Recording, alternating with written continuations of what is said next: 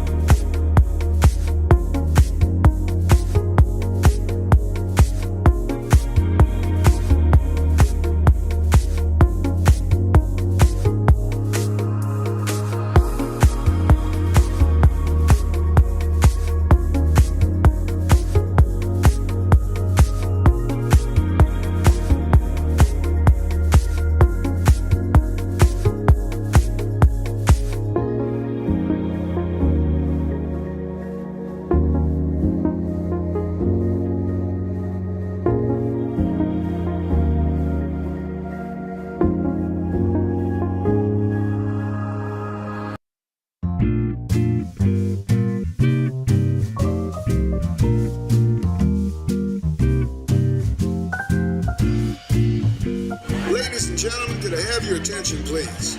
Somebody say yeah. All right, everybody, we'll come back from, there we go. Can hear myself. Hope y'all can. So, welcome to the work session, the July 15th, 5 o'clock work session. Appreciate everyone bearing with us. It is very hot and equipment is very stressed, and the trailer outside that is making up for the equipment that had already failed may have had a little bit of a hiccup, but we'll hear from City Manager later on about that if there's anything to report. So with that, Madam Deputy Clerk, if you would please conduct a roll call. Mayor Gaylor. Present. Mayor Pro Tem Matthews. Present. Councilwoman Jones. Present. Councilman Boyette. Present. Councilwoman Taylor. Present. Councilwoman Weeks. Present. Councilman White. Present. All right, all present and accounted for. Thank you for being here this evening. We'll move to item number 2, an adoption of the agenda. Council, are there any edits to the agenda, or is there a motion to approve the agenda as presented? I make a motion to approve the agenda as presented. All right, motion has been made. Is there a second? I second it. All right, motion has been made and seconded to approve the agenda as presented. Is there any discussion? Hearing none, we'll move for a vote. All in favor, please raise your hands. All opposed, same sign. Seeing none, motion passes. All right, the agenda is adopted as the business order of the day as presented. We'll move directly into old business. Item 3A, our audit presentation. Mr. Cook and Ms. Gwynn, the floor is yours, and we look forward to some good news this time.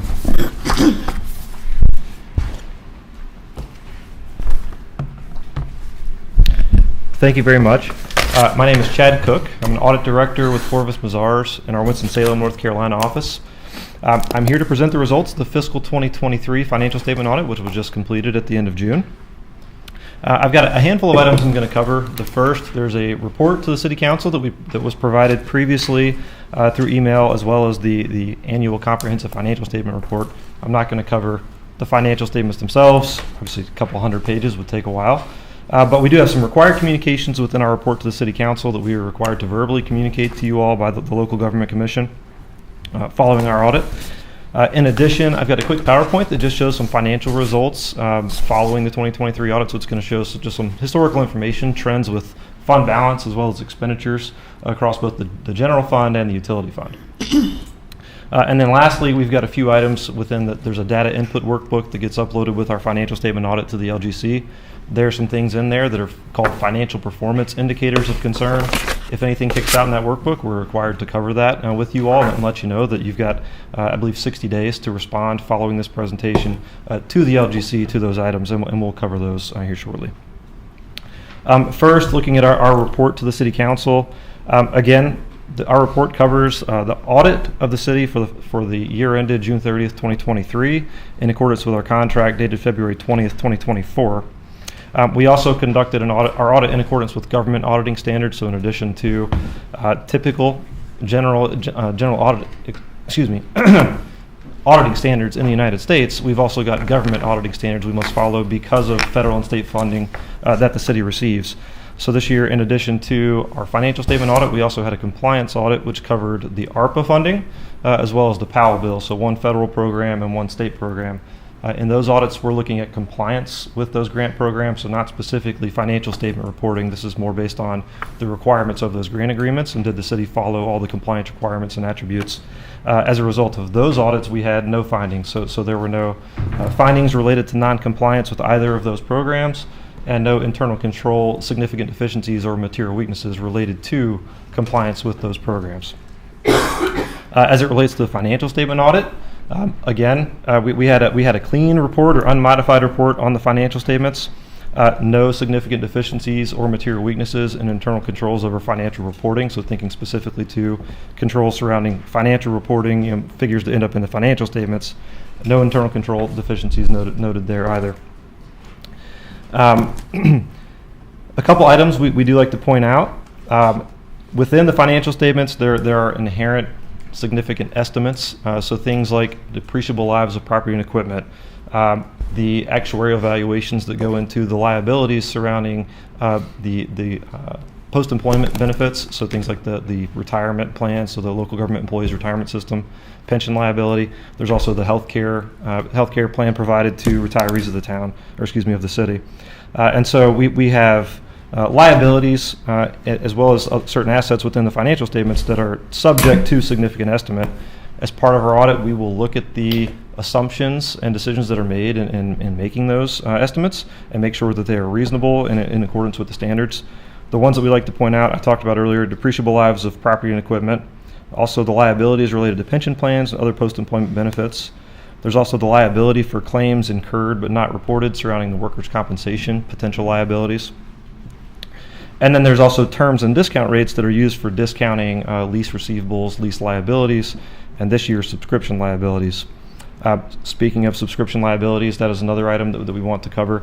In the financial statements for fiscal 2023, if you're comparing to 22, there is a new accounting standard that was required to be adopted in 2023 related to subscription-based IT arrangements, so basically long-term software contracts. Similar to leases in fiscal 22, there are now liabilities being reported in the government-wide financial statements for long-term liabilities similar to debt related to those items. It was a pretty heavy lift for the finance team to go through all of those contracts. I say finance, but also the IT department, just going through all those contracts to make sure that all of those that were in scope with the standard were included. Ultimately, all that work resulted in about $151,000 liability for fiscal 23. So really not a significant number, but a new statement and adopted in fiscal 23 and a new line item that you may see in the financial statements and in the footnotes. A couple other items, should we come across any significant or material adjustments as a result of our audit, we would be required to report those to you all. We did have a handful of adjustments in the audit, but none of them were considered material to any of the individual opinion units that we were providing our opinion over and within the financials. So no items to report there. Additionally, if we had any disagreements with management, if there were consultations being done with other accountants, so maybe they were reaching out to another CPA firm on a position we were taking versus a position the city wanted to take, we would be required to report that. If we had any difficulties encountered in performing our audit, required to report that. We had no items to report in any of those categories. That's really it as far as the required communications from that report. So next I was going to move into the financial results following the 2023 audit. Let's see. I'm not sure if this is working. You have the clicker. ability to click the. No, Or anyone? IT would have to. Oh, there it goes. All right. That may or may not have been your finger as opposed to them doing it, because they are watching as we're Okay, going. But gotcha. Well, All right, we'll so the first slide, audit matters. So again, we completed the audit for the financial statements as of June 30th, 2023. Provided a clean opinion, and in addition, we also had a compliance audit in accordance with the Uniform Guidance and the State Single Audit Implementation Act. Moving on, this is a slide that just shows the trends within the general fund and specifically surrounding fund balance as well as the expenditures within the general fund. So you can see back in 2019, fund balance in the general fund was around 10.7. As of June 30th, 2023, that's up to 27.3 million.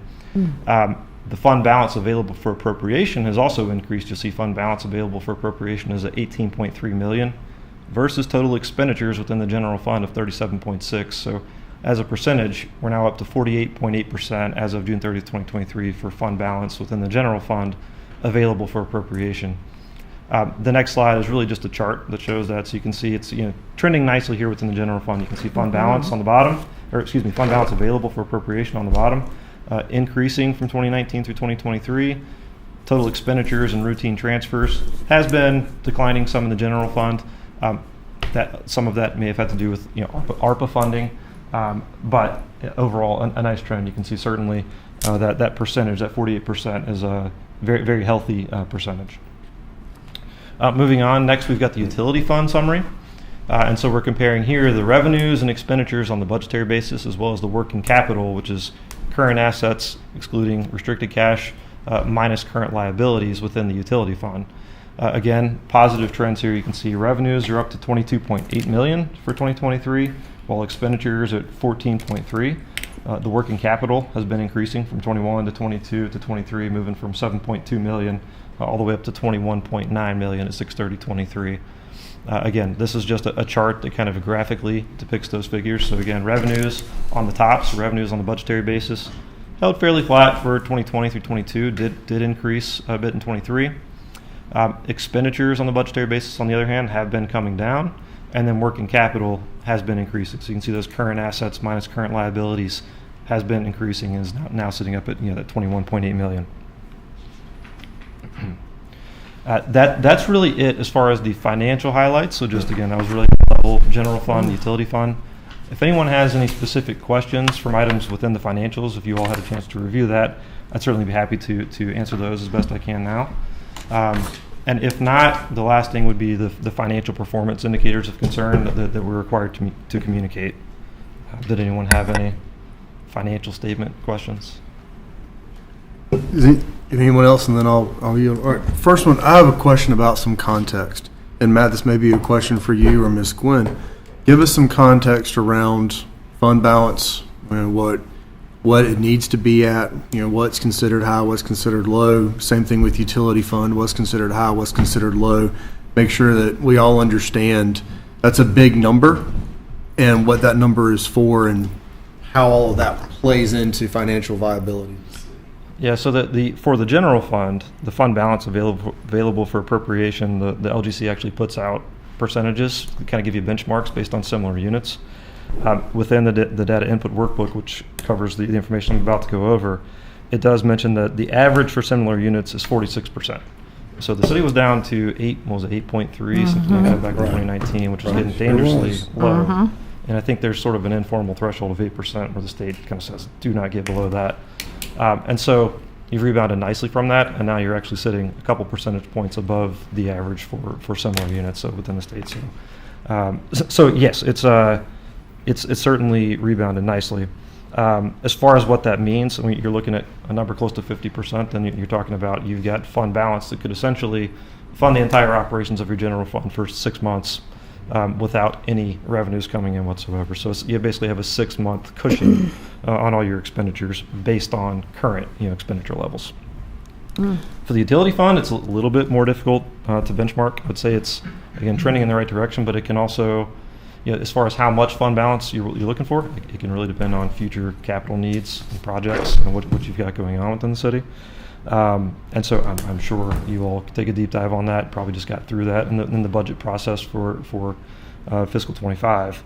But yeah, certainly trending in the right direction. I don't know. Do you have any other specific questions surrounding that? Council, any other comments, questions? I may have to defer to Catherine a little bit more on that. She's probably the expert. You've certainly touched on the points that I wanted to make, which was what is a healthy fund balance for an organization or a city of our size look like? Where is it supposed to be benchmark amongst our peers? And then we can get into how we want to allocate that and what we want to do for future project management. But that was really what I was trying to get to. Thank you. Okay. Gotcha. All right. So now we'll cover the financial performance indicators of concern. It's really 3 items that kick out within the workbook. One, this is the first time I'm seeing this. But it says the water and sewer condition of assets, and it's a formula built into the workbook that basically takes the gross value of your property, plant, and equipment within the utility fund and compares that to the accumulated depreciation and says, all right, how far depreciated are your capital assets within the water fund or within the utility fund? And the number for the city is 0.36, so 36%. The threshold they set within the workbook, it's a bit arbitrary, but it's 0.5. So anytime you get below 0.5, it's going to kick out. It really just means they think you've got aging infrastructure within the utility fund, potentially. Pretty hard to tell just from looking at some financial figures, as far as the condition of your physical assets within the utility fund. But it could be indicative of future needs, for repairs, upfits, et cetera, replacements. And so that's just an item that they're going to require a response to. It's nothing, again, that the city has done or the management has done. It's just something that's built into the workbook, and they require a response to that. The second one were the financial statements submitted on time. So the original due date for the financial statements for 6/30/23 was December 1st of 23. So that's always the deadline. Following 6/30, your deadline is the soft deadline is 10/31. You get a financial performance indicator if you don't finish it by December 1st. So we didn't contract to the 23 audit until February of 24, obviously before we ever started. This is one that was going to be on the list. But I will say that given the start date, we didn't start the audit until the end of February, finished before June 30th. that does put you on a path of, if we started our audit on a typical timeline, so looking forward to 24, if we started in August and finished October 31st, that would be the same amount of time. So it does kind of give us some, it gives us hope that, this year in fiscal 24, we've already done it for 23 in that amount of time. We can do it again for 24. We'll be back to having, audits on time and won't have this financial performance indicator going forward. And then the last item, did your audit disclose any budget violations? There was one this year in the general fund, and it was about an $89,000 violation. It's a little bit ticky-tack. This was a result of GASB 96, which we talked about earlier, where we're bringing on those IT subscription arrangements onto the books.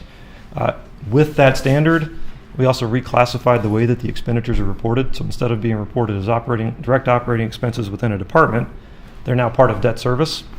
I believe those items were actually budgeted for within the individual departments where those leases have historically been paid, where those contracts have historically been paid. And then when we reclassified them for financial statements to debt service, it caused a violation. Going forward, that's just something that we'll have to look at, make sure that, those are getting budgeted under debt service.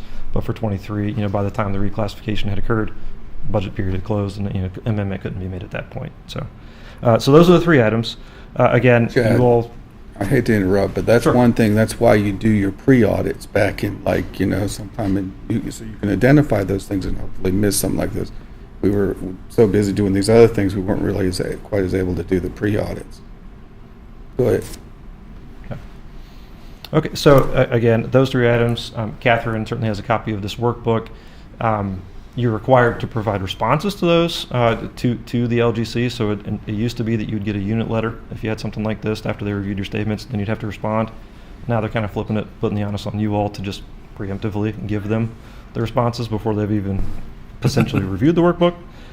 So I believe you have 60 days from the date of the presentation of the report, so 60 days from today, that you need to have that letter in. It has to be signed by a majority of the council, so that's something that certainly the staff will need to be working on to kind of prepare and then have you all certainly review and provide feedback on. So, and that is all we plan to cover tonight. If anyone has any questions, I'd be happy to answer those. Council, any comments, questions, concerns? Thank you. I have one question for you. What's the recommended timeline for the pre-audits in a fiscal year? The timeline for the well, any expenditure incurred requires pre-audit. So you have to have budgetary authority before you can really issue the purchase order and enter into that arrangement. It's just kind of an ongoing thing. Obviously, Catherine can probably speak to that a little better than me, but it's just you're having to constantly kind of monitor those, and the budget's adopted at a pretty detailed level, so we're looking at individual general ledger account numbers and where they are versus the budget throughout the year, and just making sure before you get an entry in the GL that it does have budgetary authority before you can move forward. Council, any other comments, questions, concerns? I'll just simply say that this is a huge step in the right direction for our city. Being aware that we are officially caught up on our audits, we are positioned to remain caught up, and we have the staff in place to remain caught up. We have the partner in place to remain caught up. We have these, one of them that was described as a bit of a ticky-tack thing just because of the timing of it. It is what it is. We'll write a response on that one, and I'm grateful for you and your team, your office. Back in December when we were having a conversation about 22 and getting that one done so we could get into 23. Knowing that there were so many other hurdles that were going to be hitting at the same time, I just really appreciate y'all bearing with us and getting us across this line. And Miss Gwen, same for you and your office and your staff. Please make sure that they understand that very, very much see it. So thank you. Yeah, thank you. And I do want to say thank you to Catherine and her team and Matt. I know a lot of audit requests, tons of open items. I don't even know how many we go through in our request list, but certainly appreciative of all the effort that they put in. Council, last call. Any other comments, questions? Perfect. Thank you so much. Thank you. All right, now we'll move to item 3B, parking discussion. Mr. Livingston, if you'll take us on that one, and then we'll see where we're going. Thank you, Mr. Mayor, Council. as aware, we have been dealing with the parking issues and kind of working through our downtown groups and our parking committee. And Kelly is here to kind of give us a latest update on where we are. Since I've been assigned the interim manager duties, he's been taking over the parking committee here kind of in the last few months. So I'll have Kelly come up here and address those issues. Okay, please.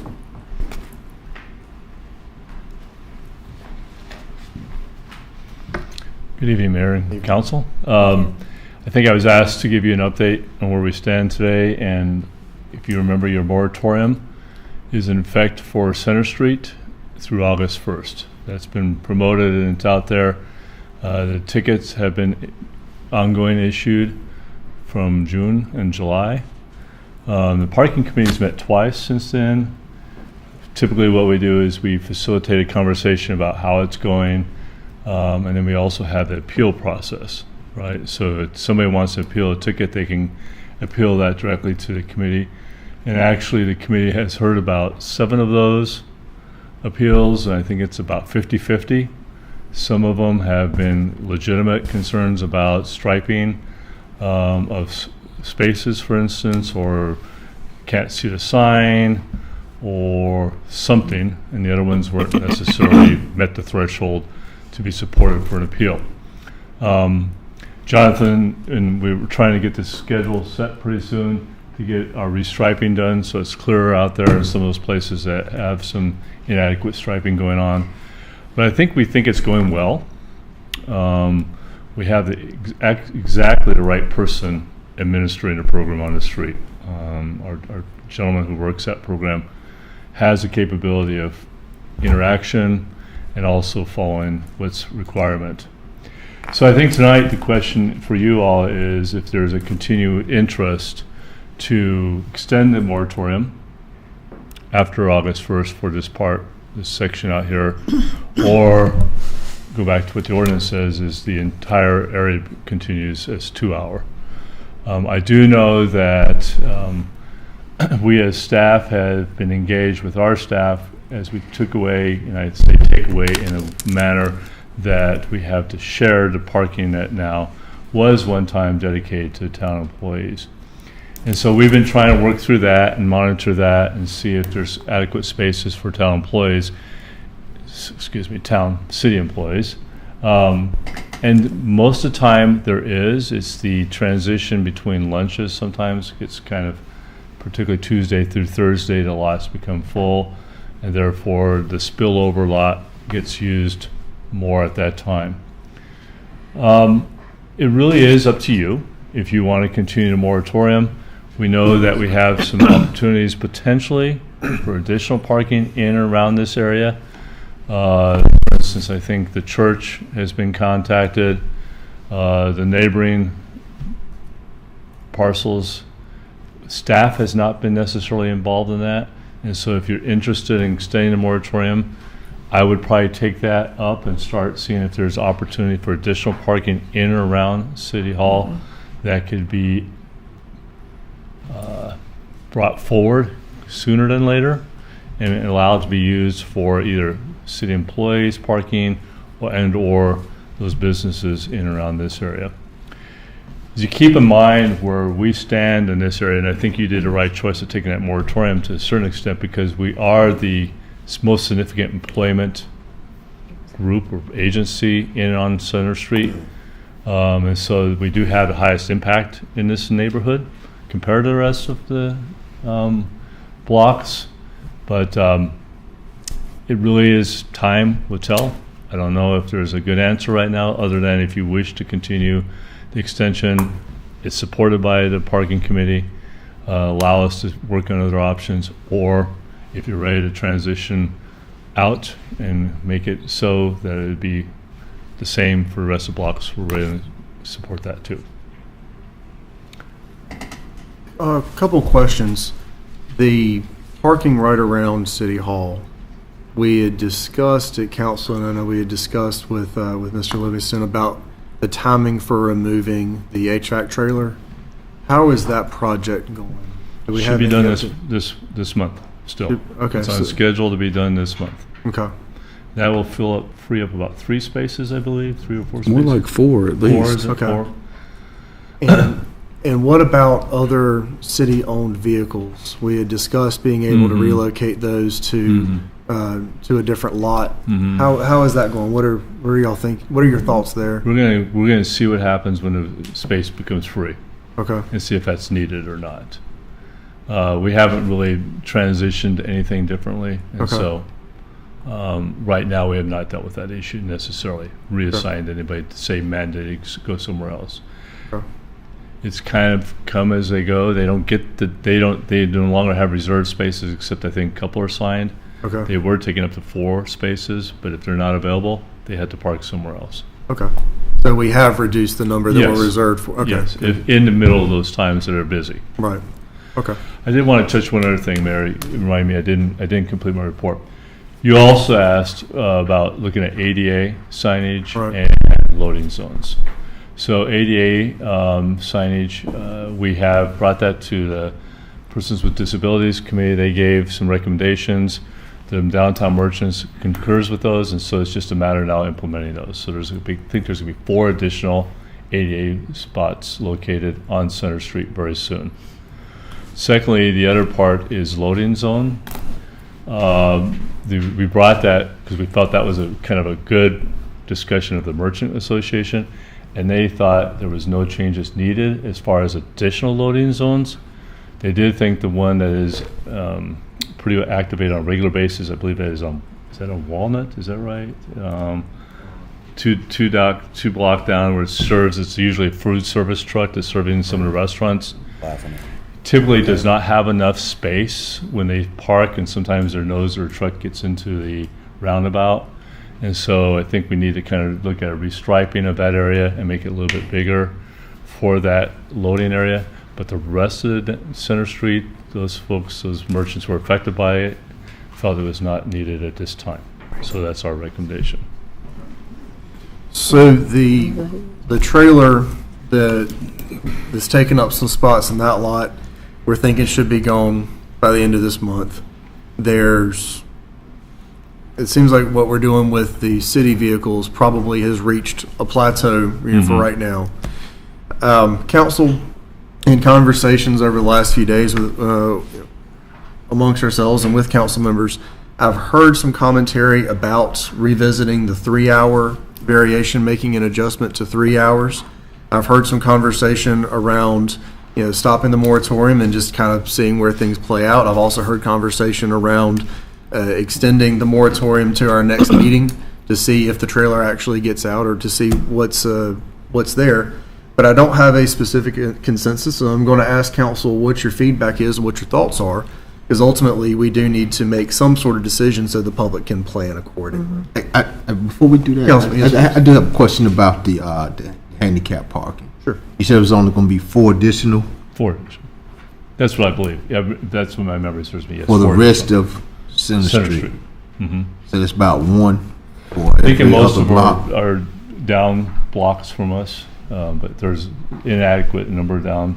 But I know there's 4 in front of the Paramount, but I'm just wondering where the other 4 will go. I will get you that information. I don't have that location. I'm sorry, I do not Been have at that. equidistant, so 2 here in these blocks and 2 more here in this block, so they have shared equally. But we'll look at it. I don't have it in front of me right now. I'm sorry. All right, let's go.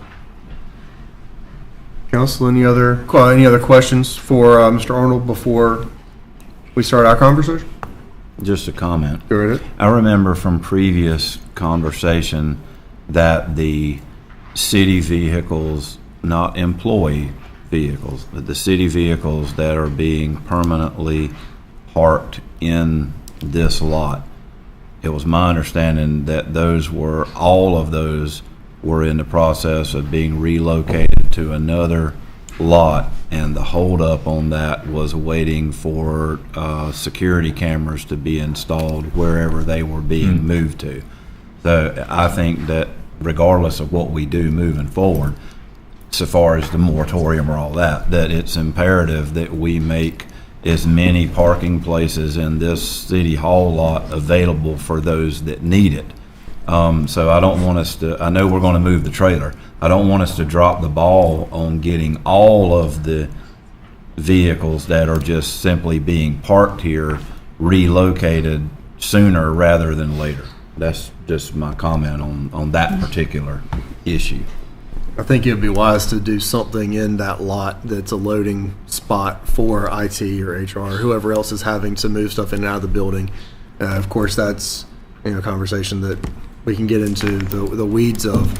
But I tend to agree, given that the other businesses on this block, and you're going to see some more businesses coming online directly across the street from us, across Center Street. There's not really any off-street over there that's free. So I do think that we need to be good citizens in that regard. Not to the extent that we make it impossible and we're lugging equipment across the street on carts, but to the extent that we can inconvenience ourselves in some small way. Council, comments, feedback? All right. I do. Yes, I have some comments. So I got out and walked and talked with some of the merchants who are downtown on Center Street, and these are some of the things that we're seeing. Specifically, I'll even tell you before I walked into tonight's meeting that I was stopped by a city employee who's on her third ticket.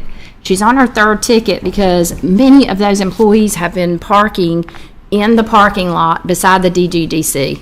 That parking lot between 12 and 2, it's almost impossible to find any parking spaces. It's because city employees are parking there, and then the business owners are parking there, and then you have tenants parking there, which is exactly what we wanted. But now your consumers are coming downtown, and they're saying, hey, I'm not going to risk getting a ticket with a 2-hour parking, so I'm not even going to come downtown. So I did get out, and I have been doing boots on the ground with even other council members, and they are saying the vendors that we spoke with, the brick and mortar shops, are saying, hey, we're losing business. This is truly affecting our business. Our numbers have dropped dramatically since we've had the parking in place. I personally think we put the cart before the wheel. We still have so much that we have to work out that I am very passionate about advocating for at least, at a minimum, 3-hour parking or scratching the parking until we can go back to the table and you guys can come up with some solutions. Because if city employees are parking in that main parking lot, and then your employees, and it's really hard for the employees to even find parking even between those hours, it's just not working out. It's not working out. Thank you, Councilwoman. Pro Tem? I think if we're going to consider a moratorium or extending the moratorium, then we need to do it for everybody because, I kind of mentioned that I foresee the problem of if we suspend the parking down here, it's going to cause people to travel down here. And in talking to these merchants, that's exactly what has happened. So until the city figures it out, if that's what's happening here, then just suspend it for everybody until we can figure it out. I don't want to, I want to be fair across the board, and I don't want to, we ripped the Band-Aid off, really, without any type of medication or anything to put on that wound. So I just say let's continue the moratorium, but let's do it for the entire area that is in our parking plan, or scrap parking altogether. Council? Okay, well, I'll speak. Well, I think that we should let the moratorium play out. We know that we're going to move the trailer in a month. Let's make that happen. Stop the moratorium, let it play out, see what happens. It did give us 4 additional parking spaces. I want us to just be consistent in what we're doing, and there's some things and sometimes we're not. So let's just stop the moratorium, let it play out, see what happened. We did hear from Kelly, and Kelly did say that some of the parking was going well, and I understand what you're saying, Councilwoman Weeks. I have spoken to some people and as well, and I've done boots on the ground too, and we're just in a situation here. But I can't see us just scrapping everything because we worked too hard. There's too much money that has gone in this, and maybe we did. No one's perfect, you know. Maybe we did decide this too early and then think it through. I'm pretty sure there's no other council that hasn't done this before, but I can't see us scrapping the whole thing. Councilwoman? So I myself have two been going on the side of the street that is in my district and speaking to people. Even today I went out, and what I'm finding is that further down towards that way, that some of the business owners are saying they appreciate the parking, because whereas before all the residents were taking up the spaces, now when they come in the morning, there's spots available for people to come. And then I also heard, you know, that there's issues where they're supposed to be going and being able to move their vehicle and then coming back later. But even if they're doing that and moving to a different parking space, people are saying they're getting tickets. So I think that overall, I was willing to give this a 6-month trial basis. We've already pretty much been into 2 except for this one block. But I will say that I think we need to get rid of the trailer. We need to get rid of any city employee vehicles that are not supposed to be there and open up as much parking as possible. And then we need to just let the moratorium in, try it out, and then come. I'm willing, you know, hoping that in 4 months we can come back and say either it works or if it doesn't. Thank you, Councilwoman. Councilman? I just would simply offer a comment that the feedback that I'm getting overall is that the parking is beneficial and working downtown, with the exception of the hiccup that we're all aware of, that this particular block of Center Street has no available off-street parking. So, and we're working on that. But I do support what's being said to continue forward with the parking as is, as a whole. That, you know, the feedback I'm getting is that it's appreciated and it's working, with the exception of this one block that we're trying to figure out. That's my comment at this time. All right. And you did walk down Center Street and talk to the businesses down on Center Almost Street, because certainly that's the street that's being Almost affected certainly mostly. Yes, All I right. did. Let's stay. But yes, Councilman. I also did a little boot on the ground, and the people that I talked to, they said that Saturdays work great because there's no parking issue. You get in where you fit in, right? But for me, as a whole, I think we've been around this mulberry bush enough times right now, and for me, if we're gonna change it, I just think we got to realize that we don't have the right formula to make it work properly. So for me, I've been an advocate against it, the parking, because I think we created a problem. The SME that came down from Chapel Hill himself said we didn't have a parking issue, we had a usage issue. Right? That's what he said. So I think we created a parking problem with implementing this before we had it right. So I'm for scrapping the whole deal until we can get it right. I'll offer my comments, and then actually no, I'll yield. Councilwoman and then Councilman. Well, you know, some of the parking issue is the view. That was some of the main issues. We did not have we lost, when we did the streetscape, we lost 250 parks. We lost those. But when the view came on and we got those residents there, and of course I understand, and I know that you and Rhonda spoke about, you know, you can't make somebody park where they don't want to park. I get that. But if we, the city council, had control over where these people are supposed to be parking, then that would, I mean, I know we can't go back, but that was a concern. If they were parking where they're supposed to be parking, then we wouldn't have had this issue at all. But I can't see us not trying to work through this It's only been 2 months. I believe that we need to try to work through it. Okay, and if it doesn't work, scrap it. But let's work through it. Let's just don't give up right away. Thank you, Councilwoman. Councilman, and then Councilman Weeks, and then Councilman. I was just going to simply state that the council also has the option to take no action.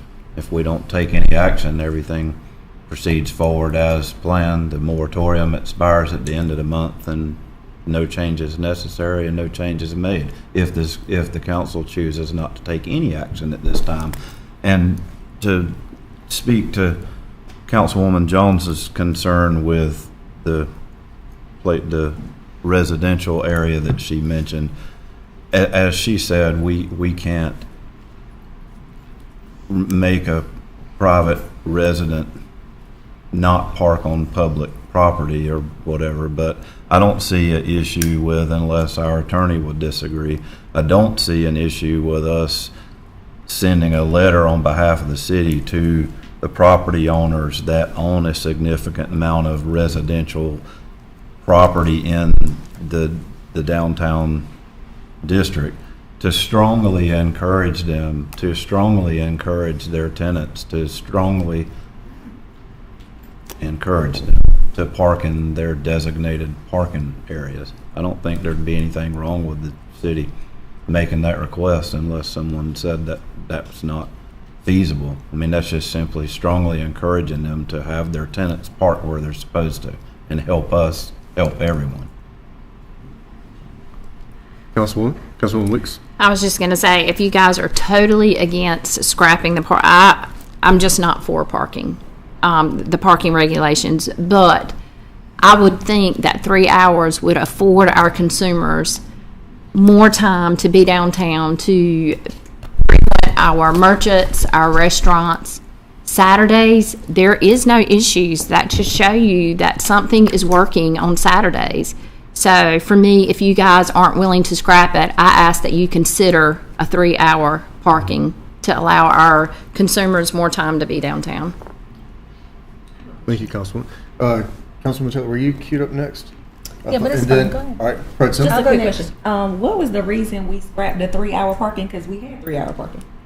We had it. Right. We had it at 2. There was a proposal brought to council probably a month or so ago to do it as 3, and that didn't pass at that time. Okay. But I'll just go on record. I think that 3 hours could be a good compromise. I'm certainly willing to give that a shot. I think that we do need to move forward with it. I would remind everyone that the subject matter expert that came, did recognize that one of the ways to shift behaviors was by trying to put in some regulations for the on-street parking to incentivize folks going to the off-street parking. And I think it would be wise of us, depending on what direction we choose to go here, let's invite them back and conduct another survey of what's been going on, because I do want to have a data-driven approach. I don't want this just to be based off of, I do too. but based off of my feelings. You got to remember, I grew up 2 blocks off of Center Street, and I've watched this thing evolve over the years, where there were parking meters, and then there was nothing, and then there were signs, and then they were down, and then the merchants that had frontage right underneath Waynesboro House were complaining, and then eventually the city ended up doing a deal with that owner, and they were somewhat able to get some of the folks to park back over there. And it's been a long thing that has evolved many times over the last, I'll just say 30 years that I can remember. And I don't really want us to completely just abandon this thing, because I don't think that will make the problem go away. I just think that will make this chapter go away. So who is queued up next? I want to make sure that everyone, obviously, Councilwoman Taylor. Another issue that I'm seeing too is people are not utilizing the placards when they could utilize them for their customers. I really wish that, I don't know, I've heard the reason from some of the business owners is that they did not know. So I don't know if we need to do a marketing campaign with DGDC or something to let these business owners know what they can and what they can't do. But I will say that we've spent a lot of money on signs. I don't want to just jump to 3 hours right now, but I will say that I hope that we can let this moratorium play out, just go with the parking. And then in November, let's come back to it. And if it's not working, we either go to 3 hours or we scrap it. And, Councilwoman? yes, I agree with that. I know that there are some that are using the placards, but I have gone to some businesses on both sides, and they did say that they didn't know about it. Some are just not going online. Prime Cuts, I spoke with them. They did know about it. They do have the forms, and we've even gone in and talked about that. There's another lady, beauty shop lady, she said that she did not know about it because she doesn't watch the council meetings, but she is willing to do that.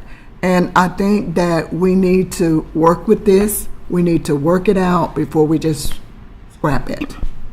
We need to work through. We don't just need to just give up.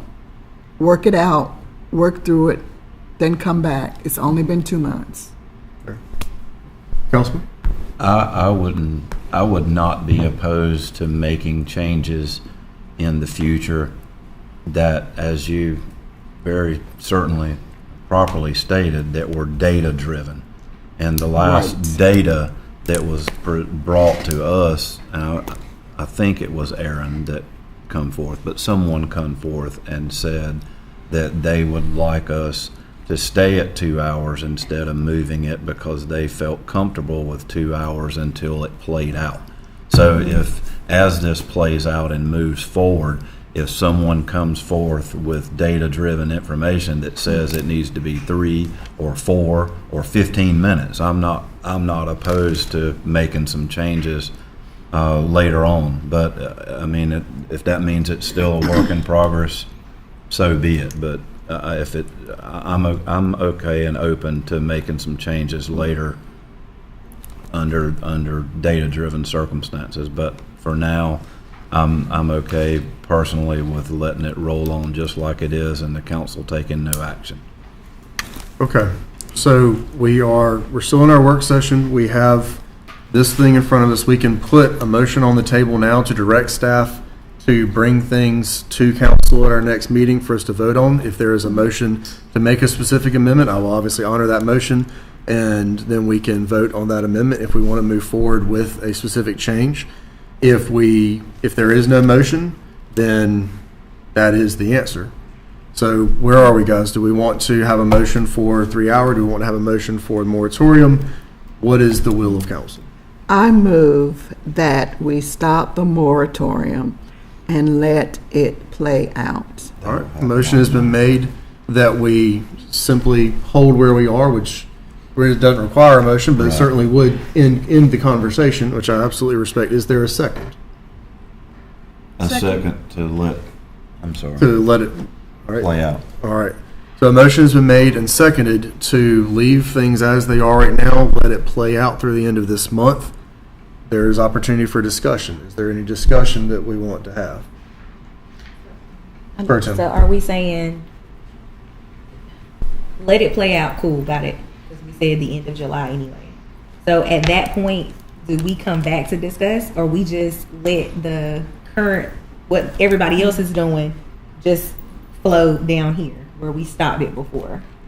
Like, at what point do we have another conversation? I know Councilwoman Taylor mentioned November, but I also want to interject that as far as directives, and I don't really like that word towards staff, but saying the residents here, not just the ones in those apartments, the people that live on Center Street and decided to stay down here and do it downtown literally, I would like to see some type of consideration for them in this parking plan. And we have not. We have prioritized merchants over residents. And I think we should prioritize them both. So I don't know what that will look like, but I think it's something that needs to be discussed sooner than later while we're just going forward with things as they are. Understood. So Councilwoman? So could a directive also be, like Councilman Boyette was saying, see what our city attorney would say about sending a letter out to those, a couple of apartment places that were having a lot of people saying that they were parking and using up the spaces. Since we can't enforce that, but can we send a letter out encouraging that behavior or asking them to encourage that behavior? I mean, certainly you can send a letter out asking them to encourage them to park in the parks. Can we ask them to, in future leases, to put something in place for their residents to park in their designated spots or no? Only within their spots within their parking lot. But they can still park on the street if they choose to. All right, so there's a motion in front of us to leave things as they are and let it play out. The motion has been seconded. I have one question for yes, you, ma'am. because you Councilwoman. asked if there was any discussion. Right. So I was told for the placards that it's only for beauty salons and tattoo parlors. None of the other businesses were involved in that. So that was my recommendation. If you're not going to scratch the parking so that the other merchants don't have to worry about the placards, it seems like the 3 hour would be the more viable solution for the parking. Then you don't have the individuals worrying as much about placards. And then as far as expense of the signs, I would think it would just be a matter of taking a sticker and putting, which that might be my ignorance, but we're only talking a couple of $1,000s here. As we're looking at something long-term, we're not talking tens of thousands of dollars for signs. We're only talking a couple of $1,000s. I have a question for council. Would council feel comfortable moving to 3 hours, allowing the moratorium to expire, and agreeing that we will revisit this in November? And blocking it and allowing some time to go by and see how things actually settle out. Well, you've already changed it. If you're gonna do that, then you've already changed it. So, And your motion is still the motion on the floor, just putting yes, that out. well, to me, if you're gonna move to 3 hours, then you've already changed it. And that's what we're saying is, we want to work this out, and yes, the placards were, when I first talked about the placards, they were for the beauty shops and the other areas. And then we also talked about getting some for the other as well. Do y'all remember that? Or you're not? Can you talk us through the current placard requirements? Well, the direction from the city council was beauty parlors and tattoos. Right. Certainly, you can expand that. That would be the same type of thing, I would think. So I think you'd have to specifically state what would be exempt, because otherwise, it needs to be clear, or to be good policy, or clear policy anyway. Councilwoman, any comments? No. All right. Pro Tem? Just another option. Instead of changing it to 3, why don't we open up the placard program to everybody? I've asked for that just to keep it fair, because if I'm having a party, a bridal shower, right, and my bridal shower is on Friday, I want to be able to enjoy that and my guests to enjoy that, and it's a one-time thing.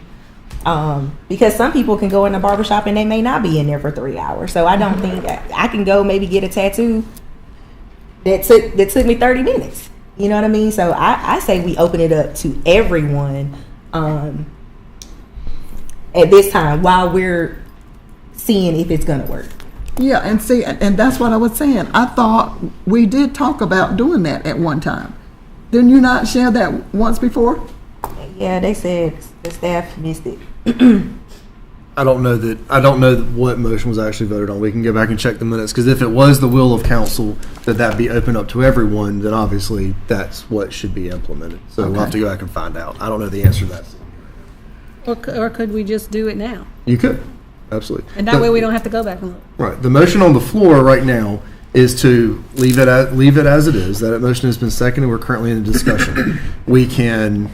This is a good discussion. We can withdraw that motion and change it, or you can leave your motion exactly as it is. You can amend your own motion. We'll have to get another second for that. But as it is right now, procedurally, we have your motion to leave it exactly as it is and let the moratorium expire. But of course, there's been things that have been discussed since then. Okay, well, I have no problem amending my motion. Sure. To allow the businesses to have Okay. placards. I have no problem with that. Okay. Is there a second, just for the record? Okay. A motion, her motion is now amended and has been seconded. Amended to what? Amended to that the only change that would be made is to extend the placard system to all businesses operating in downtown How many area. placards per business? Come again? How many placards per business? That Well, part wouldn't normally there are change. 5. Am I correct? Whatever the threat. Hey, Greg, if you need to come up on this one, feel free. I'm telling you. You're saying Yeah, but there's still going to be some reasonable cap. All right. We did do Welcome, some, Mr. Mills. Yeah. we did do some data research on that particular issue of expanding the placards. There are 108 businesses in the restricted area, down Center Street, Walnut, and Mulberry, 108. So if you give out every business one placard, that's going to take up 60% of the available 2-hour parking downtown. In theory, okay? So it's not a trivial move to say, and that's just one permit per business. There's 186 spaces on the Center Street, Walnut, and Mulberry, and you would be saying we are willing to give up 108 of those spaces to businesses. So that's the facts. So you're giving up 60% of your parking right there into the businesses. So you're kind of, Which is, in fairness, what a lot of this is about, is to support turnover for the businesses. I believe the floor is still yours. I don't want to take that away, and then Councilwoman Taylor will move to you. I've already made my motion, and Okay. I can see if I was having a birthday party, that scenario with Councilwoman Matthews, that was a good one. I could see using that. So when I first talked about the placards, my concern, because I had gone downtown, boots on ground, and I was looking at the elderly and some of the other individuals that were having a hard time getting to the beauty shop and staying there and going in. That was the reason why I had suggested the placards. But and so I didn't think about the other areas, and then we added the tattoo shops. But I can see if I was having a party down there, and so currently there are 5 placards per business. Is that correct? that's right. And we've issued, 7 businesses have requested placards. And you have 2 more that's on the way. Yeah. And another thing I think is education. So in a situation where you have a party, if your party starts at 3:35, you have no parking issues with the street because you're going to be past 2 hours. So in reality, from 3:30 onward, you can park on Center Street as long as until 10:30 the next morning, because the hours don't start counting until the clock starts on the next day. Same is true for residents. So a resident that parks their vehicle at 4 o'clock in the afternoon doesn't have to move their vehicle until 10:30 the next morning. So there's some of it's just an education of how this system is working. We're doing really hard to do that. We've implemented an FAQ page on the downtown parking to try to address some of these common questions. Well, what happens if I park at 3:45? You're good till 10:30. So I think playing it out does allow for these kind of questions to pop up, for things to happen. Whether you do 3 hours or not, I don't think is that big of a deal, but I would think you would have, once you open the can of worms and give every business a permit, it's over. I mean, you're not going to be able to take those back. It's just going to be very difficult. So. Councilwoman. So I'm going to have to disagree, because even though there's 100 and something businesses downtown, not all of them are always open. Not all of them are utilizing the placard system, but I think that, the whole point here from what I find out is it's the residents in certain areas that are taking up, this is the whole problem from the beginning. And since we can't regulate them, we have to do what we have to do for our businesses.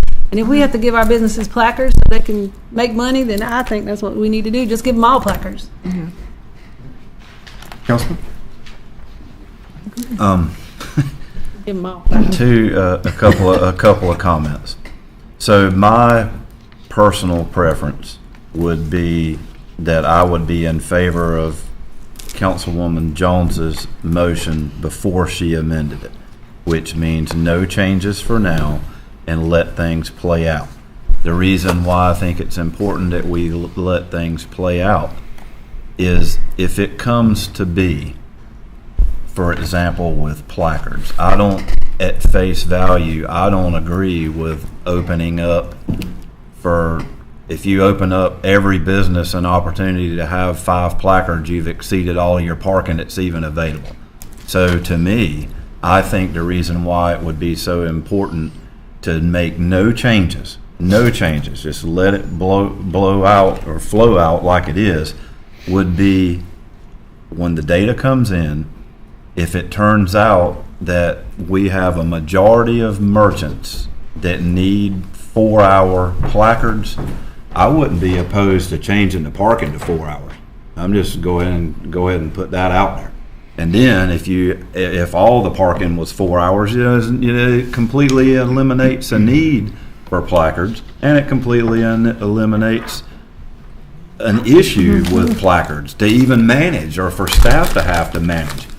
But Chris isn't saying let's change to 4-hour parking right now. Chris is saying let's leave it like it is and let it continue to play out and let those that are charged with collecting data come back to us in whatever time the council sees fit with an updated information, and then let's look at making a change based on new information. So do nothing for now and not have and it not be an option that's off the table to convert not to 3 hours but to convert to 4 hours, because then nobody's got an issue and it solves the residential problem, because the problem that we're having with residents parking and creating the merchant problems is because they're permanently parking their vehicles and it's stopping turnover. If the parking's 2 hours, 3 hours, 4 hours, or 5 hours, you've solved the problem if that's the actual problem. So I'm in favor of making no changes now and being open to make any changes a little bit further down the road. That's my last comment. Well, I'm a team player, and I want to work with my council to do what we think is best for our citizens. Because since we cannot regulate the other parking, then we do have to work with our businesses because we do care about them and we want it developed. So I am a team player and a negotiator. So let's do what we need to do. It's happen. The motions for all that are just tracking where we are, the motion on the floor right now that has been seconded is to amend it to where that any business can apply for the placards. Other than that, it would be leaving it as is. That is, I think, a very reasonable thing. Do the placards expire? Is it an annual renewal for the placards? How does that work? It can be. Now it is on an annual renewal plan. There you go. But So you can the make it placards, whatever you want. right? So if we see that everyone is taking us up on that, which, let's be honest, I don't foresee, then we can rein that back in. They're going to expire either way. But the motion on the floor that I want us to at least call a vote on, and if it gets voted up, it gets voted up. If it gets voted down, it gets voted down. But the motion on the floor as it currently stands, and this doesn't necessarily end the whole conversation, is to amend the placard system to allow any business to apply for the existing placard system. Other than that, no changes, and allow the moratorium to expire at the end of this month. Is there any other comments, questions on that motion specifically? Mayor, could you ask Councilwoman Jones if she's staying with that motion or going back to the original? Oh, I have every belief that Councilwoman Jones can speak for herself. I know if you want to change your motion, you'll inject. Well, I'm gonna let this motion stay like this and see what happens. Okay. Understood. All right. So the motion, yes, ma'am. Pro Tem. I kind of feel like this should be two separate things. I feel like we should vote on the placard separately from this parking plan. Like, I don't want to lump those two things in together. And I'm not telling you to change it. I'm just saying I think they should be two separate things that we vote on, me personally. Okay, so we're talking about the placards and the parking. business. And parking. We put both of those things together. Okay, they're two separate motions, am I not correct? There's one motion on the floor right now, which is to make no changes at this time, except for making the placard option available to all businesses. Okay, So, that's what I'm going with. okay, perfect. So that is the motion on the floor. For the sake of conversation, how would you break up the motion? I would just make a motion to keep parking as is, continue out with the moratorium, and then implement the parking plan as voted. And then I would offer a motion to have those businesses get placards. Okay. I would be in favor of There's, well... Again, I'm not trying to change your motion. I'm just suggesting that we break it up. So the motion on the floor as it stands right now, and I'm going to go ahead and unless is there any further discussion, then I'm going to call the vote. Councilwoman. So if we didn't really have to make the motion anyway to let things play out, right. does that even actually count as two different things? I mean, the only thing Councilwoman Jones is saying is that she wants to make the motion to let things ride, but we want to add for every business to get placards if they want to utilize that system. The motion on the table right now is to leave it as it is, Right. which I think is an affirmative statement. I'm certainly interpreting as an affirmative statement of action, a choice, as well as amending the ordinance to allow for placards for any business. Again, I'm just trying to follow parliamentary procedure here, but if the motion was made with the affirmative declarative statement of leaving things as they are, then I want to honor that. All right, so with that, I'm going to call the vote. The motion on the table is to leave things, thank you, Mr. Mills, is to leave things as they are, but open up the placard system to every business. That motion has been made and properly seconded. It was made by Councilman. Okay. The motion, don't agree that that's the motion, or don't agree with doing that? No, it just sucks because I don't agree to the parking, but I would like to grant every business the opportunity to get a placard. That's what, it's cool. I'm going to vote no because I don't support the parking, but I do support the businesses having an opportunity to apply for placards. So. Understood. Gotcha. Permission to bring a smile to everyone's face on council. I'm in favor of exactly the opposite of that. I'm in favor of one and not the other. So we have a motion on the floor. We're going to resolve this motion.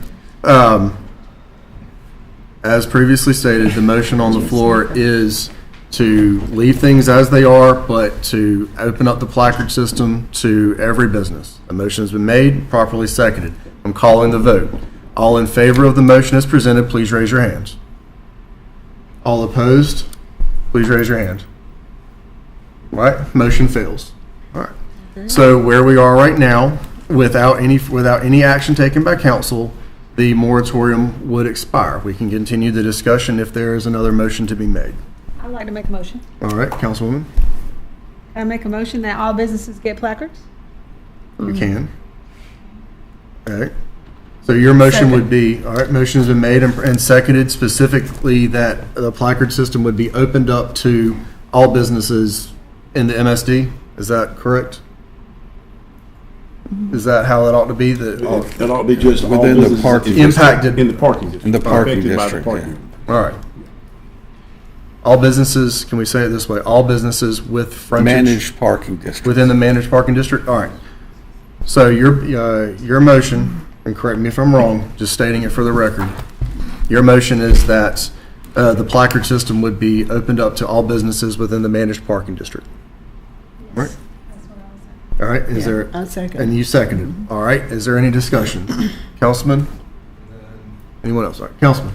Just to clarify, so the motion on the floor and the second that's been properly put forth is related to the placards. So that means that the failure of the previous motion simply continues forward with what's already in place. But All all that means is that motion didn't pass and it's a moot point. That's literally all that means. Right. So as of right now, without further action, the moratorium will expire. There's currently a motion on the table to open up the placard system to everybody. That's literally it. That's literally it. Then the key point was that the moratorium will expire as is. Right. Right. Right. All right, motion is made, properly second. Is there any further discussion? All right, seeing none, we'll call the vote. All in favor of the motion as presented, please raise your hands. All opposed, same sign. All right, motion passes. Ms. Jones, you following? You tracking? All right, that Ms. Jones. Okay. I know you're tracking. Yes. Madam Deputy Clerk, is the Ms. Jones in question that particular question? All right. We're still in parking discussion. Are there any other motions to come forward for the parking discussion, or are we ready to move to new business? I'd like to make a motion. Yes, ma'am. I'd like to make a motion, and again, I'm basing it on talking to the consumers as well, because the consumers, which I know it's the merchant's responsibility to educate consumers about placards, but your people coming in and out of town are not going to go online, read the information that we have online as far as answering questions. Saturdays has worked phenomenal, no issues downtown. We've got employees, again, getting tickets, employees parking in the main parking here, which leaves limited parking spaces. If we get rid of the moratorium and we go to 3-hour parking, that affords someone an opportunity longer to shop and to eat. And so therefore, my motion is going to be that we end the moratorium and that we go with 3-hour parking. And that we try, and if you want to revisit in November, fine, but I think we should try it at 3 hours. That way, we will have less conversations as far as having to go get placards, turn placards back in, that kind of thing. Okay. So I'd like to make a motion for 3-hour parking. So the motion summarized is two-part. The moratorium would end at the end of this month, and we would move to a 3-hour parking format in the parking district, correct? Yes, sir. All right, is there a second? Second call, is there a second? All right, hearing none, motion fails for lack of second. Is there any other, are there any other motions to come forward from the parking discussion, item 3B on the agenda? Hearing none, I appreciate everyone's time and commitment on this issue. I'm sure that we will discuss it more. Mr. Arnold and Mr. Livingston, please do work with other city staff to get us some data so that we can make some decisions. This is, I'm certain, going to come back to council again. I'm certain we will hear from citizens in August. I have no doubt about that. We need some data to be able to make this in a as functional and operational as possible with as little political influence as possible. So please, please, please work with the parking committee, work with city staff, and let's get some data on what's happening and what changes, if anything, need to be made. Okay? All right. On the data, can Yes, can I request that we also be given information as far as the revenue that we're bringing in, like how much revenue we're actually bringing in off of the tickets versus how much expense we have involved in this as well. So expenses versus revenue. I think that's a completely fair request. All right. Mr. Mayor, before we go off of old business, we had some old business for the Center Street Jam because they've got rained out. They're requesting a new date for August 22nd for street closing. That is not currently on the agenda. What we would to hear that, we would need a motion to amend the agenda and add under old business an item to discuss the Center Street Jam concert series. And it said, talk me through what that is again. So since there was a rain out of the last one, where they're rescheduling for August 22nd, which would mean, that would be a street closure as well, typical to what they do for Center Street Jams. Has documents been presented to council? Yes, on this that? addendum 2 right here Okay. that's on. All right. So council, with that, that was in my notes as we're prepared. I have a nasty habit of not looking at them. So with that, council, is there a motion to amend the agenda and add an item under old business to discuss a temporary street closure for the Center Street Jam concert series? So moved. All right. Second. Motion's been made and properly seconded to amend the agenda under old business where we currently are to discuss a temporary street closure. Is there any discussion? Hearing none, we'll call the vote. All in favor, please raise your hands. All opposed, same sign. Seeing none, motion passes. All right, we are now at what would in effect be item C under old business. Mr. Livingston, floor is yours. Thank you. Now we're back to, I would think, new business. 4C Freedom Fest. We have Mr. McGrath here to discuss that, or am I missing No, something? the Center Street Jam, we just amended the agenda to add this. Okay, I So thought- now if you'd walk us through. Okay. Yeah, I got you. Great. Well, as I said earlier, it's just a simple rescheduling to August the 22nd. They were rained out, so they would like to be able to have a new date, August 22nd, to have their final Center Street Jam of this season. Is there any further comment that you'd like to make, Greg? I think just voted on it too. Is that, Yeah, I thought y'all just vote did on we it. just vote on that? No, we just voted on amending the agenda to add it. Okay. I missed it too, so he did too. We both missed it. Y'all need so- to wake up over that. I'm awake. And he I'm missed worried it too, about so We it's went to the old guy business thing. C, We have a new business It's a- C, so we were confused on the old business C and the new. I said business in C. effect would be item C under old business. And the reason I'm putting it under old business is because it's something that has been previously discussed but is having to be amended. Keep up. Come It's called on. B1. Bingo. Mr. Mills, if you please bring some decorum back to this show. Okay, I shall try. The band was a very unique circumstance because the band agreed to do a postponed performance without a penalty, which, hats off to Soul Psychedelic, because that made it possible for us to avoid bad weather. So there's no additional cost there, and we do have the ABC permit is already realigned. So all we need is your vote. Everything's set up to go. Perfect. Council, any comments or questions from Mr. Mills regarding this temporary street closure? All right, hearing none, is there a motion to approve the temporary street closure as presented? I make a motion that we approve. All right, motion's been made and properly seconded. Is there any further discussion? Hearing none, we'll call the vote. All in favor of the temporary street closure as presented, please raise your hand. All opposed, same sign. Seeing none, motion passes. Thank you for that, guys.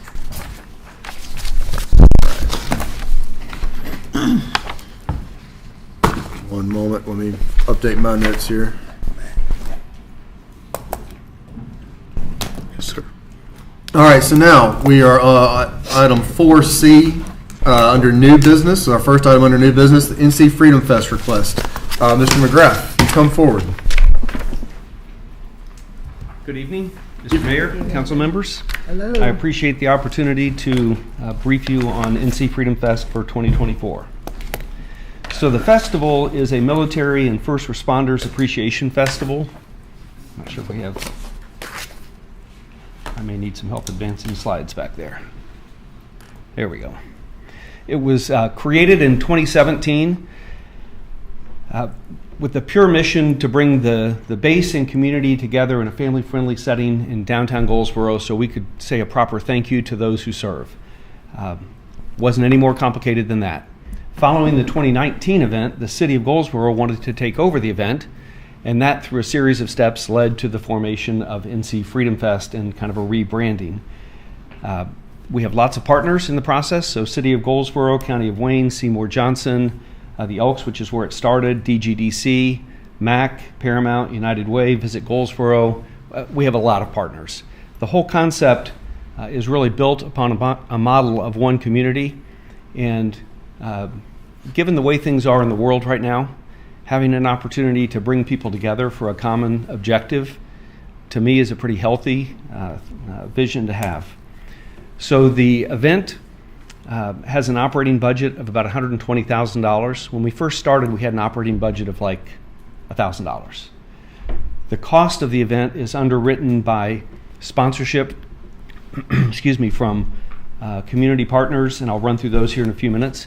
And it's also based upon support from volunteers. It takes us just under 200 volunteers and just under 4,700 man hours to produce this. We literally work on this 52 weeks each year. Next slide. So the idea is to keep it free. We pay a lot of attention to what folks on the base say.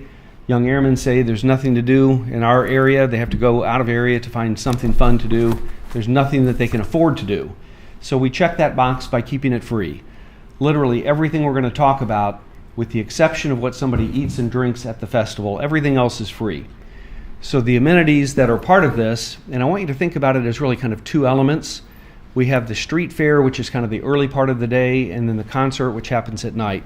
So during the street fair, we have the car and bike show, we have static displays, we have the art contest, which is managed by the Arts Council, we have food trucks, we have craft vendors. We're privileged enough to have an F-15E flyover. We have a kid zone. We actually will have 2 of those programmed this year. We'll have some characters for kids that are kind of walking and working the crowd. We have a person that will be in kind of dealing with kind of a cowboy theme. Again, kid-oriented, a family-inclusive area.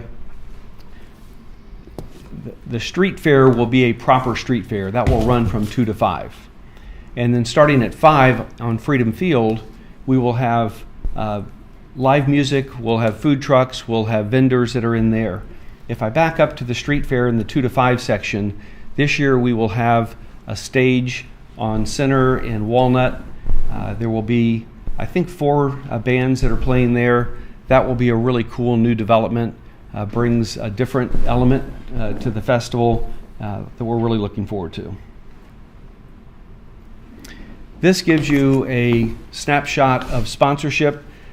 I submitted this like a week ago. Since then, we have a couple of other sponsors that have joined. But the cool part of this is just the statement from the community in support of this festival. These are all people that are giving money to make this thing happen. They don't ask for anything in return other than the opportunity to be part of what it is that we're putting together in our community.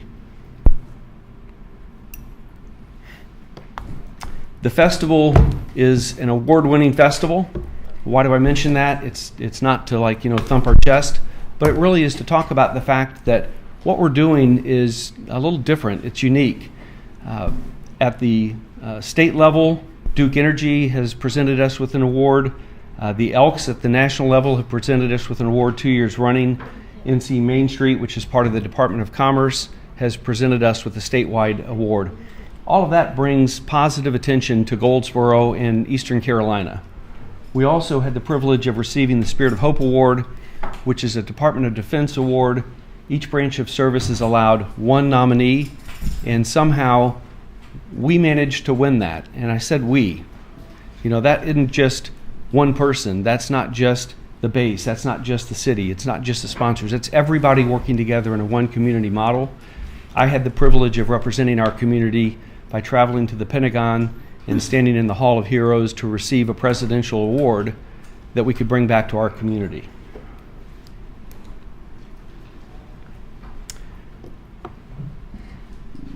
Pretty cool graphics, didn't you think? No reaction there at all. So artists this year, again, I mentioned that there will be 2 stages, one up on the street fair, and on that stage, we will have Northbound, the Mills Family, Tommy Evans, and Lydia Williams. That will run from 2 to 5. And then on Freedom Field on the main stage, which is the Seymour Johnson asset that they trust us to use, we will have Brooke McBride, followed by our headliner, Parmalee. So I'm going to get into something in a minute which gives you a sense of the scope of what's happening with these names. Brooke McBride was our headliner 4 years ago. And Brooke McBride is thrilled to be opening for Parmalee. Regardless of your vision in terms of what kind of music we're putting out there, what we're trying to do is create an environment that draws a lot of attention. We want to bring people out so that we bring people together so that we can issue that proper thank you to those who serve. This is a group from Eastern Carolina. They have a digital following that's 3 times bigger than the headliner last year, and that was a big name for us. So they have a digital following of 5.4 million. You'll see in a moment what that really translates to in terms of impact for the festival. Hopefully I didn't go too far here. Before I get into those stats, I want to share this with you because each year We market in traditional ways, so print, radio, social media, billboards, we run the gamut. We're working all of those really hard. But this year we're also doing something called Friends of Freedom Fest. So it's a campaign. I've heard you all say boots on the ground several times. It's a boots on the ground campaign on base to get young airmen to sign up and express interest so that we can keep them updated in the fashion that they want us to talk to them, which is text. You know, we normally try to talk in other languages or other methods. Really what they're saying is there's so much noise on the line, this is the one way that we can get through to them. So we're thrilled to see that we've had strong support as people have signed up for this voluntary program so that we can push messages out to them. So I want to get back to that slide, darn it.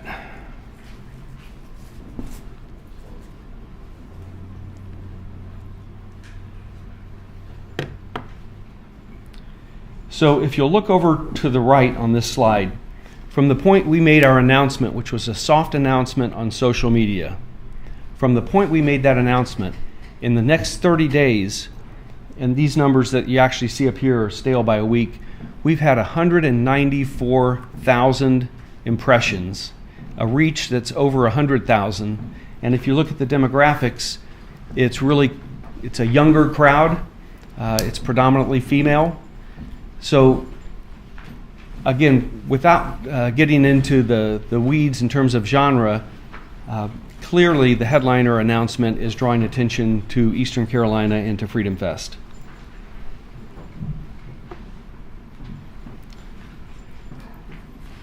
I'm not sure that we can get this piece of technology to work because there's actually a video in this slide. There we go. NC Freedom Fest is back and better than ever. Join us on Saturday, September 7th in beautiful downtown Goldsboro as we celebrate our armed forces in one of the biggest celebrations in Eastern North Carolina. Grab a bite to eat with the locals and enjoy a variety of food. From burgers to barbecue, we have it all. Let the little ones run and play with our kids zone and do some shopping with our local vendors. Shift into gear and browse our one-of-a-kind car and bike show. And who can forget the sounds of freedom on our main stage with your favorite headliners from around the world. There's plenty to do and see as we celebrate military personnel and first responders with an inclusive, family-friendly festival honoring all who served our United States Armed Forces. Join us on September 7th for NC Freedom Fest. Visit ncfreedomfest.org for dates and ticketing information. So just a couple more comments. Each year we have a theme, we have a story that we try to tell just to help build that bridge. This year we're really focused on RED, on Remember Everyone Deployed. It's a big deployment year. You know, that affects not just the people that are halfway around the world fighting on our behalf, but it affects the families that are left behind. So we're kind of building that into our programming, into parking, into shuttle services, so that we're really focused on the impact to the family unit during a deployment period. We're once again asking the city to sponsor and support the event. This video that you just saw talks about the main event, which is on September 7th. That's Saturday. We actually kick the event off on Thursday with Taste of Wayne. That is at the hub, and then on Thursday, following Thursday, we leave Friday open so that we can let downtown merchants program into their businesses, and then Saturday, the main attraction. So we're asking for the same support we've had for the last few years in order to make this festival happen. Any questions? Can you outline the man hours and the actual support? Because you're not asking for a financial commitment, you're asking for a labor commitment. Can you talk us through a little bit about what that has been?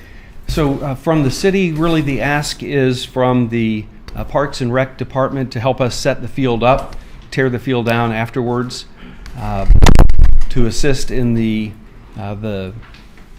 parking, the street closure, and any elements related to that.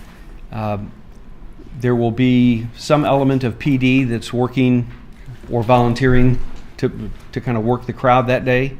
And those really are the elements. I mean, the rest of this, the marketing, the technology, all of the equipment that we have to bring in, all of that is supported through the festival itself. Cool. Mayor, can I make a comment? Yes, please. For 7 years, I was the chairman of the Carolina Strawberry Festival, and I know the kind of input and time and talent that it takes to put on these festivals. Right. And I know that people realize they see the end result, but what you're not seeing is what the work is behind the scenes, and they're doing a tremendous service for our community, and it adds tremendous value. We are a military community. The meaning behind the festival is extremely appropriate for what we do, but I just want to say, we really need to appreciate the fact that they're spending a lot of their time, and I know exactly what it's like to be there on festival day and have 1,000,001 things going on, and he does it without charge. He's not charging us $100 an hour. Those volunteers aren't charging us, $10, $20 an hour. They're working tons of hours for us to put on a festival at no charge. That's a huge deal. We ought to be tremendously grateful for that. Thank you.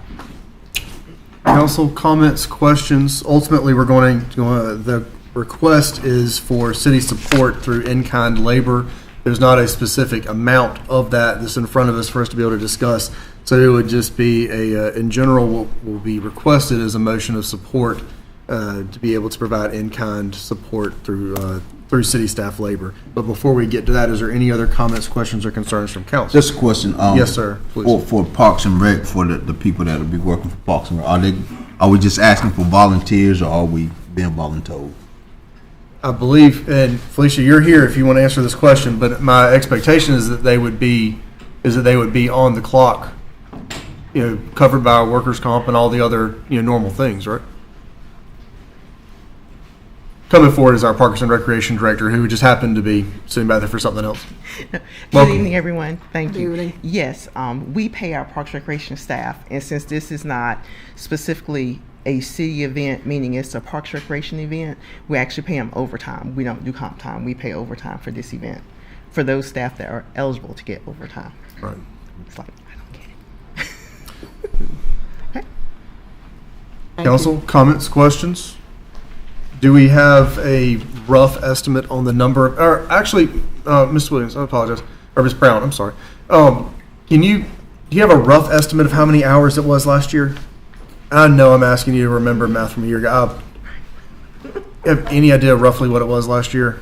Or Ms. Gwen, either one of y'all remember? I want to be able to give council something so they know generally what the ask is. So when all was said and done, I put together some quick numbers where I was looking at other departments. So for instance, police that are there, fire that's there, where they gave me their information, but I don't recall like what that number was, but because what we're looking at was the equipment that we use, as well as like the staff that were there. So we had like an approximate estimation of the equipment hours as well as staff hours. Okay. But I don't have that in front of me. Understood. Council, comments, questions? We also have the opportunity, we've heard the presentation, and this is something that the council would like to be able to have documented, to be able to say, here's a specific amount of labor hours. If we want to document it some way, we could do that at the first meeting in August, but it's up to council to which direction we want to go. Ultimately, this has been a very successful event and something that the city has partnered in and provided in-kind support for some years now. What is the will of council? We have a motion to support or motion to table. What's the will of council? Motion to support. All right, a motion has been made and seconded. Is there any further? A motion has been made and properly seconded to support the event. Is there any further discussion? All right, hearing none, we'll call the vote. All in favor of offering in-kind support to NC Freedom Festival for this year, please raise your hand. All opposed, same sign. Seeing none, motion passes. Thank you so much. Thank you. I really appreciate the support. Thank you. And if you would, Doug, please do, so that we have a debrief for council. Mm-hmm. If we could get just in our weekly update, just a rough estimation of the hours from last year, so that we know in general what to expect. Okay. But also so we know who to thank. Thank you. Thank you. All right, council. It's 6:44. Our actual meeting would begin at 7. I believe we can at least begin on this one, if not get through it. Council will move to item D under new business. It's the boards and commissions vacancies discussion. We need to reach a general consensus on this so that we can have a motion brought back to council. You can.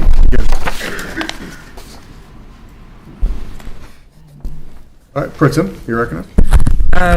I would like to, I mean, I don't know if the board feel the need to discuss it, but I guess we can at the appropriate time. But I would like to go ahead and make a motion to appoint Rodney Robinson and Tondalea Clark to the Commission on Community Relations Development Board. Second.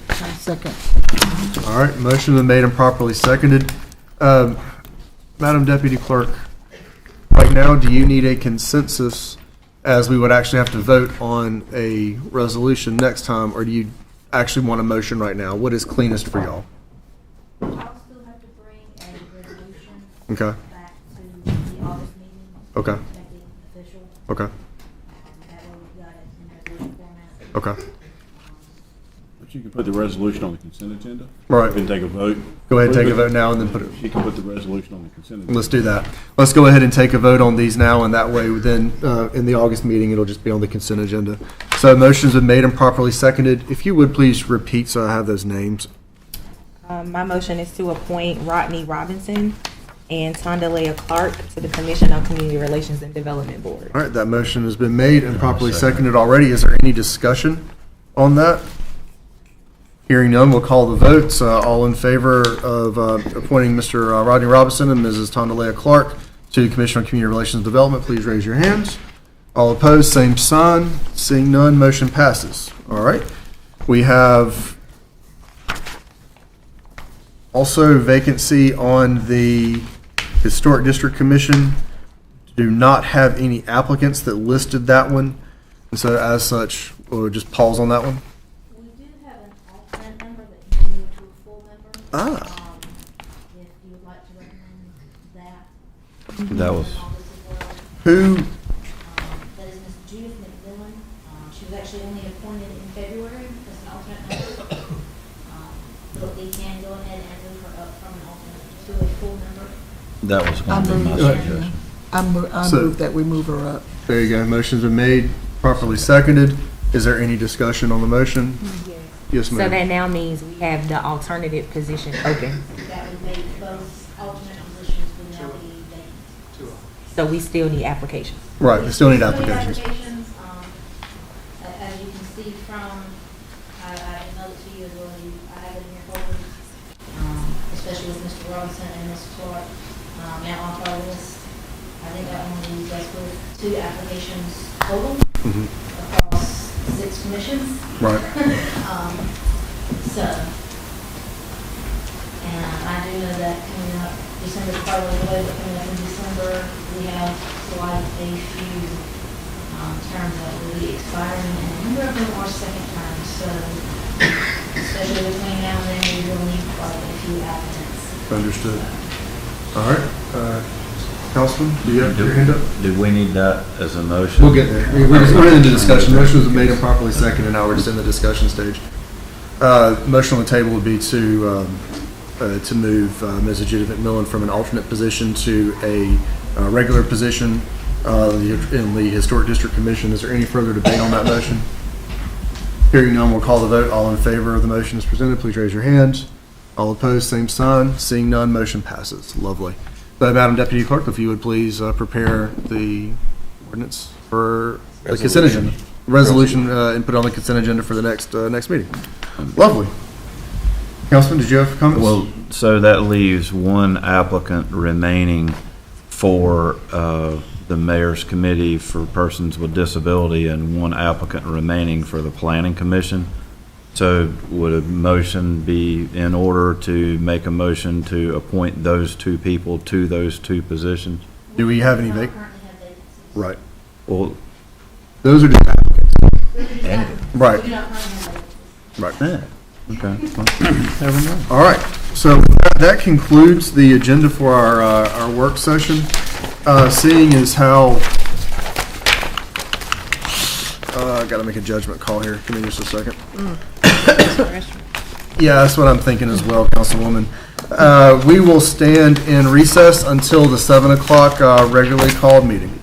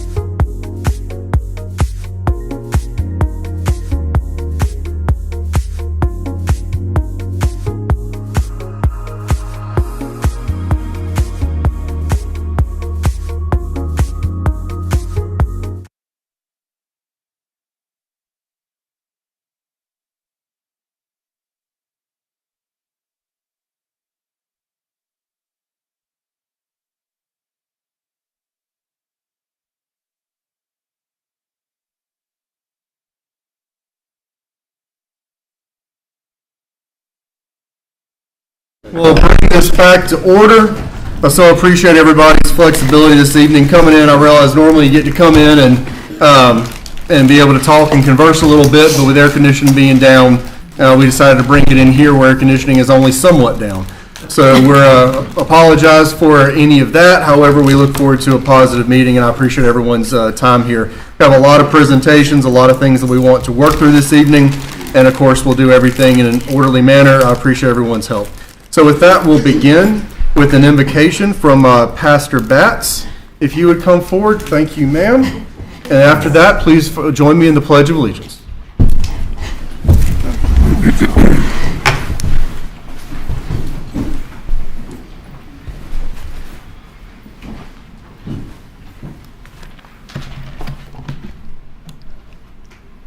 The Bible states that you are to ask, and it will be given to you.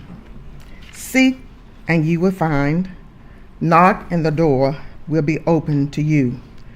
Therefore, kind Father, in Jesus' name, we thank you for being God and in full control of our lives. Thank you for being creator of the universe. There is none like you in all the earth. Father, we ask for wisdom and knowledge to be granted unto our leaders in this city.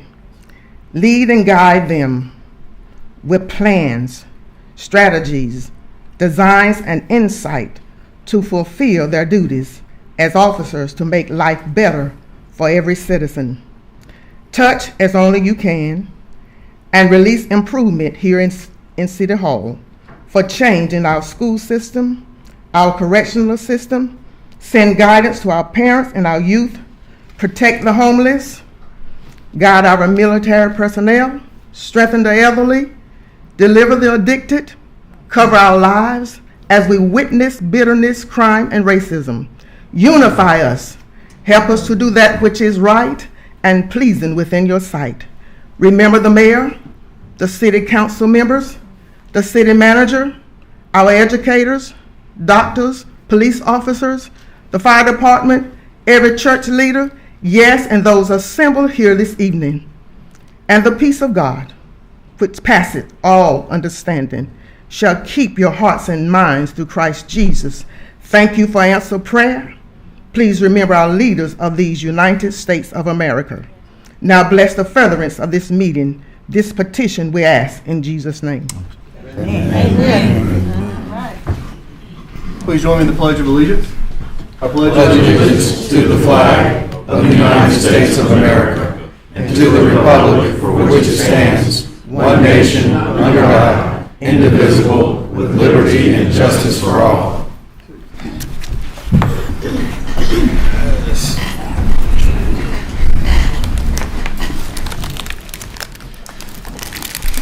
Madam Deputy Clerk, if you would please conduct a roll call.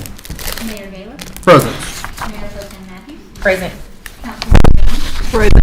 Councilman Boyette? Present. Councilwoman Taylor? Present. Councilwoman Weeks? Present. Councilman White? Present. All present and accounted for. Thank you, everyone, for being here at the 7 o'clock session. We'll begin with approval of the minutes.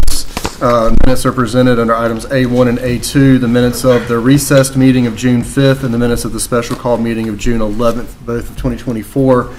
Is there any discussion on those minutes?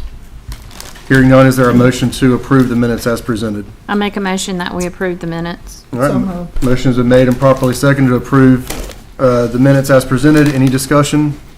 Hearing none, we'll call the vote. All in favor, please raise your hands. All opposed, same sign. Lovely. Seeing none, motion passes. Thank you. We'll move directly into presentations. Ladies and gentlemen, we have with us a few special folks that I want to recognize. Two former mayors of the city of Goldsboro that I would like to take part in what we're about to do. Mayor Tommy Gibson, who was the youngest mayor to ever serve the city of Goldsboro and has been a dedicated servant to our city ever since. And then Mayor Ham, who immediately preceded me in this chair, who is a dedicated servant to the city as well and served on city council prior to and continues to be engaged in this community. And the reason that they are here is because our first item under presentations is a resolution in memory of Mayor Alfonso Al King. And so with that, I'm going to take the liberty of reading this resolution. Once I slide over here to it. This is a resolution. It will require a vote of council to be adopted in the minutes, where it will remain in perpetuity. So council, after I read the resolution, we will vote, and then I'll go forward and have a presentation for the family. Okay? Resolution in memory of Mayor Alfonso Al King. Whereas the passing of Mayor Alfonso Al King on July 2nd, 2024 is a significant loss to his family, friends, and residents of the city he loved so much. He will always be remembered as a transformative leader that left the city in better hands, and his passing leaves a void that will be difficult to fill. And whereas the love that Mayor King had for his wife, Juanita, son, Stanley, daughter, Allison, and son, Kevin, was unsurpassed and will last forever in the hearts of his children and for generations to follow. And whereas Al King served as Director of Personnel and Safety for the City of Goldsboro from February 1979 until his retirement in April of the year 2000. And whereas in January 2002, Mayor King was appointed by the Goldsboro City Council to serve as mayor for the remainder of the term of Hal Plunk, who passed away in December of 2001. In November 2003, Mayor Alfonso King was elected to his first full 4-year term as mayor of the City of Goldsboro. He won a second term in November of 2007, and in July of 2012 was elected for a third term.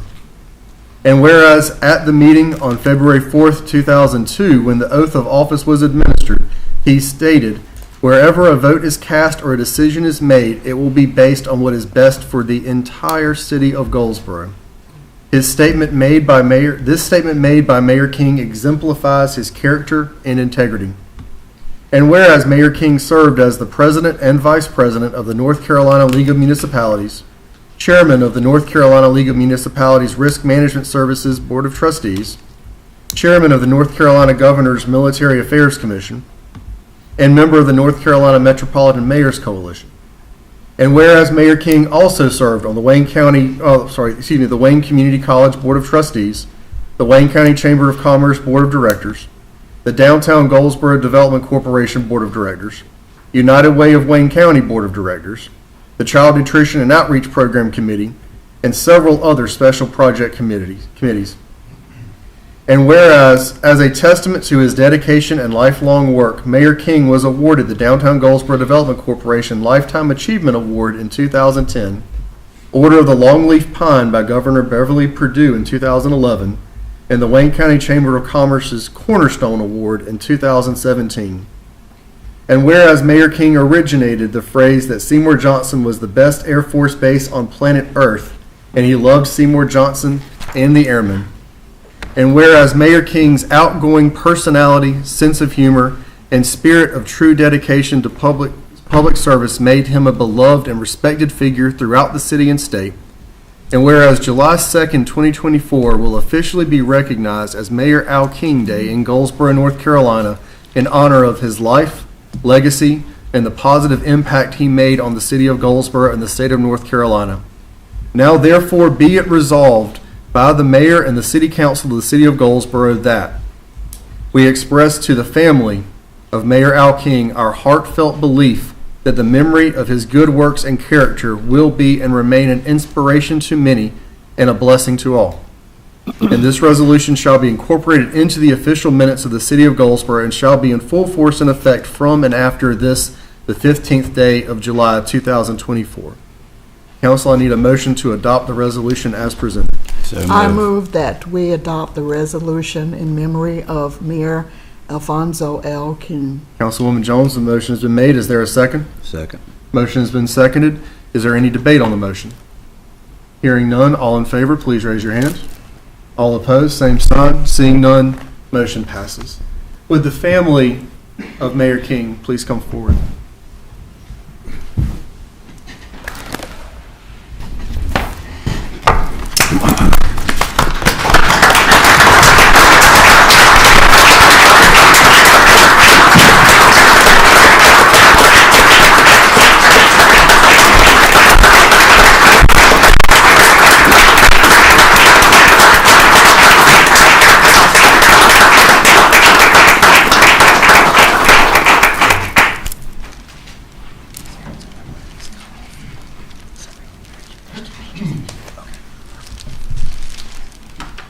Miss Juanita, if you'll allow me.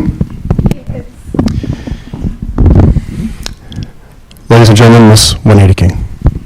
Thank you, sir. Please. Okay. The floor is yours. Thank you. I know not everybody was here because of Al, but those of you who are here, thank you for being here. Because as mayor, he would love to see the place full. And I want to thank you, sir, and the board members for honoring my husband. He did truly love Goldsboro. And we were from Mount Olive, but we lived in Goldsboro longer than we've ever lived anywhere, including the military. And he loved what he did. He loved the people that worked for Goldsboro. He talked about them all the time.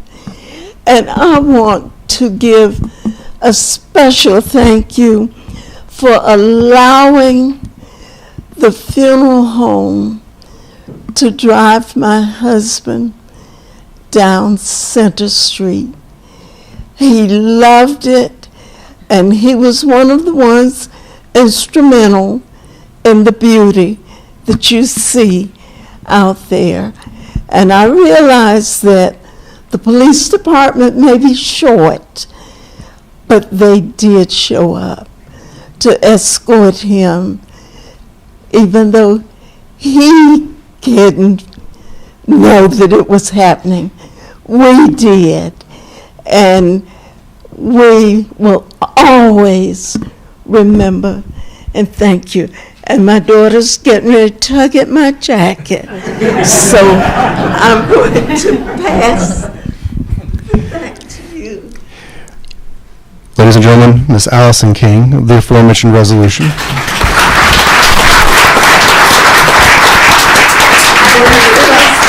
I'll just say yes, that these are Dad's cousins that came to be with us. Kevin is flying with Delta right now, so he can't be here, and Stanley's in Montgomery. But thank you, thank you, thank you, thank you. And I just can reiterate what my mother said about my dad's love for this city. Love, love, until the very end, love. And thank you, thank you, thank you for everything. We have two things for you. First of all, Mayor Gibson, Mayor Ham, would y'all join us? Yes. So, Thank you. So Mayor King, of course, his career traversed a number of administrations and served amongst a number of people in the room. Is there anyone in the room, including those who are on council, who served directly with, either on a board or commission with Mayor King? Councilmember Boyette.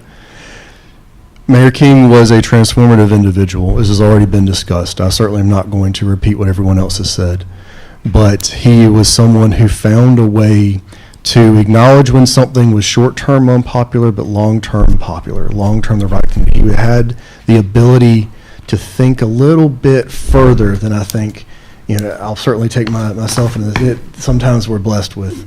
And I so appreciate him, speaking with me all of the times that he did growing up.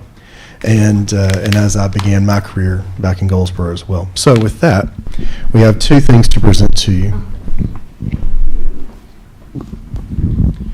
So first of all is the official framing of the resolution.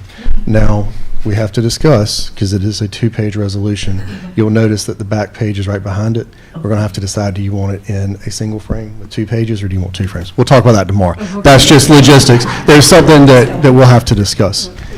Next, and Latoya, where'd you go? All right, you're going to want to be right there.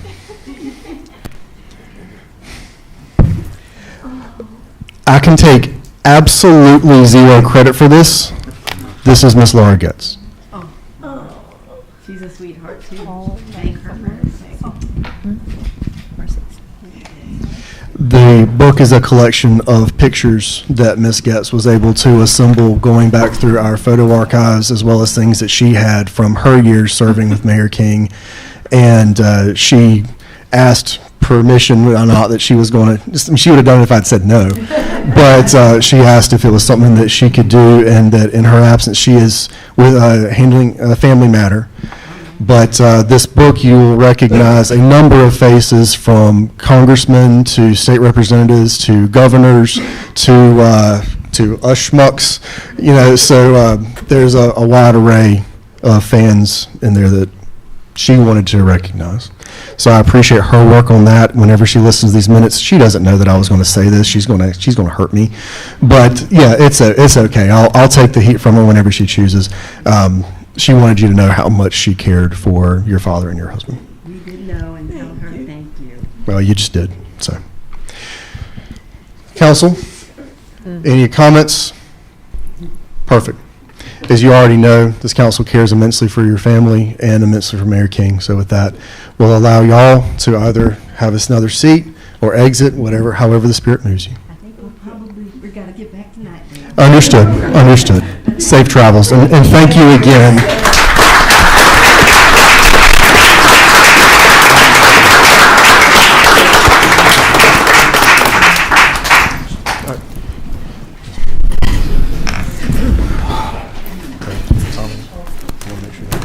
Hey, we're going to get pictures. Hey, Latoya, wherever you went, where'd Latoya go? Get Latoya. I want to get a picture, if you would, Miss Juanita and Miss Allison.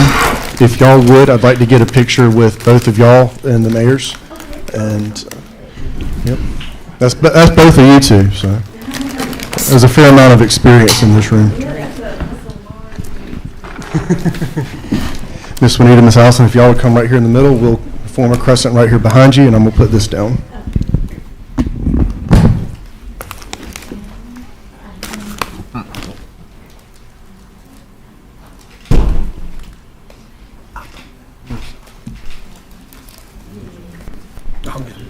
Council, this is a moment. Council, is there anyone in here that, how would y'all like to do this? I do feel like we need to properly catalog this moment. Would we like to do a picture with the council? Yes. All right, council, if you would please come forward. Ms. Vanita and Ms. Allison, we'll do one more. I want to get one with the whole council. If y'all would, please.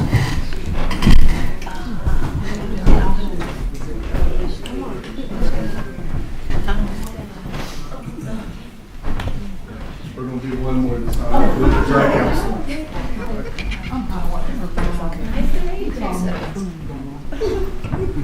If y'all would, we'll have Miss Allison, Miss Juanita right here in front of us again. If we would just form a crescent right behind them.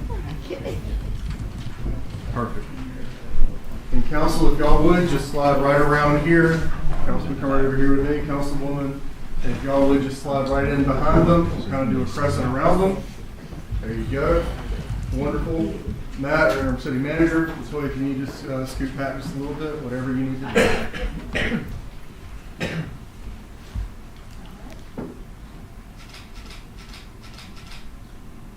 Thank you. And that really thank you.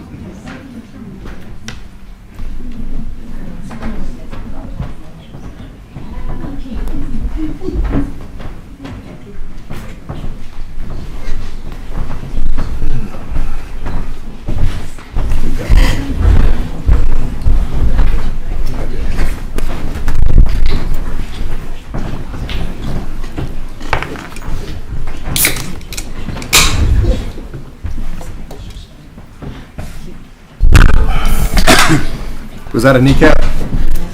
Oh, man. All right. Ladies and gentlemen, we'll just kind of stand at ease just for a moment and allow the family to exit before we move to the next agenda item.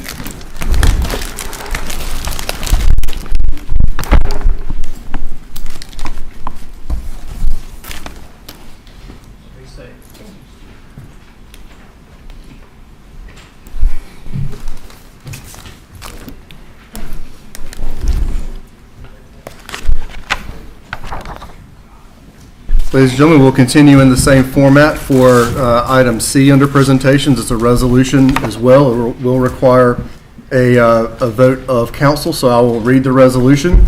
We will do the vote, and then I will go down and actually present to Mr. Albert. Mr. Albert, you're ready to go. He's right there. There he is. Thank you. Resolution expressing appreciation for services rendered by John Albert as an employee of the City of Goldsboro for more than 13 years. Whereas John Albert retired on July 1st, 2024 as a park superintendent with more than 13 years of service within the Parks and Recreation Department. And whereas John began his career on August 18th, 2010 as a park superintendent with the Parks and Recreation Department, where he has served until his retirement. And whereas John has proven himself to be a dedicated and efficient public servant who has gained the admiration and respect of his fellow workers and the citizens of the City of Goldsboro. And whereas the mayor and city council of the City of Goldsboro are desirous on behalf of themselves, city employees, and the citizens of the City of Goldsboro of expressing to John Albert their deep appreciation and gratitude for the services rendered by him to the city over the years. Now therefore be it resolved by the mayor and the city council of the City of Goldsboro, North Carolina, that we express to Mr. John Albert our very best wishes for success, happiness, prosperity, and good health in his future endeavors. This resolution shall be incorporated into the official minutes of the City of Goldsboro and shall be in full force and effect from and after this, the 15th day of July 2024. Council, I need a motion to adopt the resolution as presented. I make a motion that we adopt the resolution as presented. All right, motion's been made. Is there a second? Second. All right, motion's been made and properly seconded. Is there any discussion on the motion? Hearing none, we'll call the vote. All in favor of the motion adopting the resolution as presented, please raise your hands. All opposed, same sign. Seeing none, motion passes. Mr. Albert, if you would please come forward.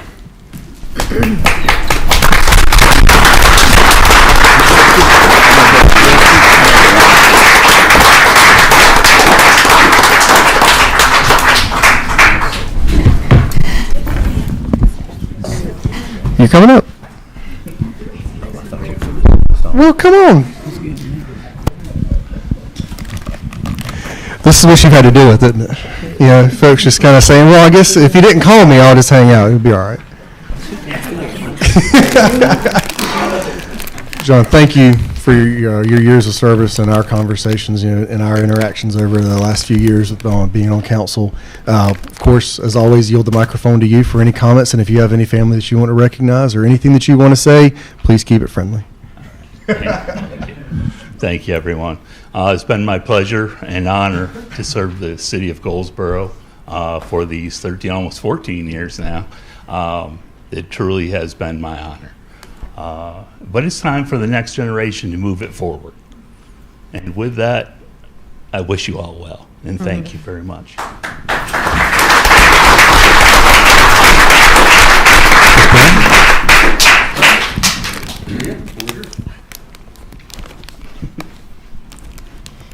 He's probably going to be sorry he gave me the microphone. But John was here when I started with the City of Goldsboro, and I had the privilege of seeing how he has transformed our parks and facilities. As the Parks and Recreation Director, I would have many conversations with John because he would have this laundry list of things to do. And I'd be like, John, I'm going to be the Debbie Downer and tell you, you will never accomplish everything that's on your list. But to that point, he has probably accomplished at least 85% of things on that list that he had. I mean, and the things that he's done, I'm thinking specifically of Herman Park and other parks, is little things, and by that I mean things that the general public may not notice. They just assume it's always been there, such as sidewalks in our parks. A sidewalk specifically from Park Avenue to the playground in Herman Park. That wasn't always there, but once it got there, people were using it as if it had always been there. So to that, I thank you for everything that you've done. Thank you. I appreciate it. John, just want to say congratulations on your retirement. For those of you who might not know, he's extremely knowledgeable when it comes to plants and shrubs and everything else. So I might have to go see him and see if he's got some advice for me on some of my landscaping things. But wish you well, brother, and thanks again, and congratulations. So with that, if y'all would stay up here with me, we'll do a picture. And I'm going to put this down. Let's wear it right over there. So I'll put this back in its stand.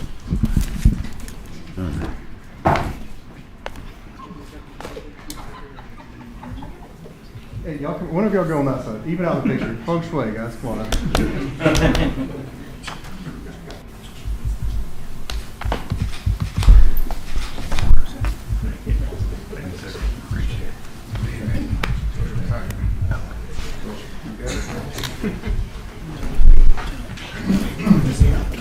Oh my goodness. Well, I gave him that. John, would you like to introduce your wife?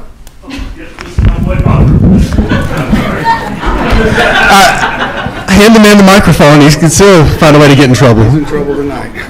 Everyone, this is my wife, Audra. I couldn't have accomplished anything without her. That's right. And thank you. That's right. Thank you.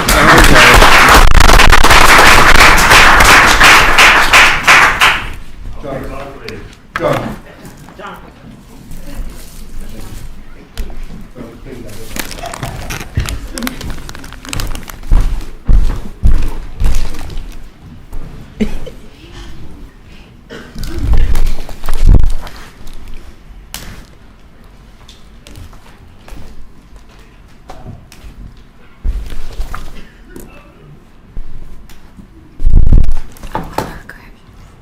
Next, we have item D under presentations, which is a proclamation. This does not require a vote. However, I will read the proclamation, and then I believe we have Mr. Volk as well as some other representatives from his organization to come forward and actually receive the proclamation. So with that, the Goldsboro Wayne Purple Heart Proclamation. All right, on to you. Whereas the original Purple Heart, known as the Badge of Military Merit, is the oldest military decoration in the world in present use. And whereas the Purple Heart was established by General George Washington on August 7th, 1782, during the Revolutionary War, as the first award made available to the common soldier to recognize outstanding valor or merit. And whereas following nearly 150 years of disuse, the Purple Heart was reestablished by the President of the United States on February 22nd, 1932. And whereas the Purple Heart is awarded to military and civilian members of the U.S. Armed Forces who are wounded by an instrument of war in the hands of enemy and posthumously to the next of kin in the name of those who were killed in action or die for wounds received in action. And whereas the citizens of Goldsboro and Wayne County have great admiration and the utmost gratitude for all the men and women who have served their country in the armed forces. And whereas veterans have paid the high price for freedom by leaving their families and communities and placing themselves in harm's way for the good of all. And whereas many citizens in our city, county, and state have earned the Purple Heart as a result of being wounded while engaged in combat with enemy forces, construed as a singularly meritorious act of essential service. Now therefore be it resolved that jointly the Goldsboro City Council and the Wayne County Board of Commissioners do hereby honor the service and sacrifice of our nation's men and women in uniform wounded or killed by the enemy while serving to protect the freedoms enjoyed by all Americans. Now therefore be it further resolved that jointly the Goldsboro City Council and the Wayne County Board of Commissioners commend the Board of Directors of the Goldsboro Wayne Purple Heart Foundation for honoring Purple Heart recipients at its annual banquet this year on August 3rd, 2024, as a special tribute to those service members who have received the Purple Heart and the families of Purple Heart recipients who are deceased. Witness our hands and the seals of the City of Goldsboro and the County of Wayne, Goldsboro, North Carolina, this, the 15th day of July, 2024. Brian, if you would, come forward.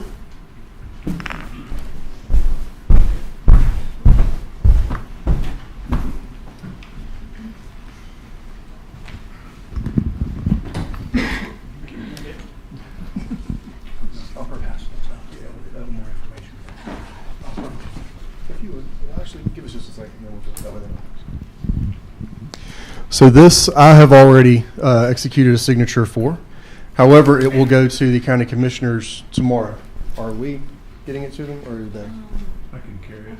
All right. Either way, it's going to happen. So we can discuss that after the meeting if we need to.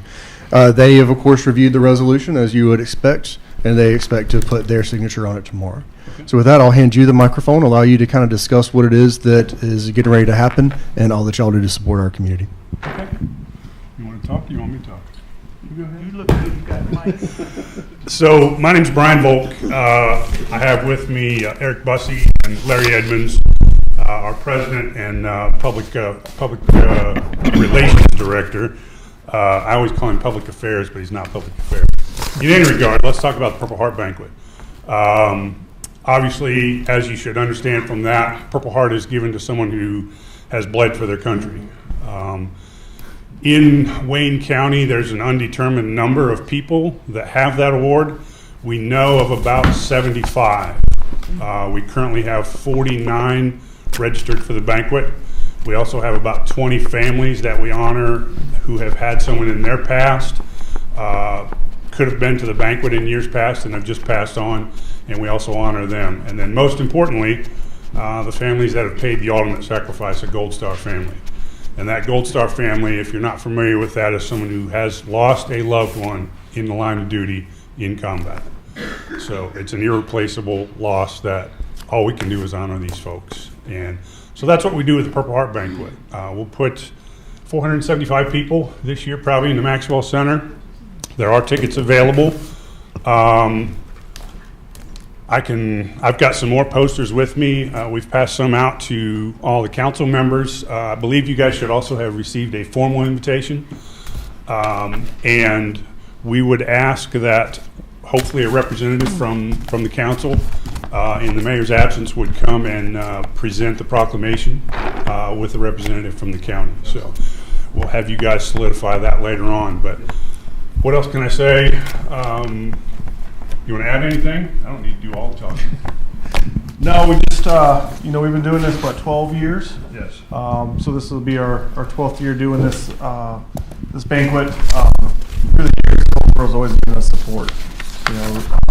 We do appreciate that. There's a lot of history in Goldsboro, a lot of folks who have paid the ultimate sacrifice or paid in blood for our freedom.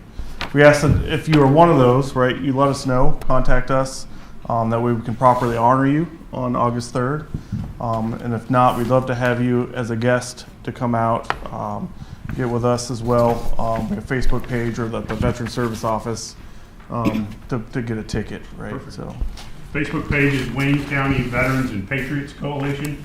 And starting tomorrow, there'll be an event on Facebook as well for it, so you can get information there. Tickets are $40 for the public.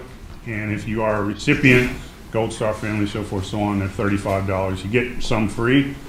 We cover the cost for them, and then additional tickets for them are $35. We give it a little bit of a discount rate. So, does anybody have any questions about it? Anybody interested in more information? What I'll ask everyone to do is anyone that does have comments or questions, please reach out to them either through the social media that was indicated ahead of time, or as y'all are exiting this evening, if anyone would, just chase them down and ask any questions that you have. Perfect. We will get this to you, commissioners, first thing in the morning. Okay. We'll handle it. If you don't, there you go. That'll work out. That way we don't get there. Thank you. Thank you.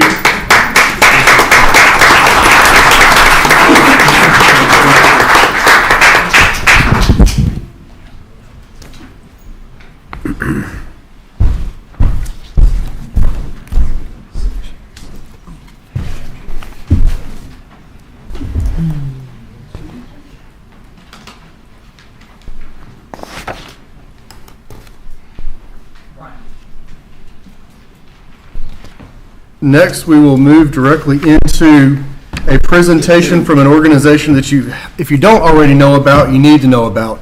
As promised earlier this year, when there are things that we want to make sure the community knows about, the positives that organizations are doing to try to serve our community and serve our youth, we want to give them a platform to where that they can show what it is that they are doing to try and help our families, help our youth, and help our community. So with that, calling forward Mr. Henderson from Kinetic Minds. If you come forward.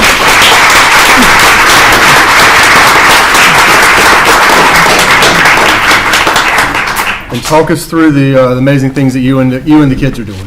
All right. Thank you for the invitation through Councilwoman Jones, the mayor, and the city council. My name is Escobar Henderson, which I'm not alone. My wife, she's hiding out back there. She's right over there.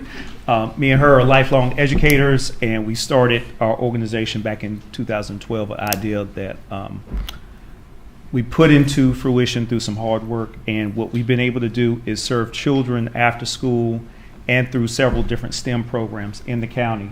It doesn't matter where they come from. It doesn't matter what their academic level. We've got kids all the way on the spectrum, all the way up to AIG that we have served over the years. So without further ado, we did a grant through Borough's Welcome Fund, and it's an SSEP grant, and we were awarded the ability to serve students who were underserved populations in the county through this STEM program. And the STEM program that I'm going to present on had several components. And if you can go to the first slide. I gotta click it. How do I do this? Okay. As I've already discussed, to provide a STEM program to underserved populations in Wayne County, students selected for this program had to demonstrate a high aptitude in math or science as part of the criteria. This was rising 5th through 9th graders who were provided a 3-week summer camp focused on the core areas of life science, engineering, and coding. In addition, the students were required to attend 7 Saturday sessions over the course of the year, which will conclude with a showcase, which we've already had. And participation in the JSA program included field trips. The first year was to the National Zoo, as well as the National Air and Space Museum in Washington, D.C. And in year 2, the JSA participants visited the Kennedy Space Center on Merritt Island, Florida, which was this past June. The SSEP grant covered all costs for JSA participants, and those that successfully completed the program received a stipend. So this is a program that was free of charge to the students. All the grants we've done, they've been free of charge. And I'll move on to the next part. Through what did Junior Scientist Academy participants learn? Through hands-on projects and activities, JSA participants gained valuable STEM skills in life science, engineering, and coding. Participants learned key application, analysis, and evaluation skills vital for critical thinking. Each learned problem-solving skills, persevering through challenges that will help them meet and exceed their educational goals as they prepare for their future.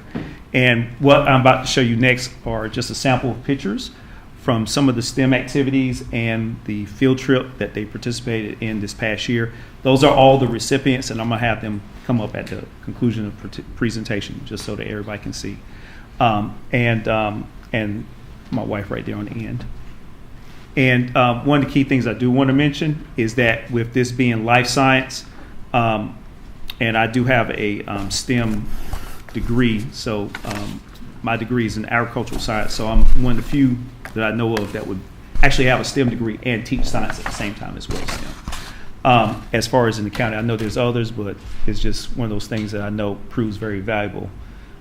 What we have here is that in the top hand corner, that was one of the projects where they were putting together a manned robotic arm that it can control. The young man in the middle, he chose, instead of the robotic arm, to equip his with a bucket. As you can see, the students working in the lower right-hand corner, they also put together a robot, and I want you to know all these activities they did on their own. So whether they messed up, they had to go back, fix it, take a piece apart, put it back together. They had to go by the instructions, and that was with the students doing this on their own. So it wasn't like we walked them through holding their hand. They literally had to learn some problem-solving skills and critical thinking skills on their own. And that's them right there working together as far as working on the presentation. Right here in the left-hand corner, one of the parts with the life science was that I incorporated some water in terms of clean water. They were doing aquifers, so they understood how groundwater works as far as those reservoirs and how they can become contaminated. So it was using some dye, and they got to see how that worked. In the middle, they actually put together these aquariums. Other than, I let them do it from start to finish. They did the planning, how they wanted to do the plants, what kind of fish they were going to include. So those were the 2 tanks that we got started. We learned through some trial and error along the way. Honestly, all the fish may not have survived, but they did start. On the right hand, that's where the young man had completed his robotic arm and was getting ready to test it out. Right there, this was another project that the young man was working on right there in the bottom left-hand corner. It was a tracks and tread, and this is the one that the kids said was actually harder because they said the instructions weren't as good. So, but that's one of the things when you're doing these STEM kits. Sometimes you got great directions, sometimes you don't. But they still managed to put it together. And the young man right there in the middle, he was testing his out during a obstacle course that we had put together to see if he could make it through start to finish. And then the young lady right there was working on finishing up hers because, as you can see, they had treads on it. But that was also remote controlled as well. In the top left-hand corner, the young man, and for those who are sports fans, actually met an astronaut by the name of Steve Smith. Not the wide receiver for the Carolina Panthers, but that was actual astronaut. There we are in the middle on the plane, and then on the right, we were down there in Kennedy Space Center. And as you can see from the pictures on the bottom, from the bottom left all the way to the bottom right, those were parts of what they got to see while we were there at the Kennedy Space Center. And that building on the left especially is where they were putting together the rockets. And as you can see, that was actually a rocket, and I'm not sure if that was the Apollo rocket model or the actual rocket that was inside a warehouse that was several football fields long, and those are the thrusters. And then that was a part of the park, Kennedy Space Center, where they actually had some opportunities for them to go through some simulations.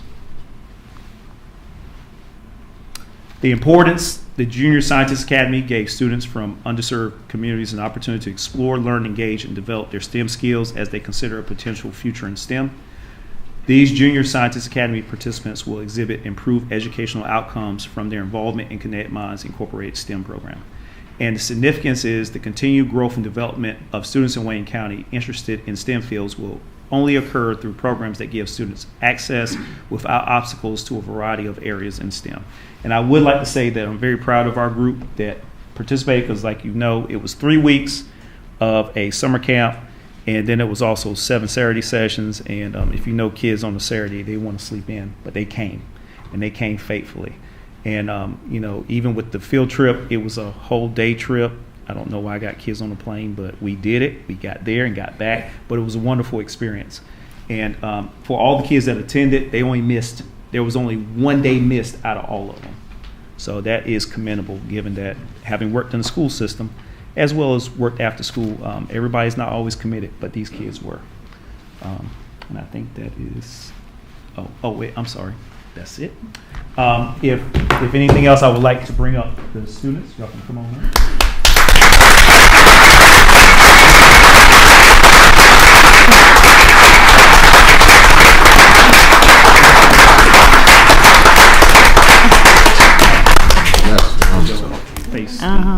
City Council. Did y'all have anything to say, or did anybody have any questions for any of them? Because they can talk. Don't let them fool you. I've got one question for y'all. What was your favorite experiment that you did?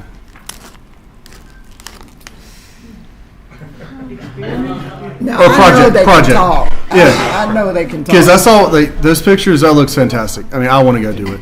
There was one experiment in the summer we built out of paper. We would make like little paper airplanes, and we would get to attach these little systems with propellers on the end to it, and we could make it fly, do tricks, and everything you could possibly think of. That's fascinating. So who here now thinks they know what they want to be when they grow up? Huh? I'm serious. I got you. All right. 10 years old. And by the way, one of the things that they probably, because I know of the graphic nature when I'm saying graphic, because they actually did real life dissections. And I know that may not, I know there's animal people, so trust me, I am too. But for the sake of science, they were able to do that as well and get to explore the body systems of different organisms that were preserved. So they were able to do that, just like regular surgeons working on. Love it. I would just like to say that I was just so impressed with you guys, and I enjoyed my Saturday. I learned a lot. It was some of it was kind of over my head. You were making those things move like that, but I'm really proud of you, and I'm glad to see, and I wanted everyone to see positive things with our youth, because there are some positive things that's happening out there. And thank you, Mr. Henderson over here, and Mrs. Henderson, who's trying to tip away. Thank you so much for your time that you spend, and the parents. There's some parents out there. It takes parents too. So hands off to the parents that were getting their kids out here too. So thank you so much. This was just amazing. Well, I would just like to first commend the young man and yourself for how they presented themselves here tonight. That is great. You look awesome. And I'd like to commend you, sir, for stepping up and filling a void in the underserved communities. I really appreciate that. You and your spouse, I like that. And I like that we're showcasing education and not just athletics in our communities. So I am overjoyed to see this, and I would like to know more about it so we can help any kind of way that we can. Absolutely. Right. With that, y'all are off the hot seat. Thank you for coming. Y'all have a great rest of your night. You all. Thank you so much for being here. And like I said, they do talk. That's all right. And if there's a next enrollment cycle, if you'll send us some information, I'll try to push stuff out too. We'll follow up. Thank you. See you soon. Thank you, sir. Next, we'll move to item F. We have more recognition of positive educational outcomes. I know there's a lot of presentations tonight. Bear with us. There's only one meeting in the month of July, and there's a lot of things that we really wanted to get in front of everybody. So with that, a representative from Dillard Goldsboro Alumni and Friends, I believe Mr. Packer. There he is.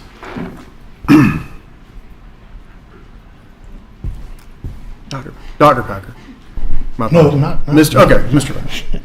Good evening, Mr. Mayor, Mayor Pro Tem, and council members. I'm glad to come before you tonight because after I was looking at the agenda and I was seeing all this educational stuff, it lets me know that the city cares about education. When we see that there's such a decline in the youth, and then to see Mr. Henderson come forth with what he did, I feel great now to come back to share with the city and the council the individuals that the city is able to support through our scholarship program. This is the second year that the city has supported the scholarship program, but we have also had support from the city for the past 4 years. And then talking with the mayor, he said, well, Gary, I think it'd be a good idea to bring the recipients before the council. This is the first time this has happened, and with the conversation me and the mayor had, we finally figured the day out on short term, and we were able to get some of the kids here before they got off to school. So with that being said, I'm gonna ask all of the students that are here to come forward, and I want you to give your name and the school and your major that you'll be attending. So all of the scholarship recipients of the Dillard Goldsboro, I want you to come forward.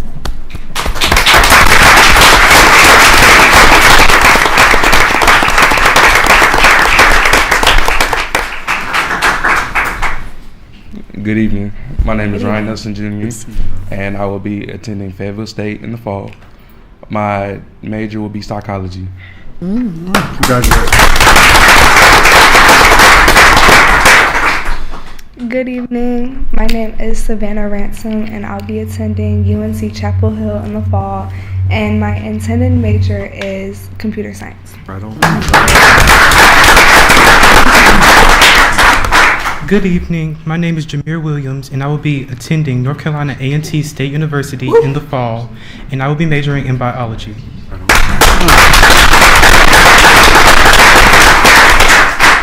Hello, my name is Avaya Rayford. I am attending UNCG, and my major is social work.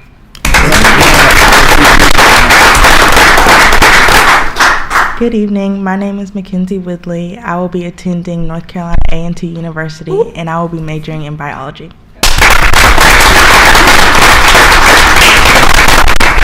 We thank each and every one of you, and we were able, with the city's assistance, award 9 scholarships this year. All the kids are not able to make it for, it was a short turnaround, but we are glad that they came out, and for specifically the ones that's going to A&T, because that's as well. And it takes things like what the city and our organization, Dillard Goldsboro Alumni and Friends, have done over 69 years to provide scholarships. And now when you see these recipients they're going to be the kids that will eventually come back and sit in these seats one day. Right. So we're thankful for the platform for today with the educational focus, and we're just thankful for the city's assistance and what they've done to help us out. Thank you so much. Thank you all.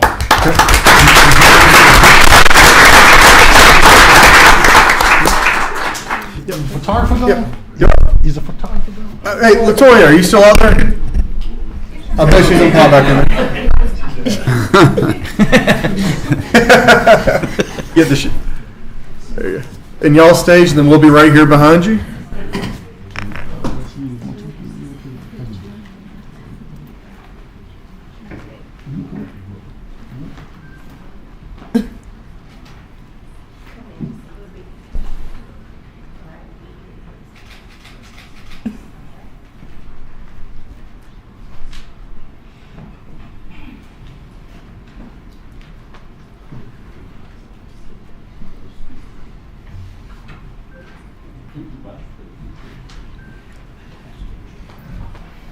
All right. Thank y'all so much. Thank you so much for coming back.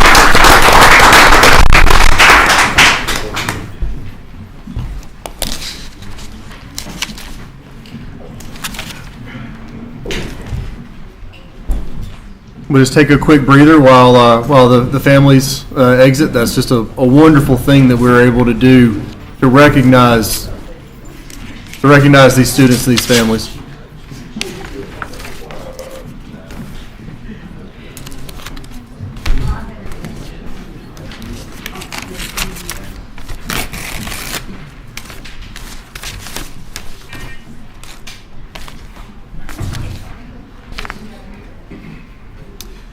Next, we'll move to item G under presentations. This is Mrs. Selena Bennett representing Community Supporting Schools.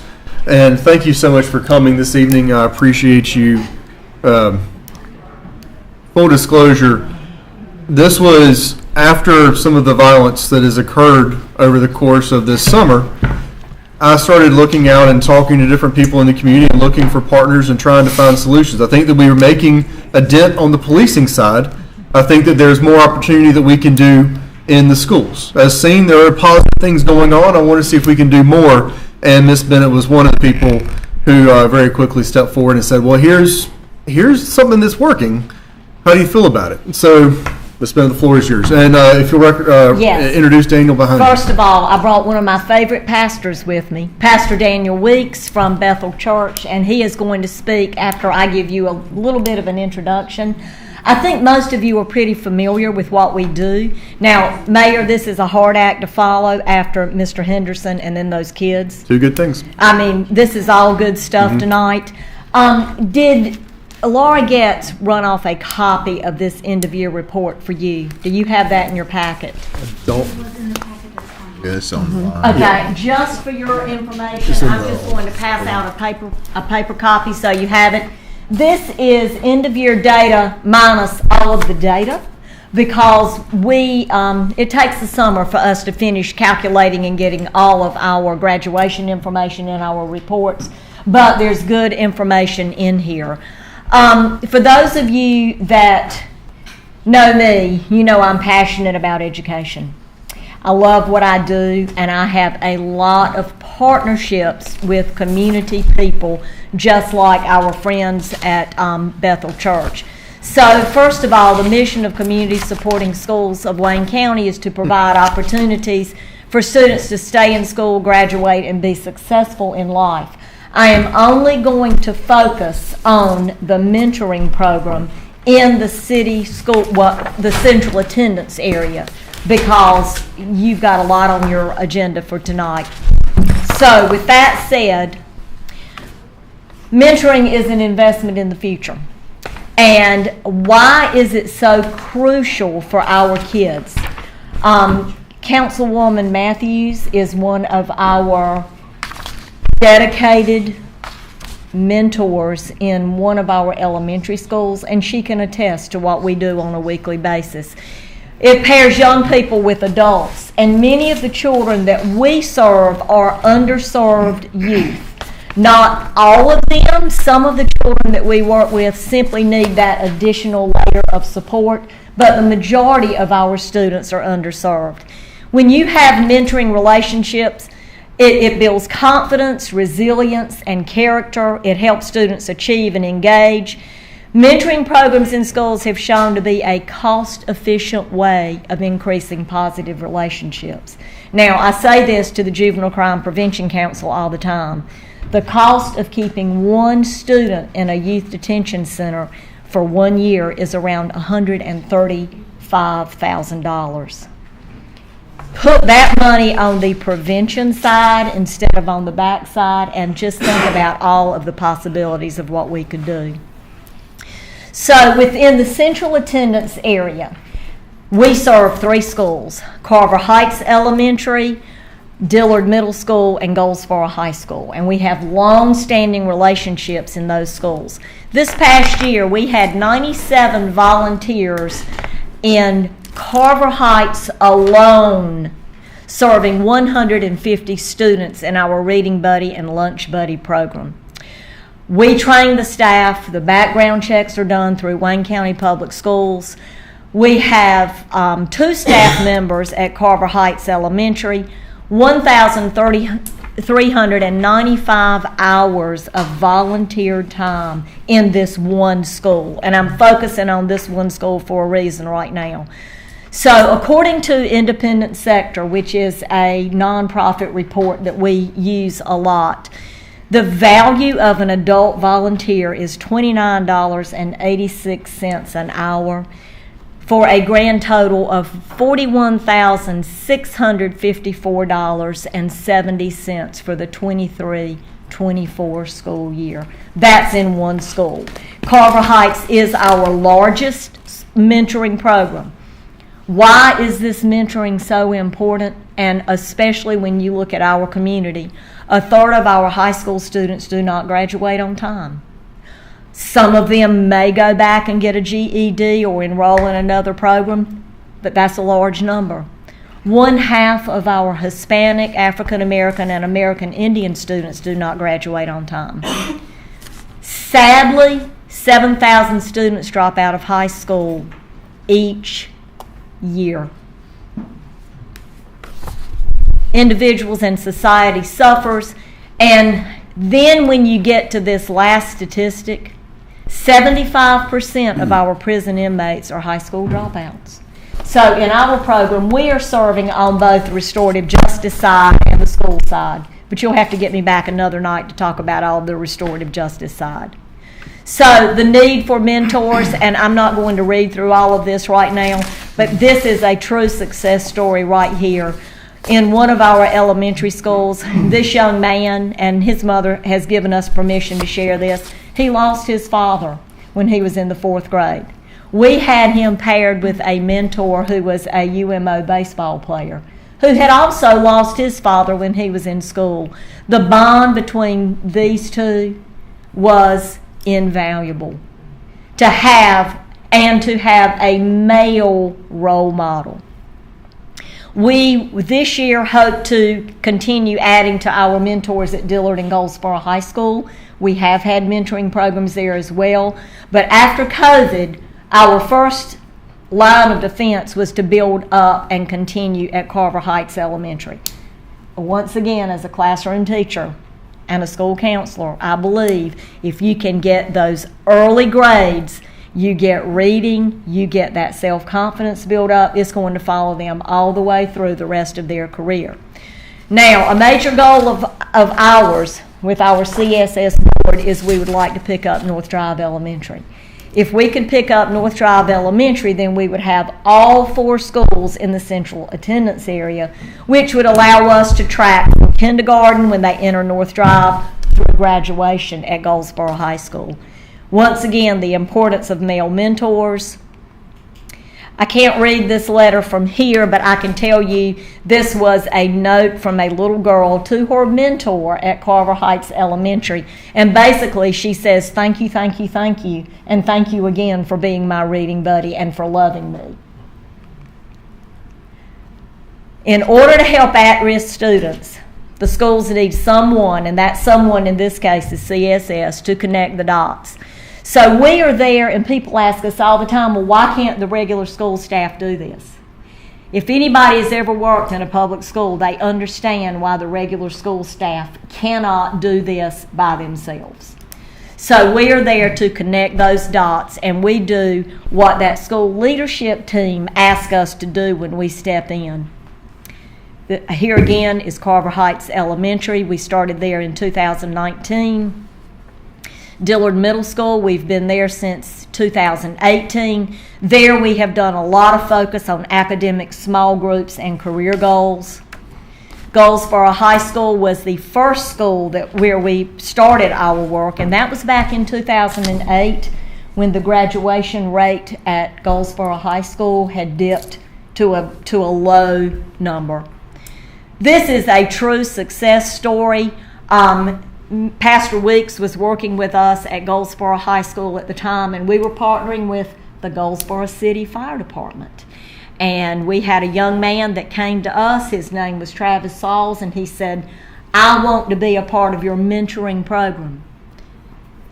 He came on board with us, and he has worked for the city of Goldsboro as a paid fireman since the time that he graduated. So, Carver Heights, we currently have 2 part-time positions. Dillard Middle School, we have 1 part-time. I would love to add 1 more there. Goldsboro High School, I'd love to add 1 more there. But first and foremost, I would like to begin a program, an elementary reading program at North Drive to match what we have at Carver Heights. Anybody that does not know everything that you want to know about us, we have a fantastic website. You can go there, waynecss.org, sign up for our newsletters, and learn more and more about our programs. And with that, I am going to turn this over to Pastor Weeks, who has been instrumental in helping us with mentoring programs. Yeah, I just wanted to briefly just talk about the power of mentorship. And we had the chance to serve a lot of kids at Goldsboro High School through a 3-year period. People ask me all the time, if it was so wildly successful, why did you stop? And the quick answer to that is we ran out of people. We were mentoring these young men and women, and the relationship didn't stop after the school year was up. In fact, one of the young men in our mentorship program right now, this morning, I dropped my kid, and one of my adoptive children off with him to chaperone as one of the chaperones for 164 kids at a week-long church camp. And he's serving there. He serves in our youth group. But the power of mentorship, I could go on and give you all kinds of reasons. Ruby Payne in Framework for Poverty, she says that kids escape generational poverty for one of 3 reasons. Either it's because they have some freak skill, athletic ability, they're a savant of some sort. Either they are resilient, and we don't even really understand resilience. We try to study it, but nobody really gets where resilience comes from. Some people have it, some don't. But the number one reason that kids escape from generational poverty is because they have a mentor from the lower class or the middle class that acts as a bulldozer driver to knock out the barriers of generational poverty. And if you didn't grow up in generational poverty, and I don't know all of you, you wouldn't understand. I'm the first generation out of it in my family. My mom and dad escaped it, but they escaped it because some people put their arms around them and loved them out of it and loved them through it. So there is science to suggest that mentorship really is the most effective way. Not only is it the most effective way, but it is by far the most cost-effective way. We're underutilizing our most significant resource in Goldsboro when we don't call the people of Goldsboro out and say, if you're really tired of the shootings, if you're really tired of the problems, put your time where your mouth is. Bring us just one kid into your fold. At our time at Goldsboro High School, we were given a list of about 40-something students a year that were at risk because of attendance issues, academic issues, or disciplinary issues. We matched those kids up with highly trained mentors, and these mentors were really tough. They were really gritty, and they had been tasked with just do whatever it takes to help these kids. Right out of the gate, one of our craziest stories was The mentorship program had started. It had only been going 3 weeks, and one of our kids snatched a felony charge, pardon my slang, at Rugged Warehouse of all places, for breaking an ink tag off of a $40 pair of sneakers. And the officer wrote it up as a felony. It's an anti-boosting law meant to catch people who are boosting tens and thousands of dollars worth of items from department stores. But because he broke the ink tag, it went from a misdemeanor to a felony charge at that time. He was given a court-appointed attorney. Thankful for those. However, I went and talked to the attorney. He really wouldn't talk to me. I couldn't get the young man's parents involved. I happen to know a few people. I called a few people. I said, if you guys give this kid a felony, you're going to ruin his life. This is stupid. We cannot give a teenager a felony charge for snapping an ink tag off of a $40 pair of shoes. Got a phone call within 24 hours. Tell his attorney to just come by my office tomorrow. It's been reduced to a misdemeanor. Because the kid had a mentor. Got kids serving in the Marines. Right now, the young man that I just told you about, he's wildly successful. He's making a lot of money. He's driving a truck. He's fathering his kids. To tell you how good the mentorship program was at identifying these kids, unfortunately, I've preached the funeral of 2 of this young man's older brothers who were victims of violent crime in Goldsboro. One in West Haven, one on Royal Avenue. And I would just implore you, as you guys seek out solutions, our church prays for you, I pray for you. I know you all have so many people pulling at you. But if you're really looking at a cost-effective way of reaching these kids that are becoming those that are perpetuating the violent crime, I would really implore you to really seriously consider mentorship. Not only is there data, not only is there stories, but just a small subcommittee that the Chamber of Commerce has put together, Leaders in Faith. We hosted a dinner for principals, and we fed them, and we just asked them to tell us, hey, what do you need? The number one thing they all said, literally, it was kind of crass. They said, we need warm bodies. He said, we don't necessarily need more computers. We don't even need you to pass out Pop-Tarts. We just need people around these kids to love on them, to pour their lives into them. So, again, thank you, Selena, for letting me come. Thank you for the chance to partner with your organization. And thank you guys for hearing my heart on mentorship. It works. It really does work. Ask Councilwoman Weeks. Her whole program is built off of mentoring and pouring into people's lives. So thank you. Ms. Bennett, the reason I asked you here is because I want to help, especially with that North Drive position. You know, we have been talking for months and for years about what City Council can do to play a role and to help with education inside the city and around our area. We do not directly fund education, sure, but this is a piece where that we could get involved. I'll just ask this question, and then I'll open the floor up to council. To do the position at North Drive, how much money would you need?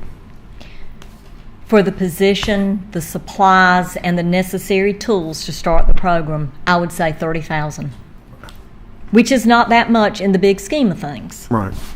My staff is part-time. They are all certified educators, and they work because they love the kids. Right. Most of them are retired educators that still have so much energy and so much love to give, and they have a world of expertise. Last year, I looked this up, and if Miss Gwen's still in here, correct me if I'm wrong. She's went home. She wasn't feeling well. Oh, good. Well, I hope she travels safely getting back home. But in looking at last year, if I'm not mistaken, through our NPO allocation, I believe y'all received 13. We did. If we were to move that outside of the NPO, I'm asking for a separate thing for a specific contract, a specific thing. If we were to move that to 30, would you be able to add the position at North Drive? Absolutely. Absolutely. And I do want to say, I appreciate the support at every level that we have ever received from the city. It was because of the city that the first position at Goldsboro High School was Right. begun back in 2008, 2009. Well, we're certainly not made of money, but as the conversation is unfolded tonight, we have worked very diligently over the past few budget cycles to put ourselves in a position. And so, council, I'm just going to be blunt. I'm asking council to consider funding that North Drive position. I'm not guaranteeing recurring years, but I'm asking council to get on board for that North Drive position. So with that, council, any comments, questions? I've already put myself out there, but obviously, in this room, I'm one vote. So, council. So you said we gave to the MPO 13 last year, and this is just a difference of 17. Would this be a full-time position? It would still be it would be 20 hours a week, which is what all of my staff is hired for. Because during any given school day, you have hours where going into a school setting, you can't actually pull kids every second of the day. So we have found that a part-time position works very well, and we concentrate our efforts on doing what we do during those hours that we're there. We don't get involved in the bus duty and all of the other things that full-time staff at the school level does. We're concentrated. And I truly believe that education is the answer. And if we can get these kids on board at an earlier age, by the time they get to high school, it's late. It's doable, but it's late.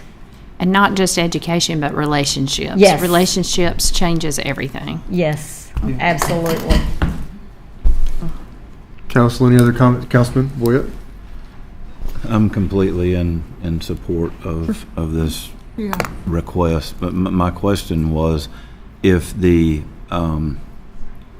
previous funding that was being received from, I guess, through the United Way, through that funding, so do we need to separate this dollar amount out separate, because that funding source is still going to be there, so this would be in addition to what they would receive? My ask of council is that this is handled separately from the NPO. I would recommend for the whole 30. Yeah, for the whole 30. This would be handled, again, it's a specific ask for a specific position with specific deliverables and outcomes.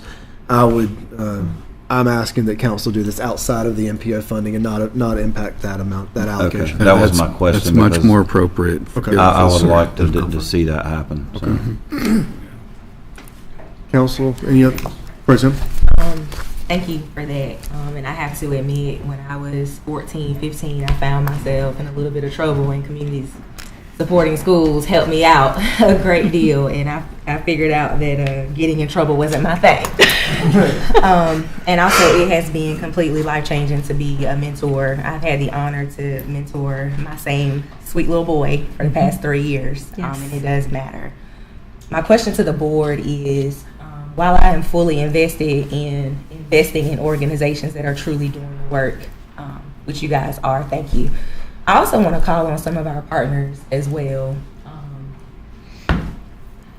to say, if we're willing to do 10, is the school board willing to do 10? Is our county commissioners willing to do 10? Or are we going to consider that original allocation that we have for nonprofit organizations? If we took 30 from that and then allow United Way to maneuver those other monies as they saw fit, with allocating the money for the nonprofits. I just want us to consider other options, and this is in no way me saying I do not support the move. I understand that. I truly do. I just would like the board to look at some other possible options, considering some of the other things that we have going on as well. Find some creative ways that we can still meet the need that she needs. Councilman Boyett, I saw your hand up. Council, did I see your hand up? I think that's good.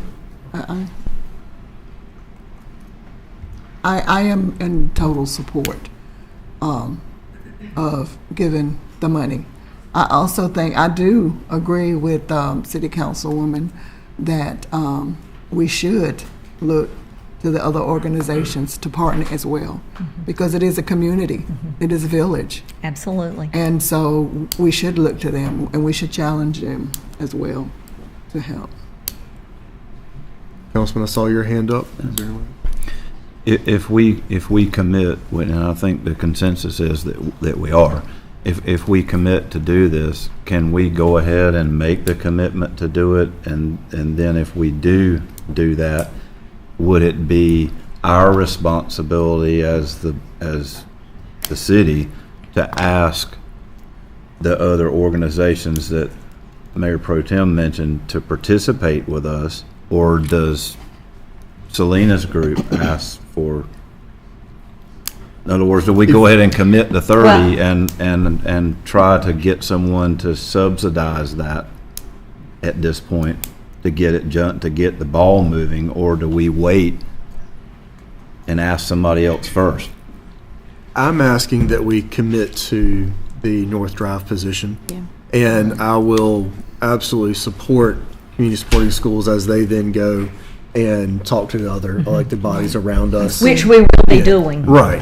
Because this is a big step, and it's a big show of commitment. Well, and also, please understand, it's not just salary that I'm covering. We go in and we do everything. Right. We do the materials, we purchase the books, we do the weekly supplies that we give to the children. We do everything in this program. So as we look at starting this year, and then certainly you don't want to start a position one year, the city council may say we can fund it this year, but then I'm going to be looking for funding to keep this going. So this would be a huge step. So you've heard my ask, obviously, council. Right now, we don't have an actual ordinance in front of us that would, say, here's where it comes from. What I'm asking for now is a consensus to be able to do it. Again, I'm asking for it to be a standalone budget line item outside of the MPO funding. I'm already telling you I'm going to go around and assist you with the ask other places, because I believe this is important and can help make a difference in our community. So what I really need from council is kind of a, Ron, I guess we're not really voting tonight. We just kind of need a head nod. It's a support. You're asking for their support. So council, I'm just going to need a head nod because I'm asking for your support to do it in that structure. I support that. Yeah, I support. I like it coming out of the nonprofit funding personally myself. Even if we gave them 13, I would like to see maybe if we bumped it up to 15 or bumped it up to 20. And then we have a smaller line item outside of that, but we have money set aside and we do fund them, and I want to continue to do that. But I think if we were to instruct the powers to be to say this is the amount that we want to allocate for this particular agency, let's do that. And then that's just my suggestion. But Well, in doing so, part of the reason that I'm suggesting to do it outside of that is because I don't want to cut so far into the NPO funding, the general NPO funding, that we effectively render it moot. There are other organizations that this community has relied on to go and provide different services, and in making this ask and in trying to really steer us in this direction, I don't want to necessarily eliminate the other work that is happening from the other organizations. That's my logic for this. Just a quick second. Please. I know you guys need to discuss how. And so thank you, but I did want you to know that we have a group of faith leaders, not just pastors, but nonprofit leaders too, that are kind of chomping at the bits and have volunteers that are ready to mentor. And the position, like for example, when we were at Goldsboro, she was the hub. It was where we had our first mentor meetups. It was where, like, if I couldn't go be there to meet a mentor on their first time, the coach that was at the school could. It was just a safe, neutral place for us to go and still be underneath, supervision and things like that. So without the position, it's really hard to run a mentorship program. So I think y'all understood that, but I just wanted to make sure you understood the connection. Well, Councilman? Could someone refresh my memory on how much the dollar amount that we dialed back our NPO 50K. funding? It's 50K. 50K. So we dialed back 50. 50K from the United Way. So this 30 would be an opportunity to give some of that back and for a specific deliverable. And That's sort of the way I'm interpreting it. And outside of the United Way, this wouldn't be funneled through United Way. This would be a specific contract with a specific organization for a specific deliverable. as I'm seeing. It's not just a general contribution, it is a specific ask. So. Absolutely. I'm in support. And it would be tracked as such. Right. Okay. Council, do we have a general consensus to, Councilwoman? No, I just said I'm in support. Okay.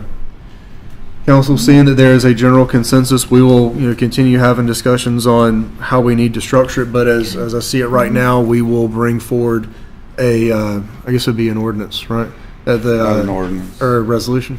Yeah. Resolutions authorizing the city to do X contribution. All right. Perfect. Council, any comments, questions in closing? Thank you for all you do. Well, let me just say, I appreciate your support. I know that you are pulled in a number of different directions. We are totally grant funded and we fundraise. All of your support is greatly appreciated. Thank you so much for being here. Thank you. Mr. Weeks, Ms. Bennett, thank you so much. Yeah, thank you. Good to see y'all.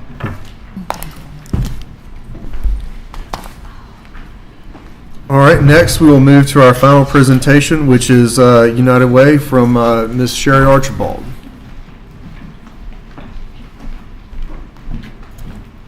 Pass those out first. Are those the pamphlets, the outcomes from last year? Perfect. They are. Good evening, Mayor and Council. Good to see you all tonight. So I am here this evening because we have wrapped up the 2023-2024 City of Goldsboro nonprofit organizational funding process that we executed for you all last year. The effort was determined at your retreat in February last year, and so we started in March. And we had the bulk of that done by July and finished things up actually just in June. And so just wanted to go over a few slides with you to share our process and the outcomes as well.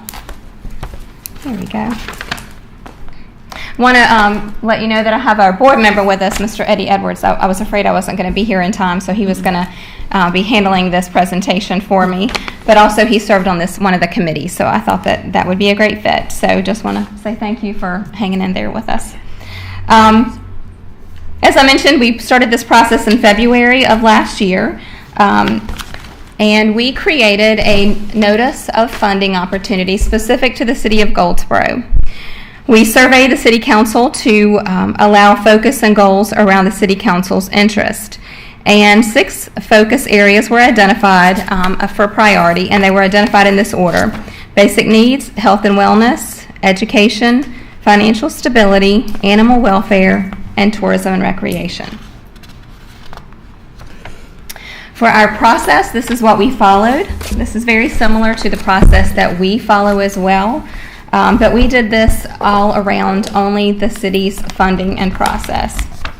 We invited nonprofit organizations to apply from our database of nonprofits. We had 160 contacts, which equated to approximately 100 nonprofits in this community. We also did a press release to announce that opportunity would be open. We created a 2-step process allowing nonprofits to identify early on with step 1 if they would have the required documents and financials that the city would need to support. We prepared the applications for the committee to review. You can see our timeline there. And when we wrapped it up as far as determining who those recommendations would be and we brought it to you last July. So the community took part in this. We opened this opportunity up for the community to participate, and we had 4 focus areas that were identified. I mentioned them to you before: basic needs, health and wellness, education, and financial stability. The other 2 that I mentioned were part of your priorities, but we did not receive any applications in those 2 interests. We invited the community to participate in the process and of the recommendations by way of committee.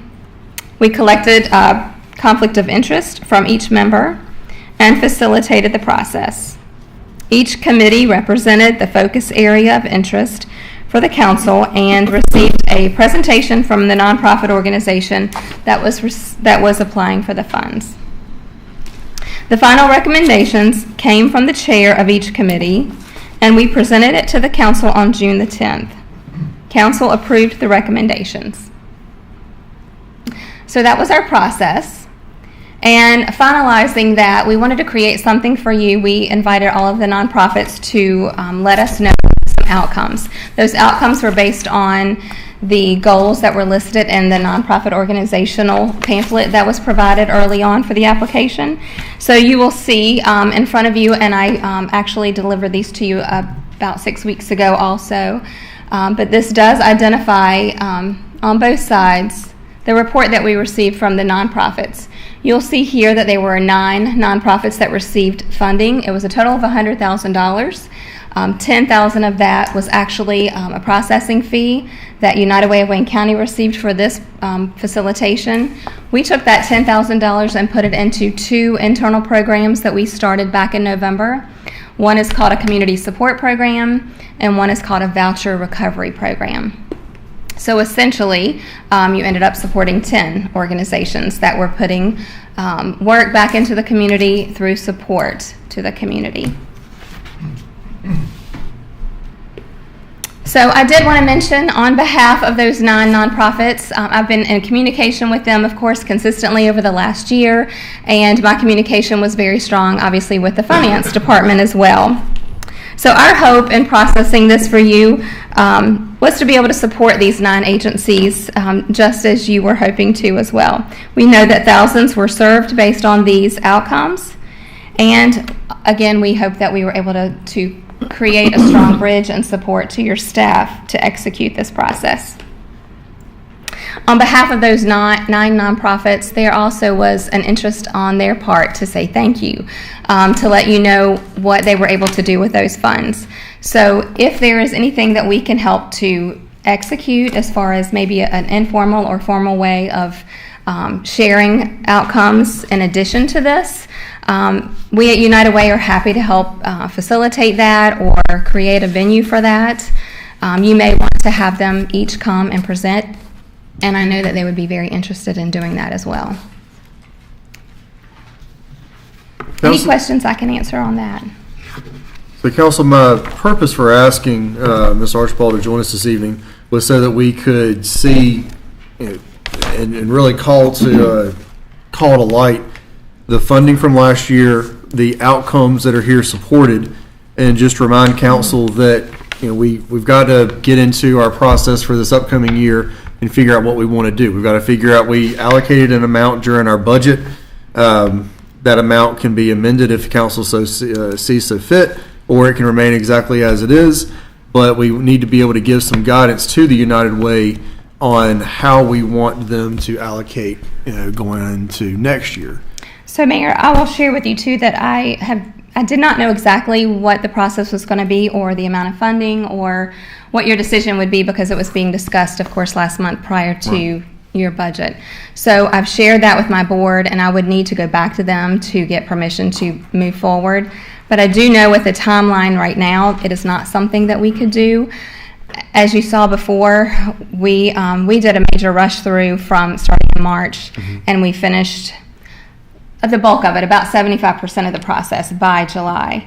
And that was a stretch, and it was tight, but we did that, and we had to, because our campaign starts now. Actually, this week is my first presentation for our campaign. There'll be another 115 of those, literally, between now and December. And so there's no way that I could, this is basically a job all by itself. Right. And so there's no way I could do both of those. If there is another way that we can help support in some way, I'm happy to share our process as well. If there's a discussion and we find some other way that we can help do that, I just know that it's not something that we could have capacity to do the way that we did last year. Sure. Well, thank you for your candor in that. Absolutely. And what we'll have to figure out is, who within city staff do we want to tap to go and maybe have an hour sit down and kind of train through the process, and that way we can try to do things in a objective way. So I appreciate your candor in that. I realize that it's a very time-consuming process. Of course. Well, thank you. The only other suggestion that I had, and we could certainly discuss how this would work, but if it was a investment directly into United Way, specific to a particular focus area. For example, if you said, I want it to go just to education, and we want the 50,000 to go there, you could identify that you want it to go to education. I can't say that it's going to go in education, obviously, if that's what you designate it to be. I can't say 100% that community supporting schools, for example, is going to be, I can probably say 99% chance based on their history and the way that they have been able to report and provide such a great partnership with us. It's a very strong possibility that they would be. So we could work with you by saying, here's the amount that was allocated, and please tie it specifically to gang violence. Yes. Or specifically to health and wellness. And that would happen in accordance with the wishes. And that would mean that all 50,000 is going to one of those programs or Right. multiple programs around that focus area. It would also mean that investment is going into United Way. I have one process to do Right. then, not two. Right. But that's just something I'm happy to discuss with you if that's an option. Understood. Well, council, this one is mostly for information as it sits right now. We're going to have to figure out our own process or which direction we want to go. I will just ask council up front, do we have a general consensus? Do we want to go and try and run our own process, or do we want to simply select a path, health and wellness or education or financial stability or whatever it is, gang violence prevention, and ask United Way to allocate the That's why funding we did appropriately? this to begin with. Council, any guidance or opinion? I Pro Tem? personally like targeting a specific focal, personally, Right. myself. And maybe it may not be one of these here, but definitely having a clear focus of where we want to put our dollars. I think it would be very wise, piggybacking on that comment, I think it would be very wise to say, United Way, here is our piece and here's our objective. I think that administratively makes a lot of sense, as well as tries to remove politics from selection as much as possible. That's just, again, my opinion, and in this room, I'm one vote. Council, any other comments, feedback? This is not necessarily a directive for this evening. It's just something that I kind of wanted to get a consensus on. I definitely like the idea of one focus, Ms. Archibald. Especially, we've seen an uptick in crime, and what better way to combat that than to take just one focus like education, mentorship, to try to help someone, and then that way the organizations are well vetted by United Way, and I trust their knowledge, their wisdom, and serving our community with excellence for many years, and that would definitely take that off of our team.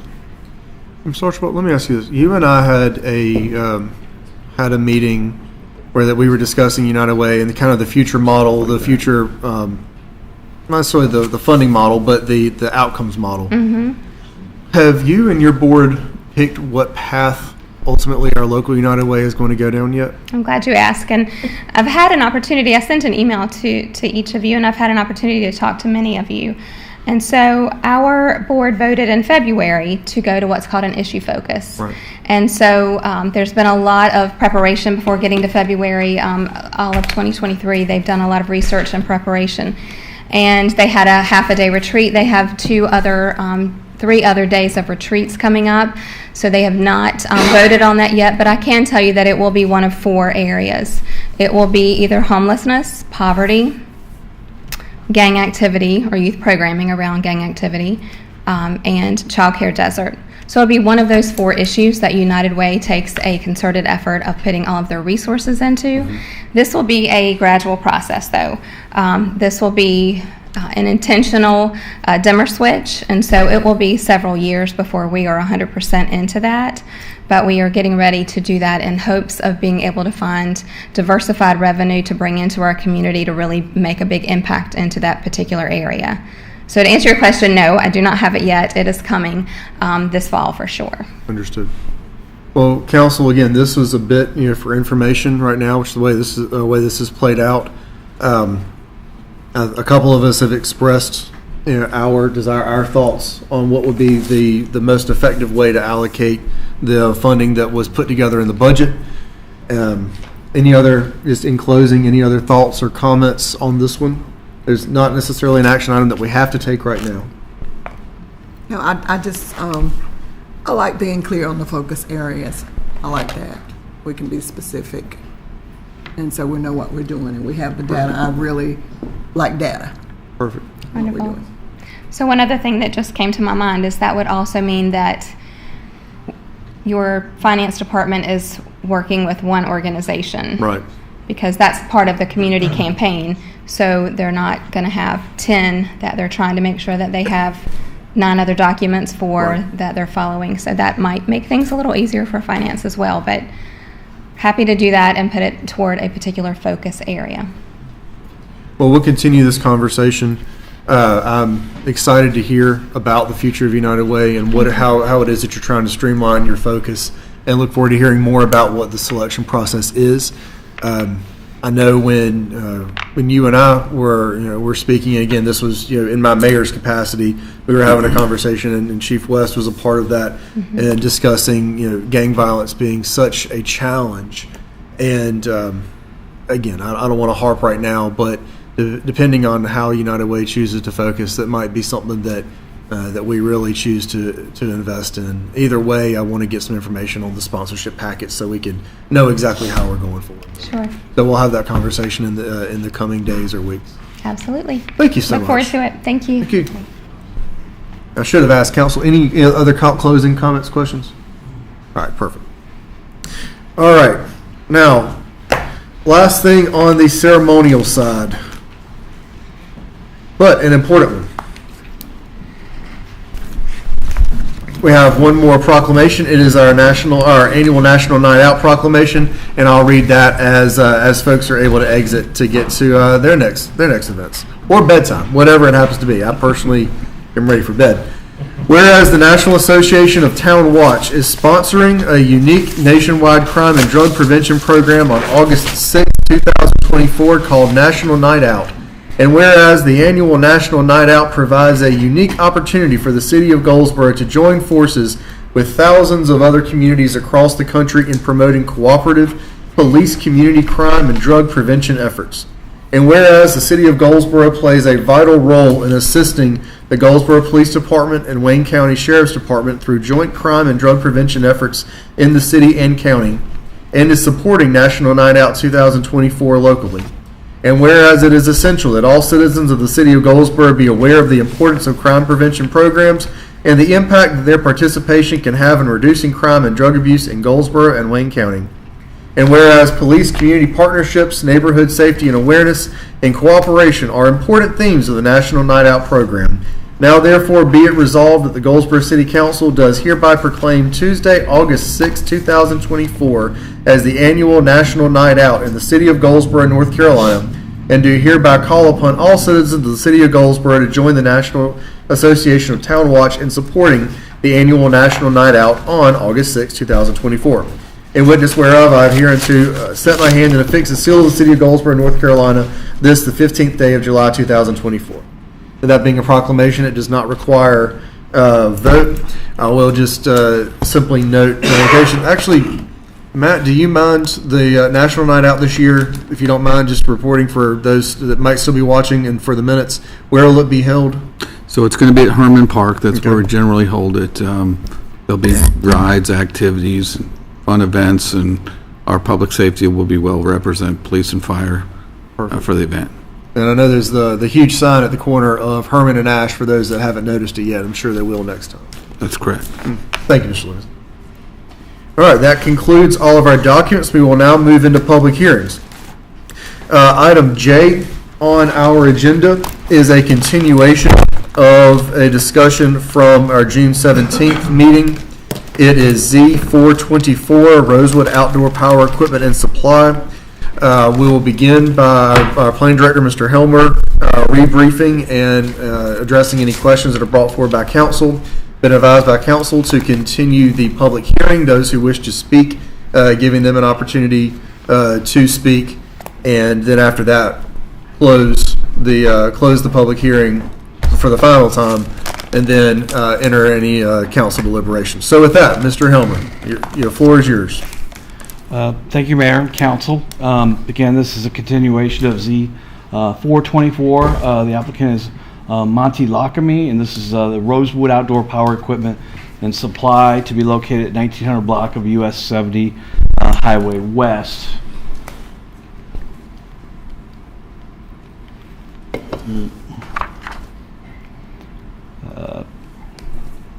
This property is identified as Wayne County Tax ID number 2680-83-1822. The request is to rezone from R16 to General Business Conditional Zoning District. The land use is currently guided for medium density residential, and the applicant is requesting a change of zoning for the subject property from R16 to General Business Conditional Zoning District, limiting the property to retail sales of outdoor power equipment, service, and repair with outdoor storage. Per NCGS 160D-102, conditional zoning request is a legislative zoning map amendment with site-specific conditions incorporated into the zoning map amendment. Should the applicant deviate from the minimum requirements of the proposed general business conditional zoning district, the deviation shall be identified on the concept plan for city council approval. The R16 district is established to accommodate low-density, single-family residential uses and to prohibit all activities of the commercial nature except certain home occupations. It discourages any use that would substantially interfere with the development, use, and enjoyment of single-family dwellings, and that would be detrimental to the quiet residential nature of the district. The minimum lot size is 16,000 square feet. In contrast, the general business conditional zoning proposed, this district is established to accommodate the widest range of uses, providing general goods and services to the community. The district is intended to promote high-quality, accessible development, serving the needs of the community and surrounding area. There is no minimum lot size for the general business zoning district. Adjacent land uses include commercial properties to the north, and on all other sides of the property is generally residential. As you see on this map here, there's a landscaping company immediately across US 70 from the property, and right next to that is some industrial zone property. And along this corridor, more so than not, is primarily a commercial corridor in nature. Over the years, it has there are some residential neighborhoods that still have direct access to the highway. However, over the years, it has been converted more to a commercial corridor, as one would expect from a major highway such as this. Let's see. Where? I can get this. Okay, today. Okay. I've included some photographs in the report this time. So this is a photograph of the property. This is looking more or less to the south, and this is Caroline Circle immediately to the right. And behind, in the back there, you see a row of trees. The property does extend beyond that, several hundred feet, or less than maybe 100 feet. And then I've got some more photos here. This is a view from across the street. This is the commercial landscaping company immediately across the street. This is from Short Street looking east into the property. Basically just showing, it's been an agricultural field in the past. And then the last photograph I have for you, this is on Carolina Circle, looking west down the eastbound lane of traffic. So this would be approximate location of where the turn lanes, NCDOT required turn lanes would be. As far as the site plan itself, the applicant is proposing 2 commercial structures for the site. Parking for the site requires 1 space per 500 square feet of gross floor area, which is a total of 24 parking spaces would be required. The submitted site plan shows 24 spaces to include the required handicap parking. Internal sidewalks are required and proposed utilizing handicap ramps.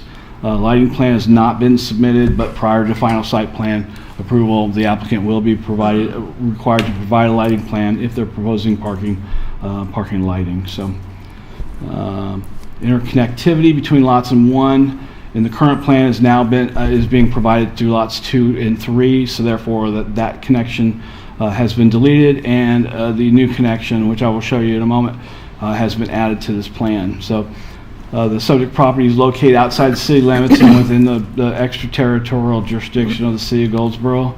The landscaping meets minimum landscape requirements. However, there were some changes since the last plan, and I'll be glad to point those out. All utilities on the site will be installed underground. Refuse includes commercial dumpsters, which will be located inside the outdoor screened storage area. Building elevations have been provided and generally shows a brick facade on the front with brick wainscoting on the side. I'm not sure if that information was provided to you last time.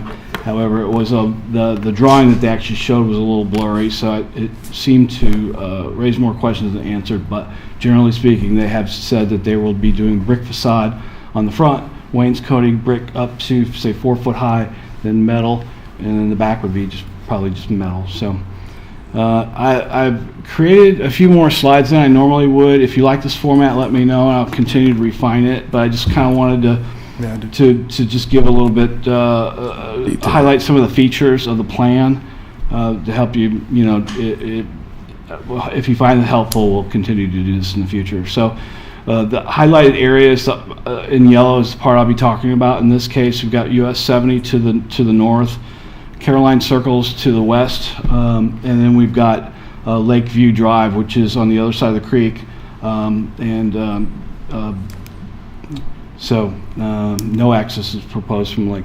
So it's a 3-lot subdivision as part of this proposal, with lot 1 being the property that's currently requesting development approval. Then we have a lot 2 and then lot 3. Let's see. Oops, sorry. Back up here a minute. So lots 2 and lots 3 is bisected with a blue line stream, which means this is a protected stream. At one time there was a lake there. I'm not sure all the history of that, but I'm sure it was a man-made lake, and at some point the structure creating that reservoir collapsed. However, now the stream has kind of returned. Mr. Carnegie has shown this is a blue line stream, which means it's a protected stream, which means a 50-foot buffer surrounding the creek, and that's what that would look like. So,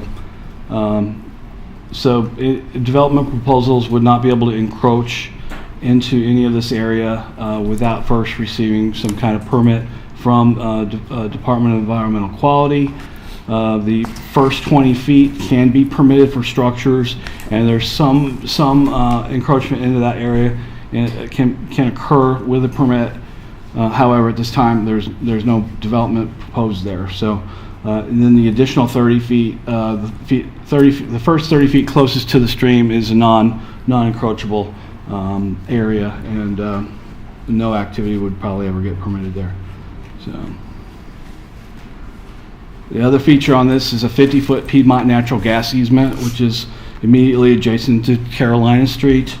They have shown the landscaping being just outside of this 50 feet and all permanent structures being outside of this 50 feet to include the fenced storage area as well as the landscaping surrounding that. They, of course, are permitted to cross this easement with their driveways. However, any permanent structure would not be permitted there.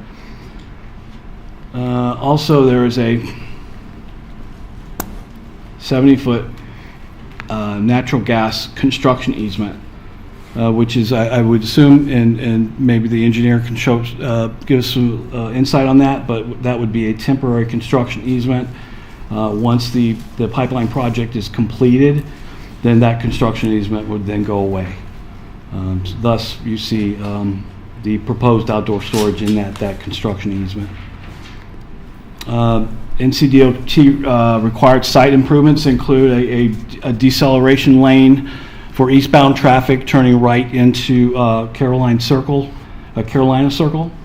and then the close-up of that includes a 250-foot taper section with a 100-foot full-width deceleration lane or turning lane into Carolina Circle. The Lot 1 is showing access to Carolina Circle through a standard commercial sized driveway, highlighted here in yellow. Access to Lot 1 will be directed directly from NC Secondary Road, 1264 Carolina Circle, and this is a close-up of that driveway. Another requirement at NCDOT is to require shared access to Lot 2 from Lot 3, which would be serviced from Carolina Circle. And by doing this access point here, they would avoid having to put an additional deceleration and turn lane into Lot 2. So they've chosen to do that. The water is being provided by Fork Township, which is a water main within the right-of-way, Highway 70, which also services Carolina Circle. There will be Lot 1 will be serviced by a service line extending out to Carolina Circle. Private on-site septic is proposed in the highlighted area. Is their proposed septic tank with drain field and repair area.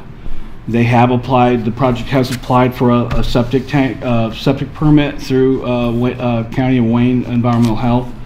That application is currently in review, so that has not been permitted at this time. However, staff requests that a condition be placed on the project that prior to final site plan approval by staff, that this permit be secured by the project. Although the city's comprehensive land use plan recommends medium density residential, the proposed conditional rezoning would be compatible with the surrounding zoning patterns and land uses, and may I say changing development patterns along that corridor, which are tending to go towards a more commercial type use given the value of land on these major highways. So I think we're going to see more of that in the future. This is the rezoning map showing the property in relationship to the zoning districts and uses around it.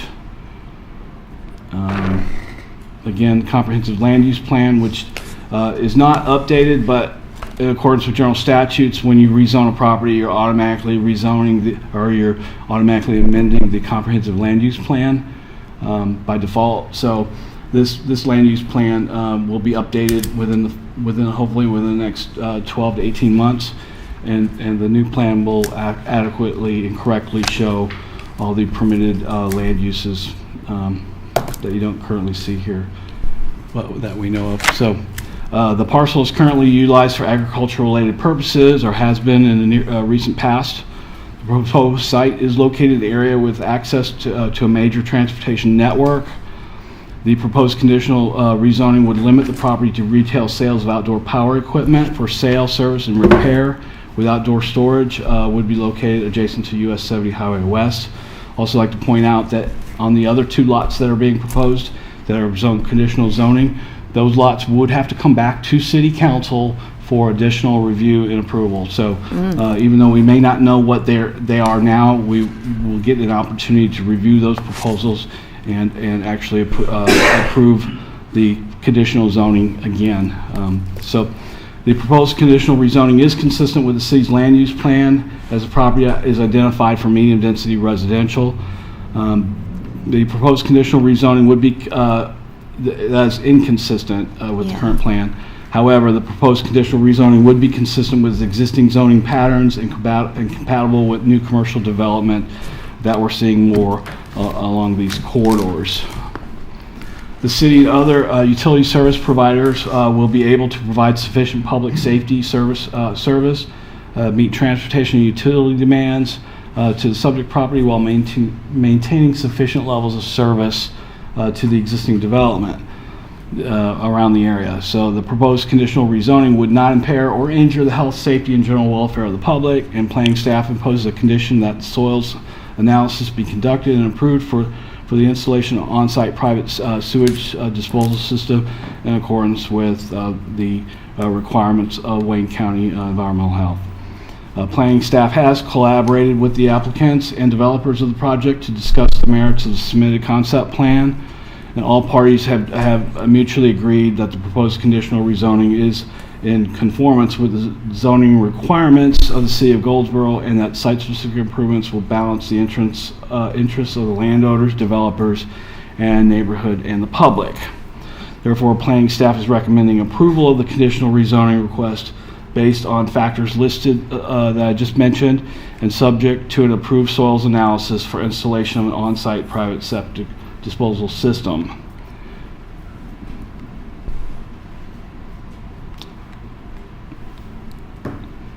And I went through that kind of quick. Again, I'll be glad to answer any questions you may have on this proposal.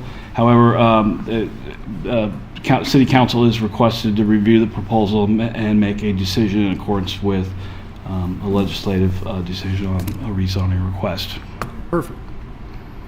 Council, this is a pure zoning, a purely administrative. This is not a quasi-judicial. You can kind of ask anything that you want to ask. Council, is there any questions for Mr. Helmer before we see if there's anyone to speak during the continued public hearing? I do. I have some questions. Go Okay. ahead, Councilwoman. So I drove over there, and I'm very familiar with that site. So to the left, you've got Westover, and you've got Coggles Pond is the pond that you're referencing. Okay. So you also have a neighborhood that backs up to that wood line. Then you've got a neighborhood on the left. Then you've got a neighborhood on the right. You're talking about a road that's roughly between 12 and 14 feet there. Across the street is where that commercial is that you're talking about. So you have a buffer of a highway. What is going to be my buffer between Carolina Circle and the commercial property? The traditional buffer that would be required, that you would see in any future proposal, would be it'd be a type A buffer required between commercial and residential, which would end up being towards the rear of the property. And on the other side of that stream, it also backs up to residential, but it's unlikely the development would be able to get on that side of the stream. So essentially everything on that side of the stream would be buffered by the stream, and then that stream works its way down and around the property. And so most of that property will be buffered, and then the street, of course, will be buffered by not only the space of the 50-foot easement for the Piedmont Natural Gas, it'll also be a landscape street yard. So I'd be glad to kind of go back and look at that. Do you mind going back to that picture? That was a very helpful illustration there. So essentially what you have here is, so if you look on this side here, you've got all this area on the other side of that blue line stream, which is unlikely that these two projects would be able to access. I mean, there's not enough usable land there to justify the expense of crossing that stream. However, it's a possibility, but it's highly unlikely. There is a small bit of a property line on the bottom of that, which would ultimately have to be buffered by any future development on lot number 2.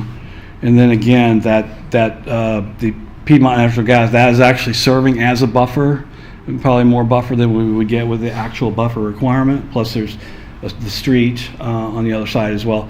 And then the actual landscaping that they're going to be planting too helps to serve as part of a buffer on that. As far as the highway, we're getting just a traditional 8-foot landscape yard. Okay. I think they're actually it's probably closer to 16. So they're exceeding the requirements for the landscape yard along the interstate highway.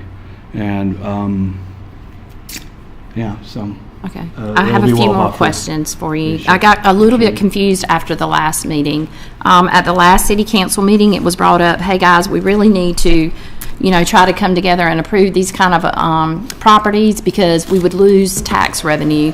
This is zoned R16, and if I was looking that up, the city would not receive any tax revenue at all off of this, correct? Currently this is ETJ, so it does not, I don't believe there's any revenue that would generate directly from the project other than it just, benefiting the entire area and the community around it. So unless the owner were to say, hey, guys, annex us in. And, Yeah, and normally we would and that request wouldn't- annexation. However, they're a little bit too far away from an existing sewer line, so we can't really require them to extend sewer to this site. Therefore, generally speaking, sewer is the trigger mechanism for requiring annexation. So without the sewer or the need for sewer, we wouldn't normally request annexation. So. And then I was looking at, I was reading last week and studying R16. I mean, it highly discourages any commercial property from that area. It says it discourages any use. It says it will interfere with the development, and it's detrimental. And then when you look at your codes, it's putting it high on the high priority list as far as R16. You are correct, and the reasoning why staff feels pretty comfortable about recommending approval of this is the fact that it's on a major highway corridor with lots of traffic, and actually adding more houses in this area probably would be detrimental to that situation. However, I'm not wanting to get into the whole traffic generation. However, I would think that a single point type use would not necessarily generate more traffic than, say, multiple units on this property. Also, the value of the property is such that the values are probably too high for a single family at this location at this point in time. I mean, I don't have the numbers to but in my view of what I'm seeing is that this property is prime real estate, commercial real estate, due to the fact that it's on Highway 70. Okay. And then the last thing I wrote down, the last meeting also, was I had wrote down that the DOT had approved site plans or approved for a turning lane, but then when I called the DOT, they said that wasn't true, so I was trying to... The way it works is staff early on will reach out to DOT, and we also encourage the developer to do the same, to understand what requirements DOT will place on the development.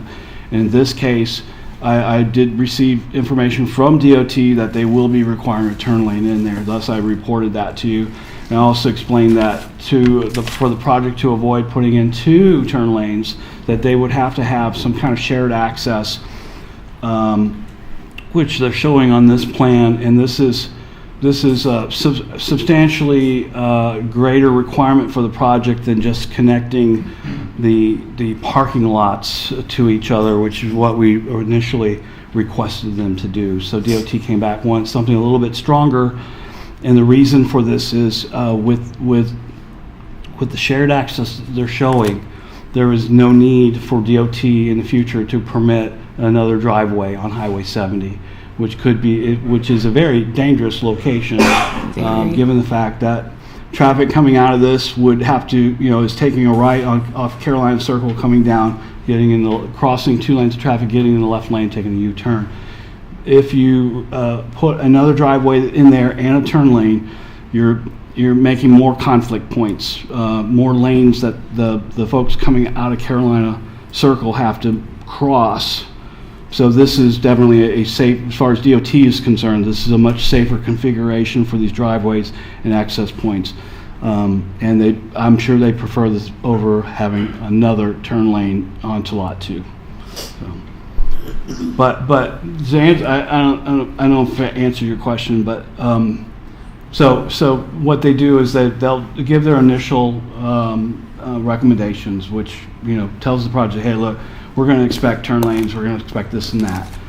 And now, once council approves the plan, or in this case the rezoning, the project will then come back and submit all their supporting documents, which includes an NCDOT driveway application, which staff ultimately has to sign off on, and then they take that to NCDOT and ultimately get their driveway permits.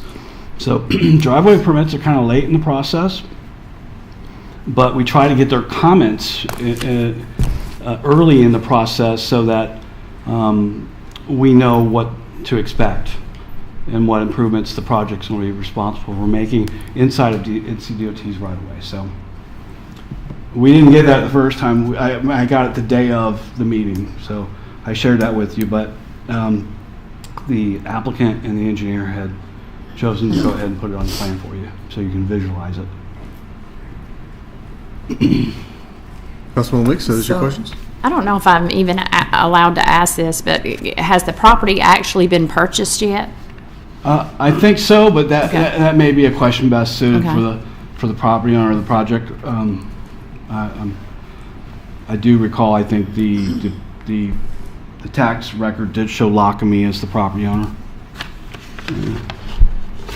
but you may want to check with the property owner because these properties can change hands pretty quick, like overnight. And then we don't even know what the other two properties, if That is they, correct. That is because correct. that's right beside. That's. But like I said earlier, since you're rezoning the entire property, any development proposal right now, the rezoning only allows for this one development. Any development on lots 2 and 3 would require them to come back and rezone to a general business conditional zoning with a site plan. So it's, although we don't know what it is now, you will get an opportunity in the future to review that plan. And again, you can always deny the rezoning based on the merits of the plan. If you don't like the plan, you know. So what we're actually saying is nothing really happens until the permit is approved. Am I correct? Yeah, so once the zoning is approved, then they'll have to come back, and issue, and give us all the additional information required prior to staff signing off on it. So, for instance, they're going to have to show all their engineering work. They're going to have to show a functioning pond. They're going to have to show their stormwater calculations, any lighting plan. So, of course, all that happens with staff review, and we'll approve that, ensuring that any conditions this council places on are on that plan prior to us signing off on it. So before they would be able to open for business, they would have to have the turning lane in place. Yes, sir. So absolutely. Who maintains that road? US 70 is NCDOT. Not US, but the other. Carolina Circle is also NCDOT maintained street. Council, any further comments or questions for Mr. Helmer? Obviously, Mr. Helmer will likely come back up towards the end of this. I want to see if there's anyone from the public here to speak, but I don't want to cut anybody off either. I have one more question. Go ahead, Are Councilman. there any talks of widening Carolina Circle at all? Surprisingly, no. I think that's a 24-foot driving aisle is what the plan says. It's kind of hard to read, but yeah, it's a standard 24-foot driving surface through there. It feels a little narrower because there's no curb and gutter, but we're currently not requesting curb and gutter, and DOT's because it's a DOT right away and they're not requiring it. So I also should mention one other thing: we're not proposing on this plan, or the developer's not proposing that sidewalks, and we are recommending fee in lieu of sidewalks in this case, since there are no sidewalks anywhere in the vicinity of this project. And that fee will be approximately $12,000 that the project's going to have to pay prior to final site plan approval. So, I'm sorry. One more question. Go ahead, Councilman. I probably just misunderstood you. Did you say that road is 24? Yeah, feet it's wide? about 24. Yeah, it Okay. feels narrow. Who measured that? Oh, I didn't actually get out there and measure it. I just eyeballed it. So I did go out there and measure it. It's more like a residential street. Yeah. So I went out and measured it, and I'm just surprised. That's why I was asking who measured it, because I definitely, maybe I measured it incorrectly. Yeah, unfortunately, I can't zoom into that number right there. Okay. But yeah, I'm almost certain it's right around 24, if I remember correctly. Maybe maybe see it on the printed plan.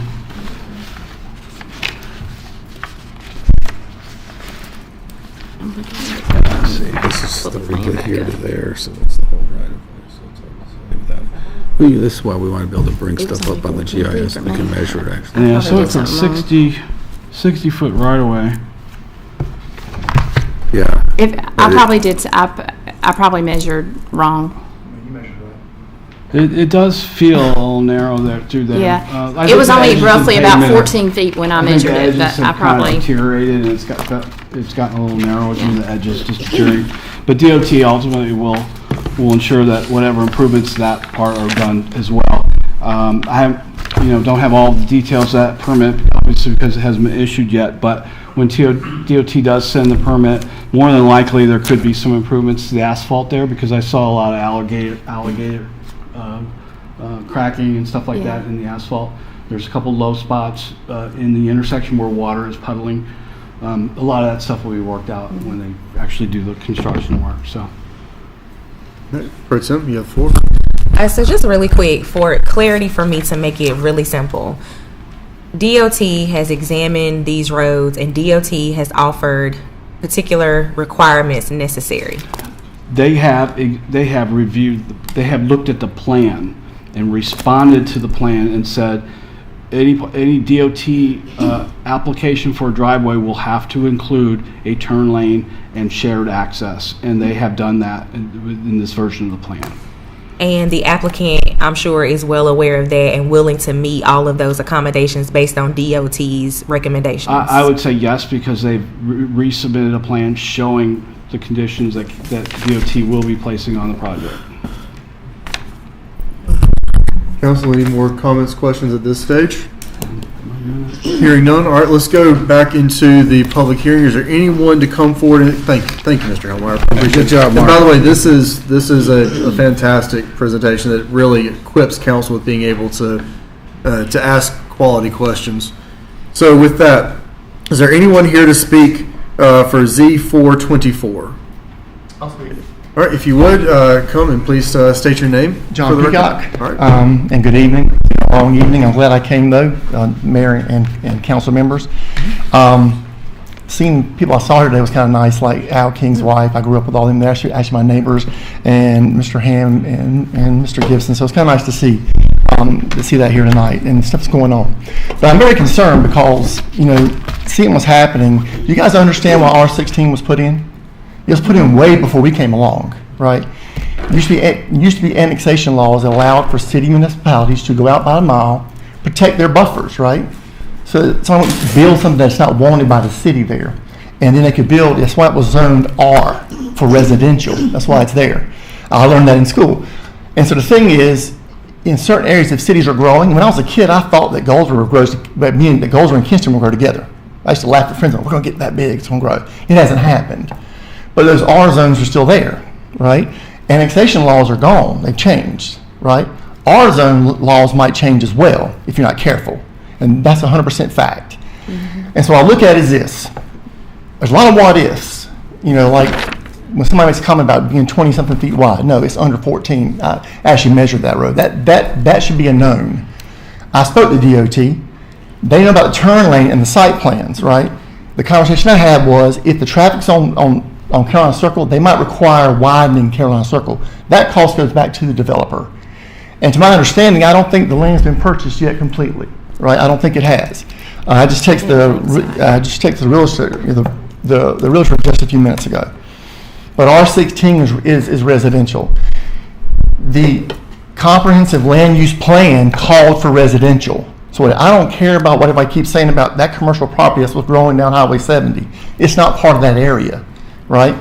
Now, everything around this property from south, west, and east is residential. Mm-hmm. With almost 60 more houses coming.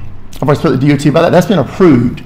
Their exit will be going to Hilltop off of Oberry, right? So putting this commercial property there, and I've known Monty for a long time, and I feel bad this is happening because he needs to grow. I understand that. But you got to put it in the right spot, right? You will devalue the homes in that area by doing this. You also start a floodgate opening for this city. You start rezoning our areas, other folks will try it, right? It's going to happen. Is that what you want around the city?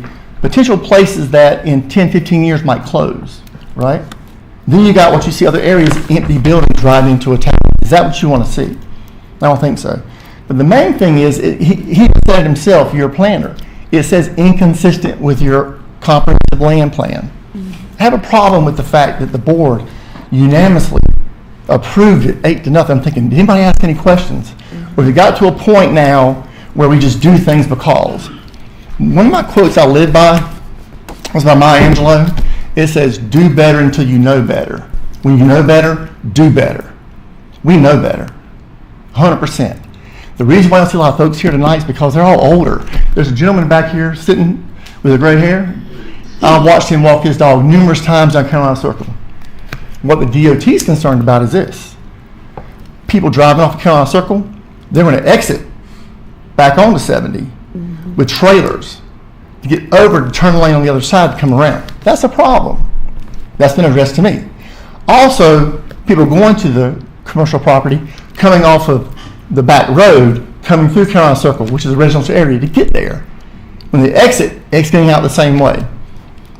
It's not consistent with what you guys, what was planned by people in the past to protect Goldsboro and the people of the community. So I understand growth. I truly do. I'm from Goldsboro. I want growth. I want to see it, but you got to do it the right way. If you don't do it the right way, in years, it backfires on you. So even though the seniors aren't here, because even my mother-in-law is 94 years old, and lives right there on the corner, so I know exactly how wide that road is. I know what's happening there. I can name everybody down that road, and they're all in retirement age. The new subdivision, no, they won't be exiting there, no. But it's still valued, and it's still residential, which is growing there. So why you want to change that, I have no idea. And I hope you guys really take into consideration thinking that you don't want to start changing what your comprehensive land plan is, because it's going to be a big thing. It's actually bigger than you think in Raleigh as well. So that's all my time, and I appreciate it. Thank you. I'd like to speak. Please come forward. If you would, once you get up front, if you would, please state your name. Hi, my name's Louise Garris. I'm a broker with East Point Real Estate Group, and Monty is my client. When this land went on the market, I immediately called the listing agents. They had been wanting something on Highway 70. This is not a big Walmart or anything like that. We have spent over $10,000. No, it has not been purchased. It is under contract, and it's been under contract since November. We have been asked for so many different things, and my clients have hired engineers, architects, everything. They are not looking to destroy a piece of property. They're looking to improve. If you go down Highway 70, it's nothing but businesses. You saw the map, the plans. They're going to put in a turning lane. There's going to be growth. But there's not. They're open from 8 to 5. Monday through Friday. Saturdays they are open from 8 to 12. They are closed on Sundays, and they're closed on all the holidays. So it's not going to be this illusion of stuff going back and forth. Now, if someone wants to know about traffic, there will be traffic, but it won't be from them. It's going to be from Sides Construction, and I represent them, and they have bought the 50 acres, and there will be 75 houses out there, and when those trucks start coming through and everything else, you don't think they won't go through that subdivision? They will, and it will take 3 or 4 years to complete that subdivision. So, I don't understand. We have gone, this is growth. You have the land, you have a house, and then you have a church. You look across the street, you have businesses. And ours, we went out of our way with the landscaping and everything. You talked about the buffer. We have no intentions of doing anything in the back. What they have drawn out is exactly what they want. A small business, and they've gone out of the way with the landscape and everything else. And I just would ask you all to really consider that this is not detrimental for this subdivision at all. I have sold houses in that subdivision. I'm very familiar with the subdivision. This is outside. We're putting a turning lane. The back's going to be buffered. None of those houses back there are going to be bothered by this. And I just ask y'all to really consider that this is a small family business on Highway 70 that they're putting in a turn lane. And I don't understand how someone can say, yes, it was R. Well, we grow, and this is conditional rezoning. We've had to do more than most people, but again, that other property that's in the back, they're not going to do anything with it, but if they decided they wanted to do something, they have to go back through all the steps that we went through again and say, we want to put this, this, and this. And then the board's going to go through, 6-7 months that we've been going through. It just will never happen. That land will never be touched again. And again, I would hope that y'all would really consider. This is not a Walmart. This is not a big store. This is Saturday to 12, Sundays closed. And that's all I have to say. Thank you. Thank you. Sir? What?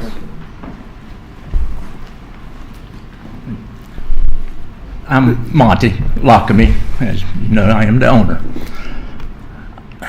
All I can say is small business is what drives our community. And I've been blessed that our business is growing. And I need some more space. And so we're looking to grow our business, and that's all we're asking.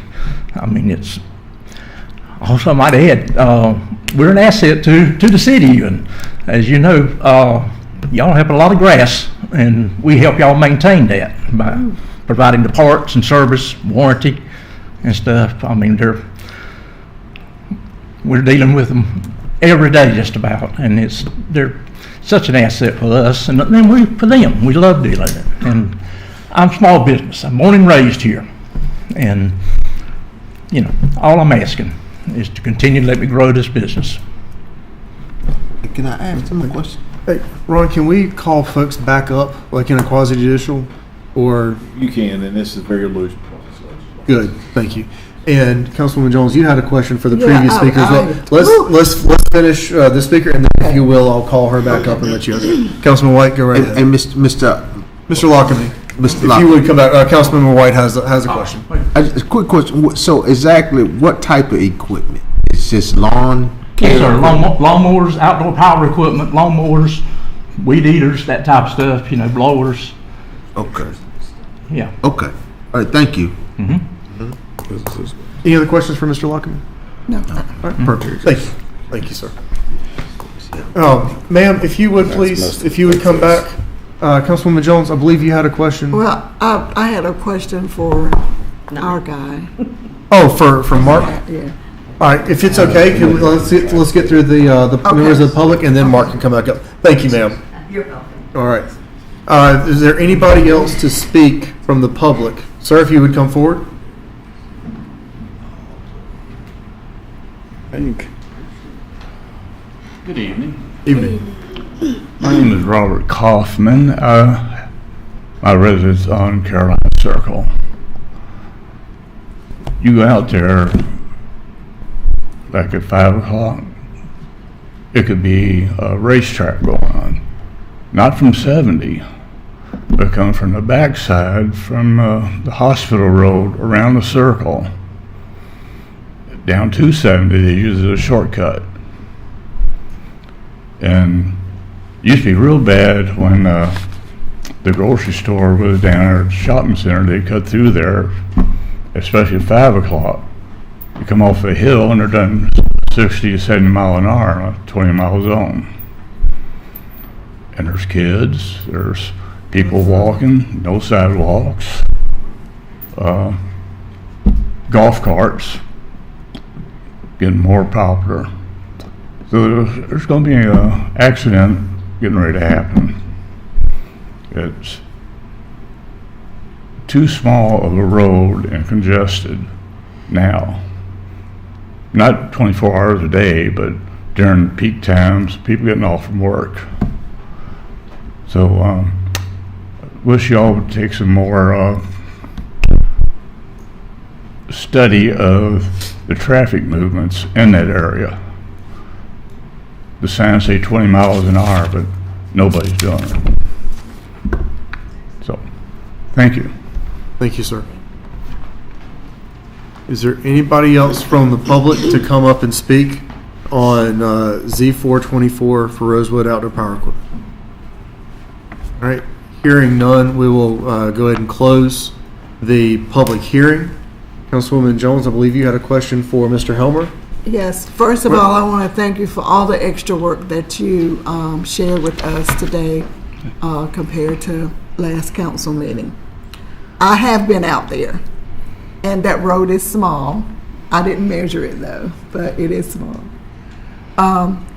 And you presented such a comprehensive plan. I wanted to ask, because somehow I probably missed this, exiting from this business, will the exit and the enter be on Highway 70, or will both exits and entering be from Carolina Circle? Yeah, so all three lots, lot 1, 2, and 3, all three of those lots will be served by 2 driveways on Carolina Circle, as the plan shows. So you've got a shared driveway for lots 1 and 2, which are the driveway closest to the bottom. It's here, shared driveway, which Okay. lot 2 will access from, or 2, and then lots 3 will also access from it. And then lot 1 will have its own driveway. There will be no driveways permitted on US 70. So DOT is just not. So all the doesn't- traffic will be entering and exiting from Carolina Circle? That's correct. Now, as far as the NCDOT right-of-way improvements, DOT actually hasn't probably, I don't want to say what they've done and what they haven't done, but I will say, if they go out there and they see the pavement, and they'll probably agree with you that the roadway's too narrow, it doesn't meet their standard, it's in poor condition. It's a very small section there. It's more than likely they'll just tell the project to bring it up to current standard. I mean, they're going to have all their asphalt people out there anyway, so that's not really going to be a problem for this project. And I think DOT is going to probably make them fix it right. So they're not going to let them. I mean, it is a DOT street. They're not going to, not have to fix something if it's broken. Because the project, you're right, the traffic is just going to, if the road's already stressed out and falling apart, additional traffic will just deteriorate that much faster. DOT is just going to say, go ahead and fix it now with your project. I guarantee that will probably happen. Councilman? Just a few comments, and to echo what was just said, to be and complimentary of you and the extra work that this situation has caused you to have to, or your staff and your department to have to present. And I try to limit my comments sometimes, because my perspective on this and what my decision-making process comes from 20 years of planning experience and understanding how the Planning Commission works and understanding how and what the purpose of ETJ is and why it's so important for us to make the right decisions for ETJ, because we do have that authority, and it's been taken away from the county within the ETJ, and how important it is for us to make the right decisions in that regard, so that we don't end up in a situation, as we're watching take place in other areas of the state, where municipalities are making missteps within the ETJ, and the legislature is taking that ETJ away. And then the city has no say-so when that happens in what happens around your borders. So the one thing that kept coming up was the comp plan. When the comp plan gets updated, which is past due, as I've said in open meetings several times before, I chaired the committee that updated the comp plan the last time over 10 years ago. And it's past time that the comp plan be updated. And when the comp plan is updated, as was mentioned, this property will not be listed as R16 anymore. We're looking at a 4-lane commercial highway that that's where business belongs. So to me, because I understand I'm one vote and I'm speaking on Chris's behalf, this is as straightforward, a simple request as one could possibly have come forward. I mean, there's probably been 100 of these same requests I've sit through over 20 years involved in planning, so it doesn't seem that far-fetched to me. And so I wanted to be quiet and let new council members and folks ask questions that satisfied themselves. And again, thank you for putting forth all the extra effort into this, because generally the council or an elected body sometimes doesn't deep dive into things as far as we're seeing happen sometimes, meaning that our planning staff has recommended approval of this. The Planning Commission has unanimously recommended approval of this, and there's an inconsistency statement or a consistency statement where the Planning Commission unanimously agreed the reasoning behind the inconsistency, meaning why it was stated in writing why this goes against the comp plan and why the Planning Commission and planning staff's okay with it, because the comp plan has fallen behind and it's time to update that. And Chris's opinion is this is just straightforward, easy peasy sort of situation. And there are some factors that have been brought up regarding the things that DOT are requesting to be done, regarding the things that the applicant is being requested to do. And if the applicant did not do those things, they would not be issued a CO and they would not be able to proceed forward. So when they're told this is what they have to do by the people that are way smarter than us, and they're told this is what you need to do in order to proceed forward, and the applicant complies with that kind of stuff, that's how this moves forward. A lot of times things are done what's referred to as subject to, as has been mentioned. So we approve something even at the planning level, subject to staff approval of a lighting plan, subject to staff approval of other things, because we trust the staff to ensure that those things are done properly per their training for that, and not the elected body. The elected body says we accept or deny the recommendation of the planning staff and the planning commission. In this case, you have a unanimous recommendation from planning commission on all matters concerned regarding this. You have a phenomenal presentation from your planning director that's answered all the questions. We have an explanation for the inconsistency regarding the comp plan and how that's listed. And that's all pretty straightforward to me, but I understand my perspective is a little different.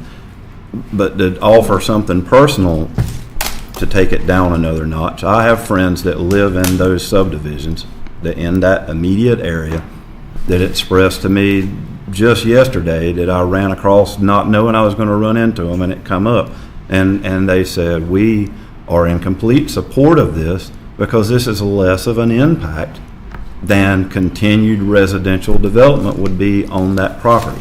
And we can deny this, of course we can. And then the applicant or the property owner or one of the two would have to come back forward with another request. And that request, who knows what it would be? One would assume probably residential, but at the end of the day, we're not, this is still America. You can't deny someone the opportunity to develop their property. What we're supposed to do is provide guidance, not to say you can't develop it. We're supposed to say guidance on how it's supposed to be developed. And I think that this particular request is, as I said, I won't go back into that again. I think it's a fine request. I think it's less impact than what an ultimate continued residential request would be on the front of that. And as I've said at the last meeting, if you can't have a business on Highway 70, where are you supposed to have it at? And this is an ideal opportunity to have a low impact business on an otherwise residential piece of property. And we do have an obligation as the people, meaning the city, that's left in charge of development within the ETJ, that ability is taken away from the county, and we're charged with that ability and that discretion to develop the 1 mile jurisdiction around the city. And so the reason that was all put in place to begin with is it would not be unreasonable to assume that anything within 1 mile of the city limits could be taken into the city one day now through voluntary annexation. So that being said, we do have an opportunity with the ETJ to control what development happens within the ETJ. So there's no city tax revenue that comes off of ETJ until it comes into city, but it's county tax revenue, and we all have a responsibility. We live in the county. Our city's in the county. Half of our tax bill is related to county taxes. So we can't stop development, or we shouldn't reasonably stop development of property just because it's ETJ. We should look at it even more seriously because we're the ones charged with the responsibility for that development. And I think that would conclude my comments that I will have, and I'll be quiet now, Mr. Mayor. All right. Council, any other comments, questions, concerns? I have one more question for you. Yes, Councilwoman. Because the last time when we left the meeting, really, there were a lot of inconsistencies that were presented to us. And so I called the Department of Transportation the next day to get clarity for myself. Is it not, do you not have to, because when I talked to them, they had said there was no engineering that had been presented on, so you don't have to do that up front first? No, 'Cause for they conditional were like, zoning, we would they didn't not. know what I was talking about. Yeah, so on a project like this, we wouldn't require engineered data, and on a preliminary site plan, they wouldn't even require engineered data on DOT improvements. At this time, they're just kind of identifying the improvements, what they'll kind of look like. Of course, you know, further along in the project, they will have to engineer the stuff that they're showing on this plan. But early in this process, we don't require engineered drawings because it just drives up the cost of actually getting in front of the council for your review. So if they physically have the space to do the improvements, that's usually good enough at this level. And then once they get further into the project and start their engineering work, they will have to show engineered work to DOT, you know, along with their application or some time after that. Yeah. Has the DOT told you that they will be approving this turning lane?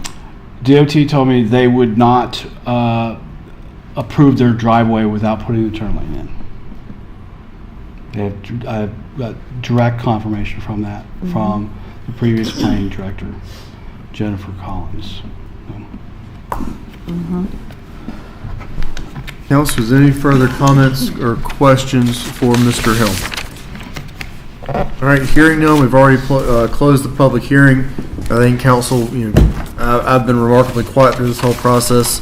I'll simply say that I've throughout my time on council been largely consistent with our planning commission, giving them deference. My stance on this again is that it is Highway 70 frontage. If you're coming eastward on Highway 70, it's used car lot, kangaroo station, abandoned gas station, a church, which is an office in, yeah.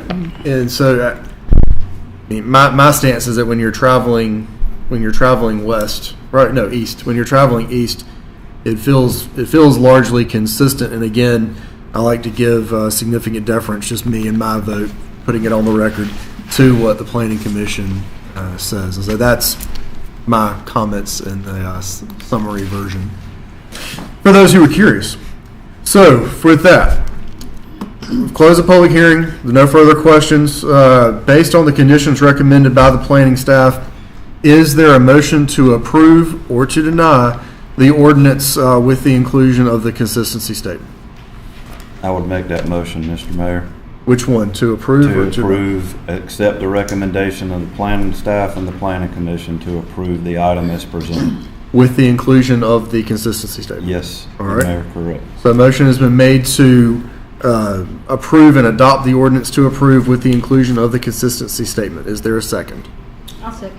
All right, a motion has been made and seconded. Is there any further discussion? I just got one more question. Yes, sir, Councilman White. Given the class that we just got on planning, my question is, if we know that the road is too narrow right now, even our SME, our subject matter expert said it, right? That the road needed some dire repair. Mm-hmm. When will, you know what I'm saying, DOT come and actually look at the road? I don't have a problem with the actual business going there. My problem is with the existing residents and the condition of the road with the extra stuff that's going to go on. I can't say for certain when they first put eyes on the project, but I think these engineers are generally somewhat local.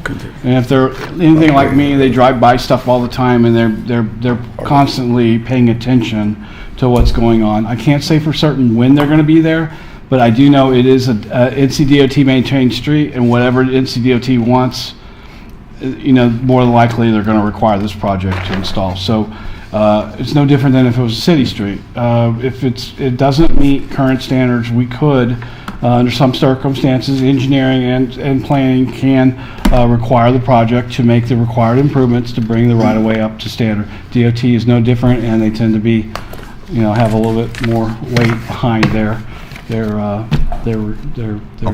permitting process. So. All right. So Mr. Mayor, yes, sir. So can I make it a condition? What would the condition be? That they fix that road. Is that something that we have the authority to do, or is that something that DOT? I'm not so sure if we have. It's really not our jurisdiction. It's really DOT's jurisdiction. Now, I could do my best to let the district engineer understand the Mark, hold on conditions. just 1 second. All right. Now, if you would repeat what you were just saying, because I want to make sure everyone can hear. It's NCDOT's right of way, so the city doesn't really have jurisdiction in their right of way. However, we do have some influence, and I could, of course, use that influence to ensure or to help to ensure that the right of way improvements are being made. Again, they're showing the turn lanes, they're showing their driveways. If there's some asphalt cracking through there, I'm pretty sure DOT is going to make them fix that, but I can't be certain what they'll actually require until I see an approved driveway permit issued by DOT.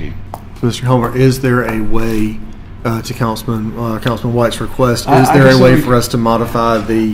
I could say what we could say is that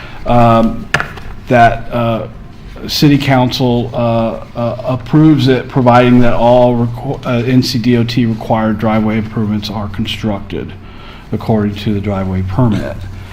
That's just basically just memorializing DOT's jurisdiction in their permitting process. So, Mayor, this is a conditional zone. Already there, that's happening anyway. Yeah, I mean, so this is a conditional zoning district. If the applicant agrees to that condition, they can make it a part of the rezoning request or agreement, part of the district. It becomes part of their requirements at that point.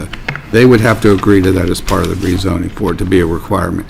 It's like Planning Director Helmer said, though, that likelihood is DOT's probably going to make it, but DOT didn't necessarily have to do that. It's likely. But this city council could say, as part of the condition of this conditional zoning district, will the applicant agree to fix Carolina Circle the length of the lot there, or something to that effect? And just for clarification, do we have the authority to do that if it's not our road? I believe so, as part of the rezoning request. Yes.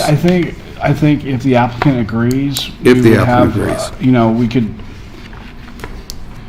But ultimately, it's DOT's right of way. You can't just go in and make improvements to DOT's right of way without first getting approval. Although DOT probably would not say no. However, it's DOT's right of way, and any work done within DOT's right of way would require DOT approval. So, my only hesitation with that, I certainly understand the concern and understand the point. I'm hesitant because it's not something that is truly our jurisdiction. I mean, I've done it as far as you do it, say, the DOT standards. It happens quite frequently as part of a conditional zoning district because lots of things happen outside or on DOT roads. I'm not saying that, whether you want to do it or not, or it's up to you guys, but it's, a lot of things are, if the applicant agrees to it, then yeah, absolutely, you can do it. You can make it a requirement. It's subject to what the applicant agrees to. All right.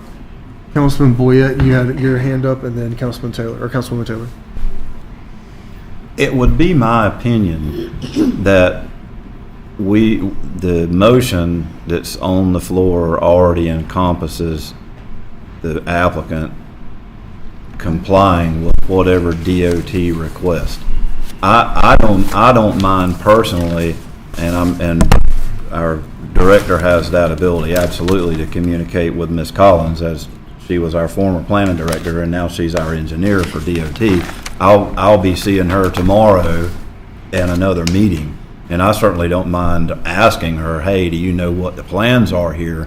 But I would have reservation in this council saying to that applicant, you need to fix that as part of this deal, because if there's fixing to be additional development that goes on in that area and truck traffic and all this, who's to say that DOT is not going to say, and I'm speculating here, but who's to say that DOT is going to say we're not going to fix the road until that it's built out?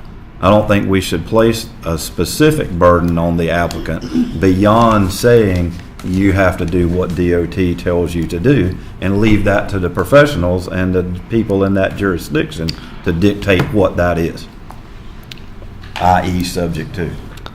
Mr. Elmer, do you have a response to that specifically, or should I go ahead and move to Councilwoman Taylor? Sir? Do you have a response to that specifically before? I would say I think you're correct in that NCDOT will get the improvements that they require, and that road will be brought up to whatever standard is required prior, during construction. So that's really all I can add to that.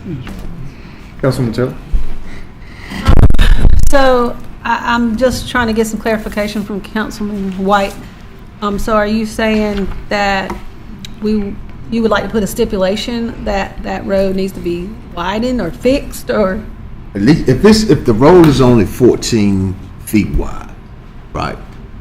Then I think it needs to be wide because of the citizens who already live there, right? Far too many times we do deals, and I understand this is in the ETJ, and so we won't have any revenue, dealings with this. But far too many times we make decisions that are in the best interest of the investor and not the citizens. So I look at it holistically. You know what I'm saying? I'm not going into it saying that I don't want the gentleman to expand his business. I'm not saying that, because I welcome the business. But at the same time, I'm doing with a responsibility to make sure that it's the best decision for all. Right, and that's what I was just saying, I just wanted to get it right that we could do that. Or we don't really know if that road really measured 14. We're just going by what someone said, right? But we could get that as a stipulation. Is that right? I believe you can. It's only because it's a conditional zoning, and the applicant has to agree to it. If the applicant says no, I don't want to do that, that's too cost burdensome or whatever, then we can't require it. That's why I'm saying now that it still would mean they'd have to do it to DOT standards, because DOT is the owner of that road. But you could put a condition if they agree to fix that road to whatever DOT standards are for that particular secondary road for whatever traffic that they, whatever their green manual calls for. I was just curious. That's all. Councilwoman Jones? Okay, isn't that stipulation what Councilman White said? Matt. Not necessarily. There, I want to make sure that I think they're conferring about this exact question. That's right. So what it's basically saying is if the DOT makes it, it's going to happen. But if the DOT doesn't make them, then there's nothing for any to fall back on. That makes sense. Unless they agree. Unless they agree. Made it clear Right. that that's two separate prongs to it. If they agree, then DOT will make them because they agree in part of conditional zoning. Right. If they don't agree, the DOT could still come in and go, you still have to do this, regardless of what. Right. Because that was a condition of And I was only recommending if there was a security or not a concern the board had with making sure that improvements are there to help the residents, that was one way that you could try to make sure that happened, if the applicant agrees. Thank you. Councilwoman Jones? All I was saying was what Councilman White said, isn't that stipulation already in the DOTs? It's not already in, they don't have to widen it. No, ma'am. So it's, okay. As of right now. As of right now. It could, Exactly. it could be just a matter of resurfacing and not widening, Okay. which is my concern, because when I measured, it was like, I would say like between 12 and 14, it was like 13, and a golf cart. I don't want to speculate, but given that it's serving a commercial, it's a residential, very old, kind of well-traveled residential street coming and going. With this commercial development, DOT is going to make them probably make the improvements in that right-of-way in front of the properties being considered for rezoning. I mean, that's just the way they operate. Now, at this stage, she didn't specifically state that, but again, she's just hitting on the big red flag items, the turn lane, the shared access. She didn't even go into the condition of the pavement and all that, but they will at some point. They will. They're not gonna allow the development to put additional stress on that worn out pavement there if they're going to get the project to bring it up to standard. It's almost guaranteed. Now, what that means and what that standard actually is, I don't exactly know, but I do know it's probably at least meets or exceeds the city standard, which would be at a very minimum a 24-foot drive aisle from edge of pavement to edge of pavement. Councilwoman Jones, floor is yours. Yeah, I just want to say that I have no problem with the development. My problem has always been safety and that road because it is small, because I drove on it, and the entering and the exiting on Carolina Circle. That has been my concern. Understood. Councilman Boyette? Just one last comment regarding that. I think we're covered in the motion and second that's on the floor, that it's subject to DOT, and to stop us from deep diving further than we need to be when it's subject to what DOT says in that jurisdiction, that should be good enough for the elected body, in my humble opinion, that DOT will dictate what needs to be done, and if they don't do what DOT says to do, it's not going to happen. But let's let DOT decide what needs to be done there. And when. Well, go ahead. I know.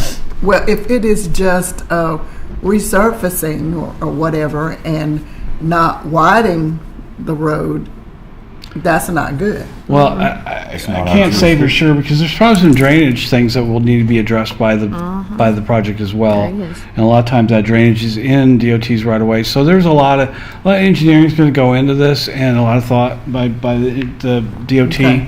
So they're going to probably have to do work on the ditches, and they're going to be in there tearing stuff up, and they're going to be putting it back to current standard. That's that. I don't know else how to describe it. They'll do it's a process. So the question, there's a motion and a second on the floor. We're in the discussion phase for that. There was a proposal that was brought forward by Councilmember White to adjust the consistency statement to add an additional condition that the applicant would be required to repair the road. In your experience, Mr. Helmer, that request, how far in on this map would that request most likely go? Is it to the, what would be the second cut in? I would say probably the full extent of the commercial project. That's if it was city street and it wasn't city standards and had opportunity and they were triggering improvements, I would say all the way from one end of the property to the other. Right. So Say you're it was saying, gravel or so you're saying all the way to the southernmost tip of the property Correct. past the intersection? Yeah, that's, if it was city street and it was gravel and our standards call for pavement, I can't speak for engineering, but I know from a planning perspective, we would require the right-of-way to be improved all the length of the entire property. Okay. I have a question for Mr. Lockamy or your representative, whoever that might be, if you don't mind coming back to the microphone just for a second, so that we can put this particular question to bed. Yep. Has this conversation already come up with DOT? Is there already an expectation about this street? There was nothing said about the street itself. Okay. The turn lane has been the question, the whole Right. time that I've talked to them. Right. And, they were telling me that it required a turn lane. Okay. So Would it be, if DOT does come back and require that road to be resurfaced or repaired and made to the proper standard, is that something that y'all would consider doing? I would be glad to be a part of it. Right. Of course, my saying there is the other folks that's going to be developing the other part of that property. Right.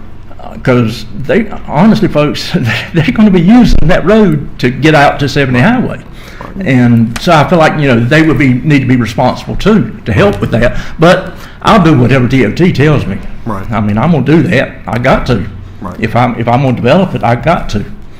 And that's what I plan, whatever I'm required to do, I plan to do. Understood. Thank you, Mr. Oh, do you have a question? Just going to reiterate, that's, again, a deep dive again, that the applicant is going to do what DOT tells them to do. Let me release Mr. Lockman. I appreciate you coming back. Thank you. Thank you so much, sir. So, is there technically an amendment would be voted on separately? That has not been our practice. We've always asked for the person to withdraw their motion or whatnot. So I'm going to ask, in conformance with our general practice, a proposal was requested. Who made the original motion? I made the Do motion. you, are you interested in withdrawing your motion or remaking your motion in any way? I stand by my motion. As I said, the applicant has agreed to do what DOT tells them to do, and it's up to DOT to decide what they want done with their road. So I'm going to stand on my motion that I made, which Okay. is to approve. All right. As always, should the motion fail, then we can revisit it in a different format. So we have had a motion. We've had a second. We have had discussion. The motion on the table is to approve based on the conditions recommended by the planning staff in adopting the ordinance to approve with the inclusion of the consistency statement. Last call. Are there any further conversation, debate, or otherwise? Hearing none, we'll call the vote. All in favor of the motion to adopt the ordinance to approve with the inclusion of the consistency statement, please raise your hand. All opposed, same sign. All right. Seeing 5-2, motion passes. Z424 is passed with the adoption of the inclusion of the consistency statement. Thank y'all for coming. All right. Now we will move to item K. Mr. Helmer, if you'll come back up.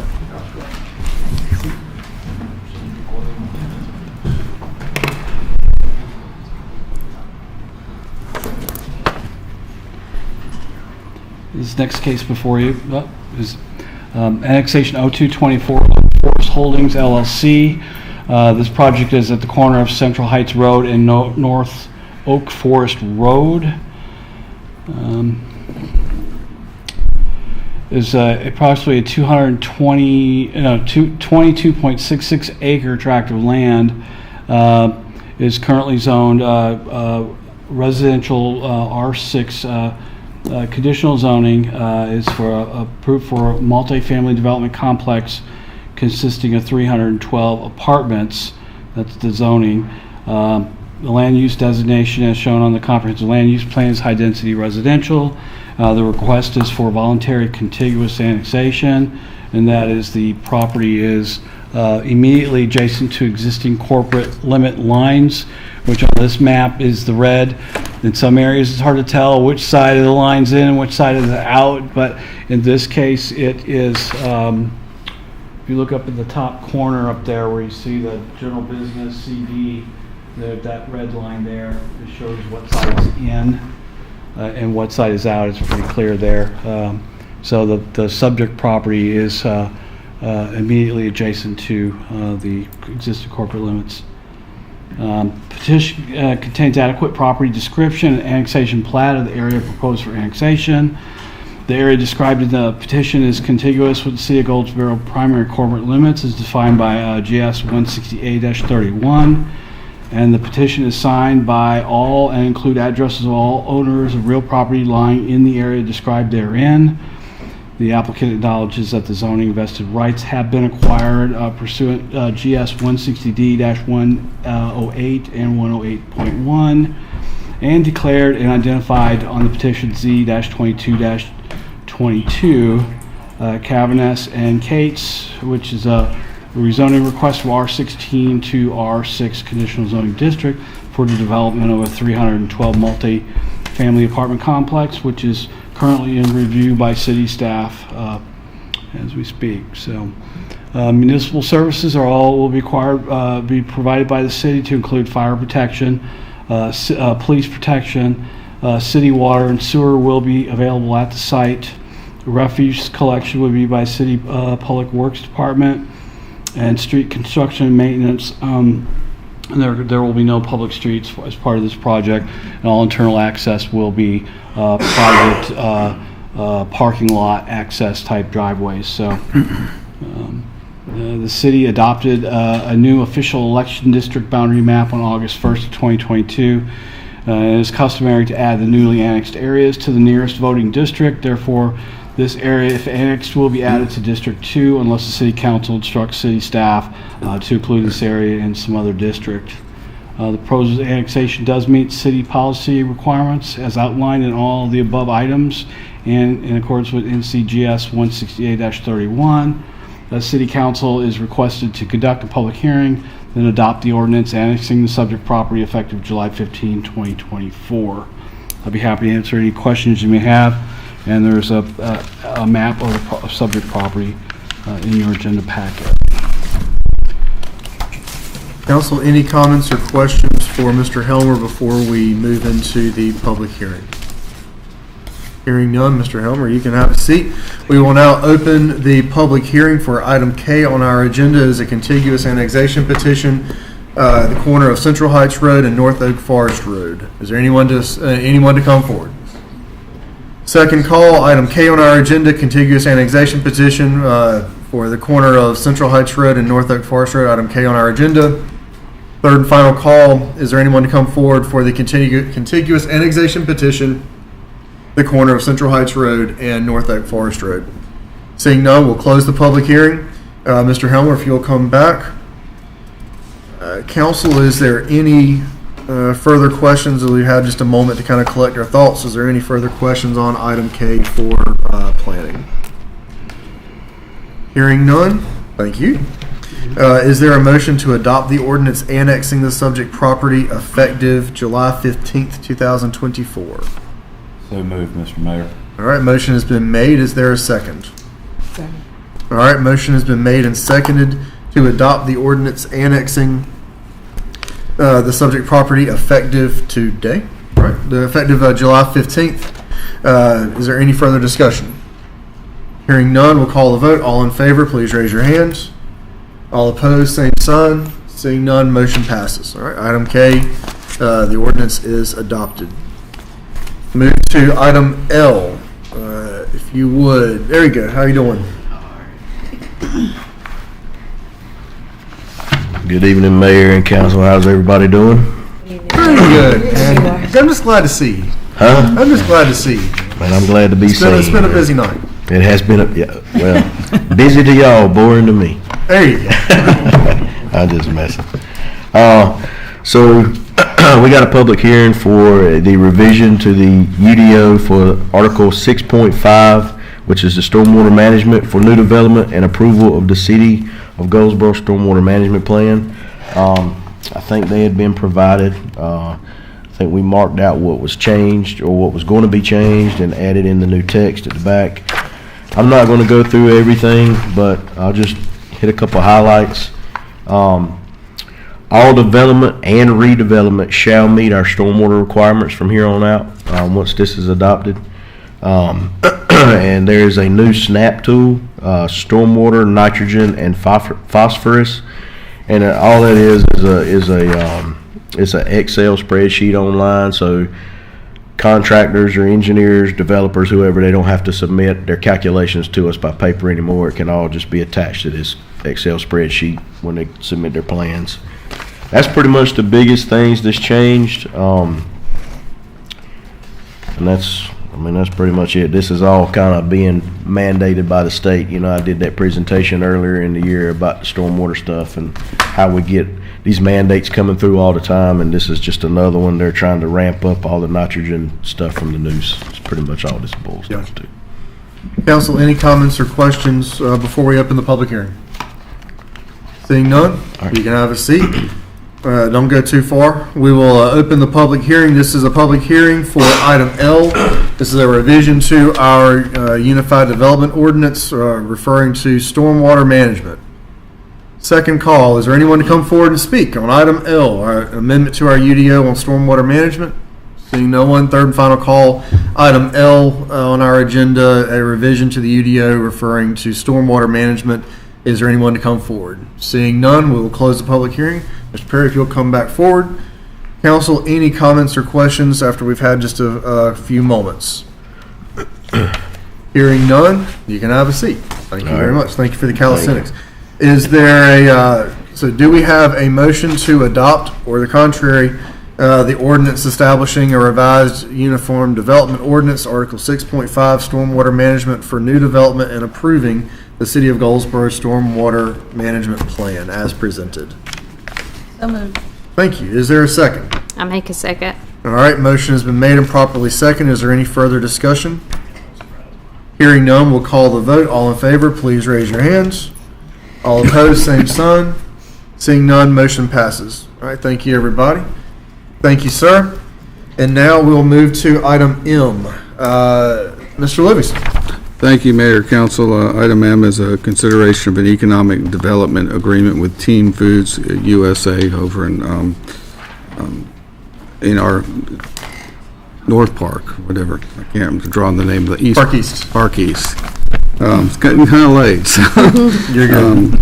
Thank you, Mayor.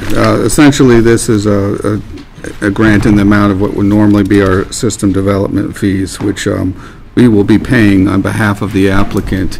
And we're also, if there's overtime, if there's an issue with it and they do not fulfill their end of their agreement, there is a clawback provision in there. It's a 5-year incentive agreement. And I'll just open it up for any questions. Council, any questions before we open up the public hearing? Seeing none, we'll move to the public hearing. This is a public hearing for item M, as in Mary. It is to consider an economic development agreement with Team Foods USA, as has been noticed and included in the agenda packet. Second call, is there anyone to come forward for item M, a public hearing to consider an economic development agreement with Team Foods USA? Third and final call, same language, economic development agreement. Seeing no one, we will close the public hearing. Matt, any closing comments? Council, any closing questions? All right, hearing none. Is there a motion to adopt, or the opposite, the resolution authorizing the mayor and city clerk to execute the economic development agreement with Team Foods USA as presented? I make a motion that we accept it. All right, is there a second? Motion has been made and properly seconded. Final call, is there any further discussion? Hearing none, we'll call the vote. All in favor of adopting the resolution, please raise your hands. All opposed, same sign. Seeing none, motion passes. All right, thank you, everybody. This is actually a pretty big moment, just so that y'all know. This has been a long process, and in doing industrial economic development packages this way, we're ensuring that the city has a seat at the table in recruitment and economic development. This is actually a pretty impactful way that we're exploring doing. So I appreciate everyone taking this chance with me. All right, now we'll move to our public comment period. Anyone to come forward to public comment period? Madam Deputy Clerk, is there a roster for this evening? If anyone's still here. I'm awake Peter too. Stewart. There you go. I'm awake too. All right. If you would. Thank Good you evening, for sir. you people who reached out to me, who actually hear what I'm saying. Thank you, Matthew, for our future meeting. This mess on Thoroughfare is still going on. That car that you sent me the email and told me, yeah, we got him. Today, he was going about 70 miles an hour. And the wild thing about it is, see, I pick my blueberries in the morning, and I don't hear him come across the railroad tracks, but where that 35-mile-per-hour sign is, wow! He opens this thing up, and when he goes by my house, it's a blur. And see, but it isn't only him. And see, I need to quit talking about him because you think, God, it's this one guy. No, it's not. Everybody's running, and I'm calling businesses with trucks. And I'm saying, look, if your truck's coming down here, they better slow down. But who am I? They don't care.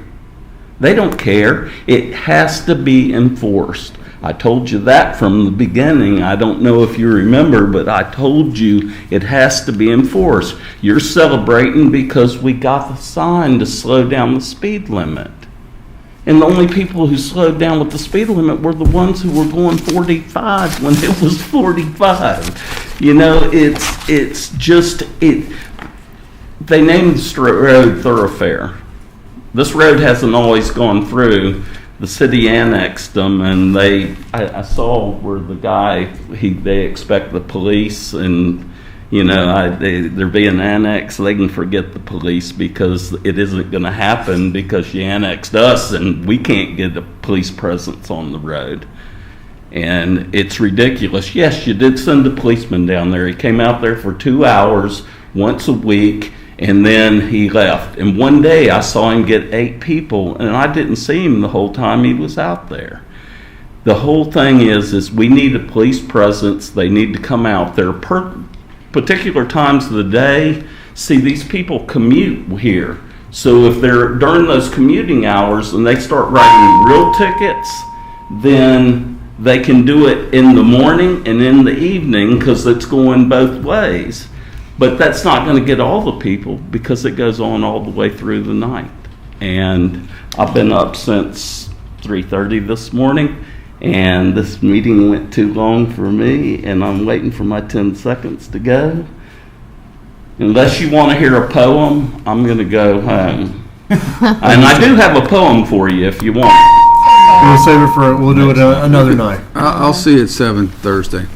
Yes, sir. Please put that And on I the do calendar. appreciate that. Yeah. And I'm sorry I'm always a jerk, but you make me stay up this late. You get what you get. But I hope y'all have a good night. You too. And again, thank you for those that reached out and are concerned. Madam Deputy Clerk, is there anyone else? Susan Williams. Sir, if you would, tell Madam Clerk your name. Carl Landry. There you go. Let's go ahead and, there you go. Probably won't need the 3 minutes. Good to see you, sir. Thanks. Carl Landry. And wanted to encourage everyone, not many people here left, but anyhow, encourage everyone who can to attend the Purple Heart Awards banquet. Also, just to extend an invitation for the Saturday after that, August 10th, Wayne County Liberty First is having our, I think it's now 10th or so, annual Liberty Seminar. It's usually in July, but it's August this year. I've been to about 8 of them, and they're all great.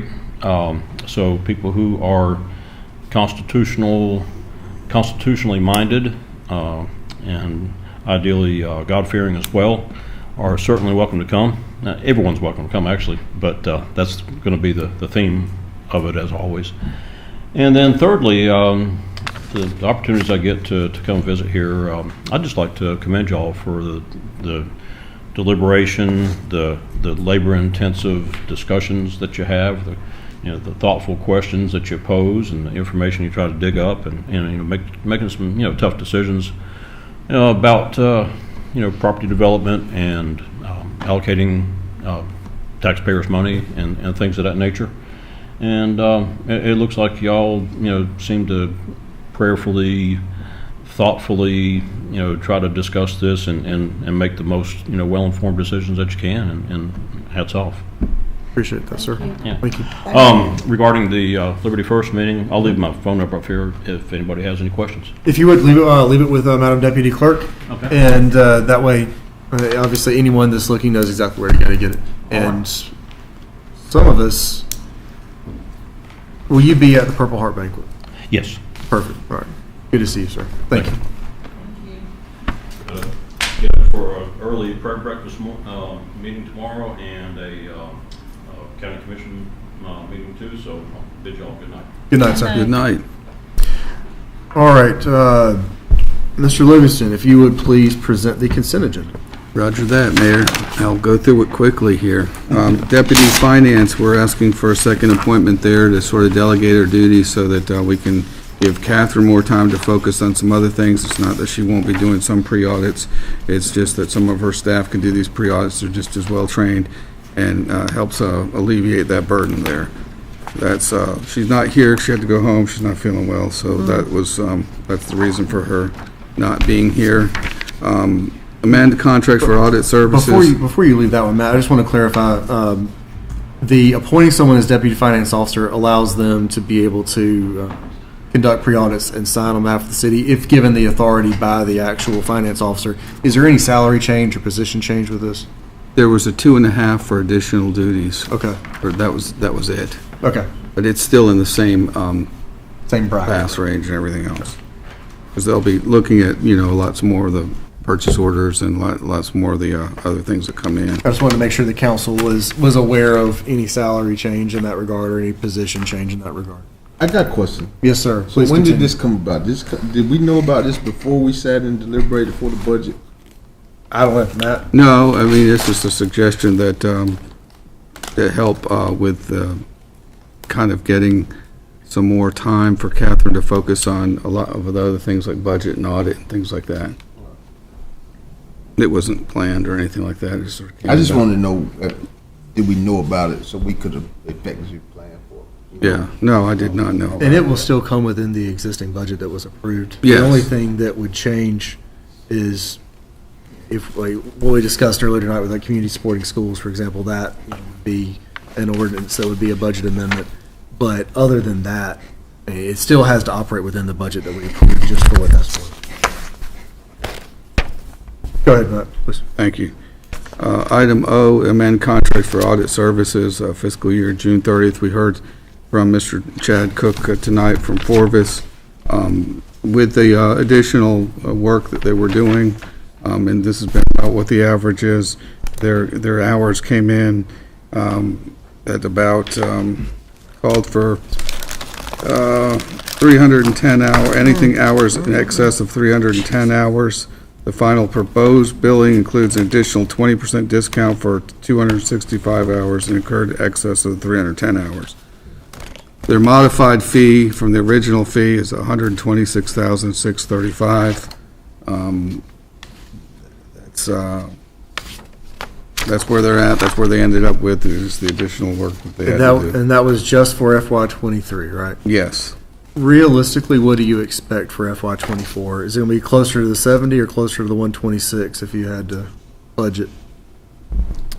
Well, we had to do multiple single audits, so I'm thinking that where our number came in, I think we budgeted for about 120, so I'm thinking that I'm going off memory here. I think that's what I'm thinking the number's going to be. Okay.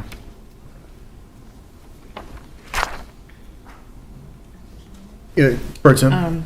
City manager, and then after that, it will probably go down, correct? Now that we'll be caught up and everything's going to be It should on be, track. because there shouldn't be any additional hours. That's where I'm trying to get to, because we can absorb a lot of those pre-audit things. We can do a lot of things. We can submit things to the portal ourselves, which we're already doing a lot of. I think it was these additional hours and things like that that were just catching up with us, trying to crunch in a lot of stuff by the deadline. So now we're kind of stretching it out. We're delegating more of those duties, or at least I'm attempting to delegate more of those duties from the auditor to the finance office, to try to get us, not necessarily whether reduce the fee, that depends on how much we take over, but just to make sure that we stay on time with our audit. To me, that's the most critical thing. Council, any other comments or questions on item O? All right, Mr. Livingston, please proceed. In the budget, we had a request for a new solid waste loader, rear loader. It's a garbage vehicle, solid load arm or one arm, and automated leaf trucks. It's in there as item P. Because of procurement rules, this has to, even though it was budgeted for, you would have to get the procurement approved by the city council. We have Rick here. Any specific questions? But there's basically three different types of vehicles here. One is the solid waste rear loader, a side loader, and automated leaf trucks. And the total amount is, let me go back here, $255,942 for the rear loader, $395,312 for the purchase of the side loader refuge truck arm, and $298,773 for the automated leaf truck. One of the things we're trying to do with the leaf trucks, and Rick can explain this, is moving away from our large trucks that we carry around that are basically been around in the fleet for 20-plus years to an automated one, so that we're able to reduce our manpower and things like that, and be more timely, hopefully, in our refuge pickup, or not our leaf and limb pickup. And these amounts are within the budget that Yes. was approved? And they're under the budget, so that's what we try to make happen, so we, as best we can. All right, continuing on. I have one oh, question. Councilman, please. I have one question just to educate myself, May I? I noticed when I was reading through it this weekend that there was only one quote. Is that normal, just to get one quote? Not really, but I think it is sometimes when we have our specialty piece of equipment or things like that, we're kind of in that kind of situation. I'll ask. Here, come on up to the mic. Oh, Come I on know up to what the it is now, microphone. because it's like a state contract. It's the procurement thing. It's on a state. Can you explain, is it not the state contract, but it's the procurement system that we use? Right, well, we have. Rick, come on up to the microphone, so it's still being recorded for the minutes. All right. Yeah, we have a couple options when it comes to state contract. We have a Sourcewell we go through, and we also have this, in this case, the Sheriff's Association. They're both government, they're state contracts, so we don't have to go for, it's already been bid in a sense through the state contract. They have reduced pricing that they sell our equipment for, and we typically go through that process. It makes it a lot more streamlined for us and easier. Mm-hmm. Council, any other comments or questions on that? Piggybacking on that. All right. Seeing none, thank you, sir. Moving on. Yeah, Mayor, please. okay. Item Q is our hazard mitigation program. We've got 15 properties that we are, that federal government's acquired, and now they'll be released to the city if you so choose. And this is hopefully to reduce the repetitive loss due to flooding. All these areas are in the 100-year floodplain, so they've been purchased, and that's what we've been doing over the past several years to, again, reduce repetitive losses and move people out of the floodplain. It's a voluntary program, but. I have a question for you on that one too, okay? Go ahead. So this grant, will it go for the upkeep of those properties? No. That grant program? No? It doesn't. It basically just clears the property off, and that's about it. Then it's after that, it's ours to maintain in perpetuity. The in perpetuity part of that, I mean, it's they've got to go somewhere, and that I remember when the representative came to talk about the plan, But the in perpetuity part's the hard part. Because in effect, those properties can never be used for revenue generating purposes again. There's not much to do about that. That's just changes in floodplain, but it is still disheartening in a way. So. And it's one of those things you kind of struggle with, but with climate change is real. I don't want to get on a lecture. We're going to see more storms. We're going to see more losses. So it does make sense long term to be kind of moving these things out. Now, some people, they want to stay there. Free market economics, they want to build there. They have to build at 1 foot above the base flood elevation. They can still build there.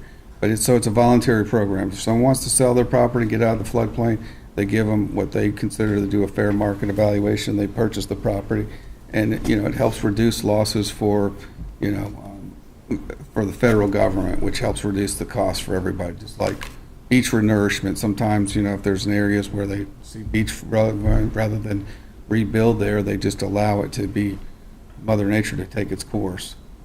We're going more in that direction with beach renourishment projects. And Matt, for clarification, on our memo, there is a statement that the city would like to use the properties for recreation and or beautification purposes such as pocket parks. Is there a plan in place for that, or is that no, there's not. No, not yet. But one of the things is, Mayor, we're doing our, and we'll look at this closely when we do Parks our and Rec plan this year. Yes, sir. Because we do try, and we do have areas where we've been able to conglomerate these together, and it does represent opportunities for us in the future. And that's kind of what we'd like to do in the future, and we've told them about that. But, And then item R, the departmental monthly reports. Any comments or modifications to those? No, sir. Perfect. All right, so consent agenda items have been presented, and opportunity for quick questions. Is there a motion to approve the consent agenda items N through R as presented? I make a motion that we approve the consent agenda. All right, motion's been made. Is there a second? Second. All right, motion's been made and properly seconded. Is there any further discussion? Hearing none, we'll call for the vote. Madam Deputy City Clerk, would you please conduct a roll call vote? Mayor Gaylor? Yes. Mayor Pro Tem Matthews? Yes. Councilwoman Jones? Yes. Councilman Boyette? Yes. Councilwoman Taylor? Yes. Councilwoman Weeks? Yes. Councilman White? Yes. All right, all having voted in favor, consent agenda passes. We'll move directly into item X. There are no items requiring individual action, so that one was easy. We'll move to the city manager's report. Mr. Livingston. Just a couple things. I sent out a little paragraph of you on some of the things that have been going on with the city, and as we know, we've had a few good months here with getting the audits all caught up, and our next goal is to get up the unit assist list, so we have a meeting with them. I don't remember exactly the date on that, but it's sometime in July, so we're really kind of prepping for that. I'm fairly optimistic we'll be able to get that done because, we've got strong policies and procedures. Our finances are looking good, but it's critical that we get off that UAL list. At the same time, we're starting to work on our major CIP because we haven't been able to borrow long-term borrowing, so we have to start looking at those kind of things and thinking about those things. I was talking with the mayor about meeting with each council member to talk about your individual goals and objectives, because when we talked back in February, we talked collectively as a board about what the strategic initiatives are, so we want to see if those are still valid and any individual priorities that you have in thinking about what you'd like to see happen with the city and what your specific goals and priorities are. So I sent out a little a sheet on that so you could fill it out in advance, maybe if you get the chance to, and when we meet we can kind of go through that, and that can be part of a discussion that we bring back to the city council as a whole. So that's coming down the pike. And the only other thing, and we can talk about this later tonight if we're going to go into closed session, is I've been the interim now for it'll be 6 months in August. So, I feel like, maybe there's time, we looked at what are we going to do with the manager position. And so I'll just leave that up to you guys. That's your role. And I would like to talk about that in August, obviously. That'll be 6 months, and You can give me some feedback as far as what you'd like to see happen, but I think the city needs to make a move on that, regardless of what the, intent is or what the will of the council is. There needs to be some kind of sense of, I don't want to say permanency, but at least, not so much influx kind of thing, that we've got. So that's all I got, Mayor. Understood. Thank you. All right, with that, we'll move into mayor and council member comments. We only have one meeting this month, and so usually I would do either first or second, but this time I will go first, and then, if it's okay, I'll give you a moment to kind of collect your thoughts. Mine are very brief. I appreciate the interim manager giving us an opportunity and setting aside some time on his schedule. I really wanted to get together with every council member, one-on-one, including Matt, and allow us to have conversations about what is important to you. I want everyone to understand, though, just as it already is, I don't tell everybody what I speak about with any individual council member. I just feel like we have to be able to have a dialogue between the individual council member and me. And so I don't get into that. I want you to know that. I want to say it here publicly. I want to say it to each one of you here openly, that I'm looking forward to this time to get together. I'm hopeful that everyone will grab a scheduled slot, and that we can get together, have some conversations about what we all want to achieve the remainder of this first year in office, and then the remainder of our term in office. So I appreciate everyone, their time, their commitment. I know there's already a lot of things moving on. You look at the things that we have moved since December. It's incredible, guys. We've completely changed the pay structure for police and fire. We've changed administration. We've changed multiple department heads at least once. We've gotten caught up in our financial audits. We are going to be off a unit assistance list here very shortly, because one of the only reasons we were still there was because of the late audits. We've just in the last 3 years, with some incredibly tough decision making, now our fund balance has gone from single digits to being right at what the average would be for units our size. That's pretty fast, guys. That's probably faster than you really want to do it, because of how much money that's pulling into the public coffers. But what I want everyone to understand is that puts us in an incredibly unique situation. Between what we have in fund balance and what we are planning on doing with the water treatment facilities and the sewer plant, and what we have in CDBG and the home funding, we're in a position to truly be able to make some things that are impactful in our community that will last far longer than this first term in office for every single one of us. So I look forward to having those discussions with everybody. I appreciate everyone staying so late on these. I know everyone, including me, my hips and back are about shot from sitting here for so long. But with that, I will yield the floor, Councilwoman Jones, and then we'll just work our way down the days. Councilwoman Jones. Yes, well, I would like to say that I am so pleased with this meeting tonight. I think we got a lot accomplished, and I think we worked together. We have disagreed, we have agreed, but at the end of the night, I think we've done a lot of good things. I would also like to offer my condolences. I know that we still have the issue of crime, and I ask the community to pray with us and work with us as we work through solutions, working together for strategies to try to stamp out crime. I was so glad to see the positivity in our youth tonight. I think that is something that the community needs to see. They need to see some good, and we saw some of that tonight, and I am just very, very pleased with that. Also, I would like for us to think about this quote and work toward it. And it is, the test of our progress is not whether we add to the abundance of those who have much, but it is whether we provide enough to those who have little. And I think as a council, if we strive toward that, we're going to be good. Thank you. Councilman Boyette? And echo the comments I've heard thus far from the mayor as well as Councilwoman next to me, especially your comments about us, what we have accomplished and moving the needle and all the things to come that we're going to be able to do as a group.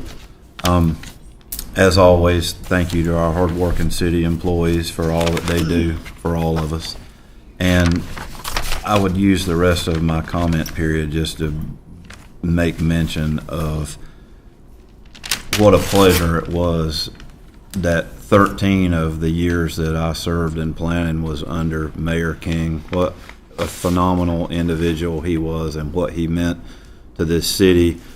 And I remember the night that I served for a year under Mayor Plunk until he passed. And I remember the night that I got a phone call from one of the council members at that time with the idea that they wanted to approach Al King about being our mayor and how exciting that was. And the time under his leadership that I've so vividly remember through especially that first 10 years or so of his leadership shaped what I view to be a great council. It's what I strive for and what I said in my comments the night I sit in this chair as an elected official for the first time for my vision for what I wanted to see as us working together and getting along was inspired by his leadership and his vision and the way that council through that era operated and were able to get some things done. And it was a pleasure and an honor serving under him. And I'm glad that we were able to recognize him in the manner that we did tonight. And it was my pleasure to serve 13 years under him. That's all, Mr. Mayor. Thank you. So I just have two things. First thing is, I would just really like to encourage all the businesses to go get your placards, all 5 of them, use them, come back to us and let us know how it's working.